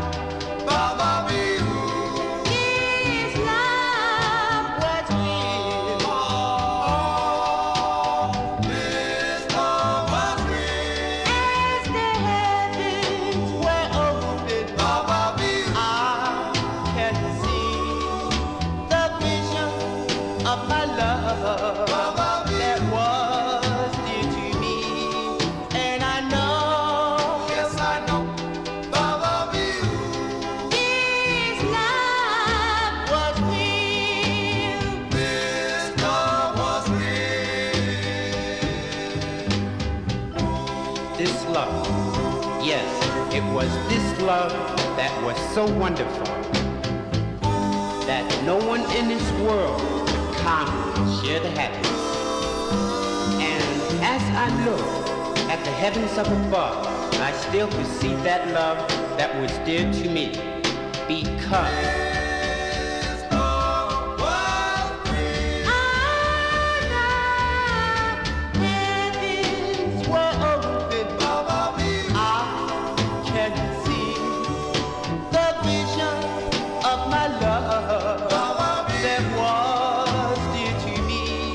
And I know, yes, I Mama, me. know, His love was real. This love, this love, Ah, this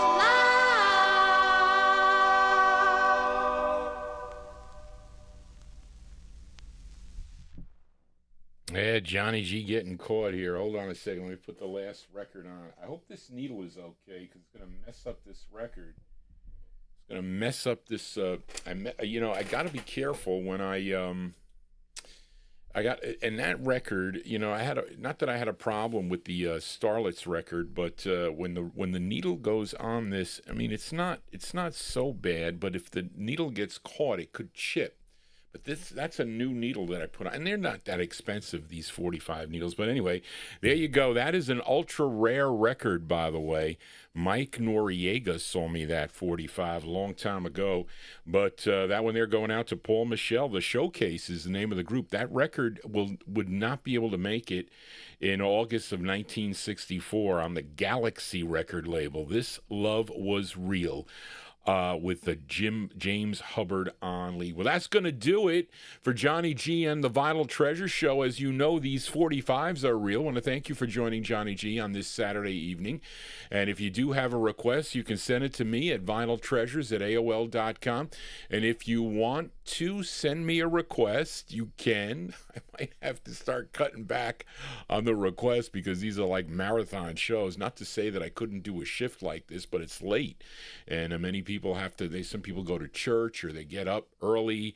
They have things to do and whatnot. But we get people in from other time zones that come into the program here. And some people can't sleep like me, okay? And other people might have sleeping issues, so maybe you're wide awake. I still have to do their pills. I have to do my parents' pills because tomorrow Barbara asked me to stop by, so I'm going to go see Barbara tomorrow. I got to pull records out for the 1956 countdown for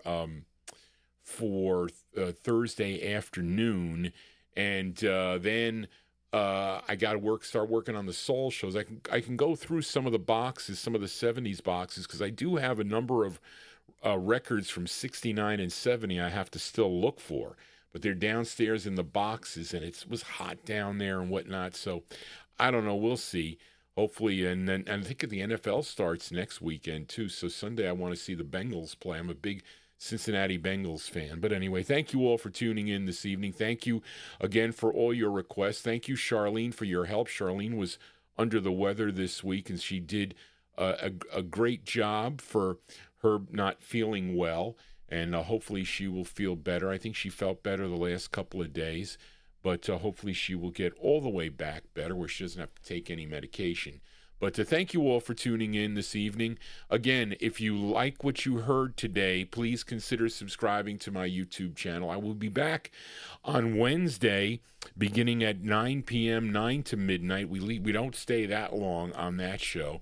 But I'll be back with Soul 45s out of my collection in early 60s and early 70s for that show. And then the Thursday show, then I'll be back here for more of your 1950s and early 60s requests by year, playing them by year. And this one is a late one here, and it's a request we're closing with for listener Ronnie Sherman. Okay, we go back, we stay out in California. This gal recording for the California-based Domain label, with two great releases in 1963 as a duet with Round Robin. Two great releases from 63. Does a duet with Round Robin on Domain. And then she did two on Gene Autry's Challenge record label. This was her second, a tune written by Keith Colley. Okay, and this is from, and she's got another one on VJ Records, which I don't have. I wish I had it. But this is from June of 65. Yvonne Carroll is her name, and a girl group on Challenge Records for listener Ronnie Sherman. The closer tonight is called Laugh or Cry. Well, we want to laugh when we listen. Well, we don't want to laugh when we listen to this music, but we need to laugh with all the things that are happening around in the world, that is for sure. But anyway, thank you all for tuning into the program. I hope you enjoyed it, and everybody have a safe and happy week. And I'll see you on the next show here on the Vinyltreasure Show. Just want to say, everybody, so long for Ronnie Sherman. This is Yvonne Carroll, Laugh or Cry. Here you go.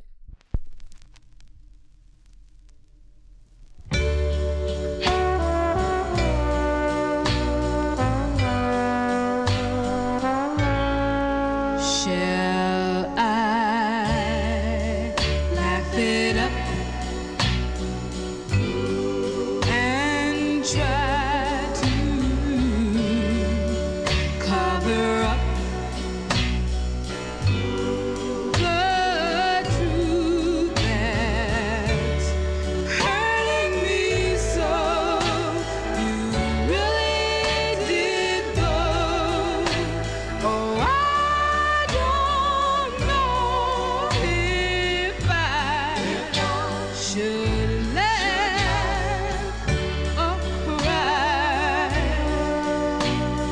Now that you said goodbye, should I let him come? These tears that want to overrun. Oh, make me believe you're still mine and things are going fine.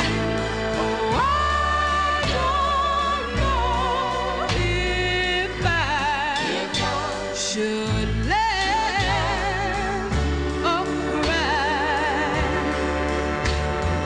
If I cry, maybe my tears could wash away the hurt inside, but I don't think so. Then again, if I just pretend things are fine like they've always been, I'd feel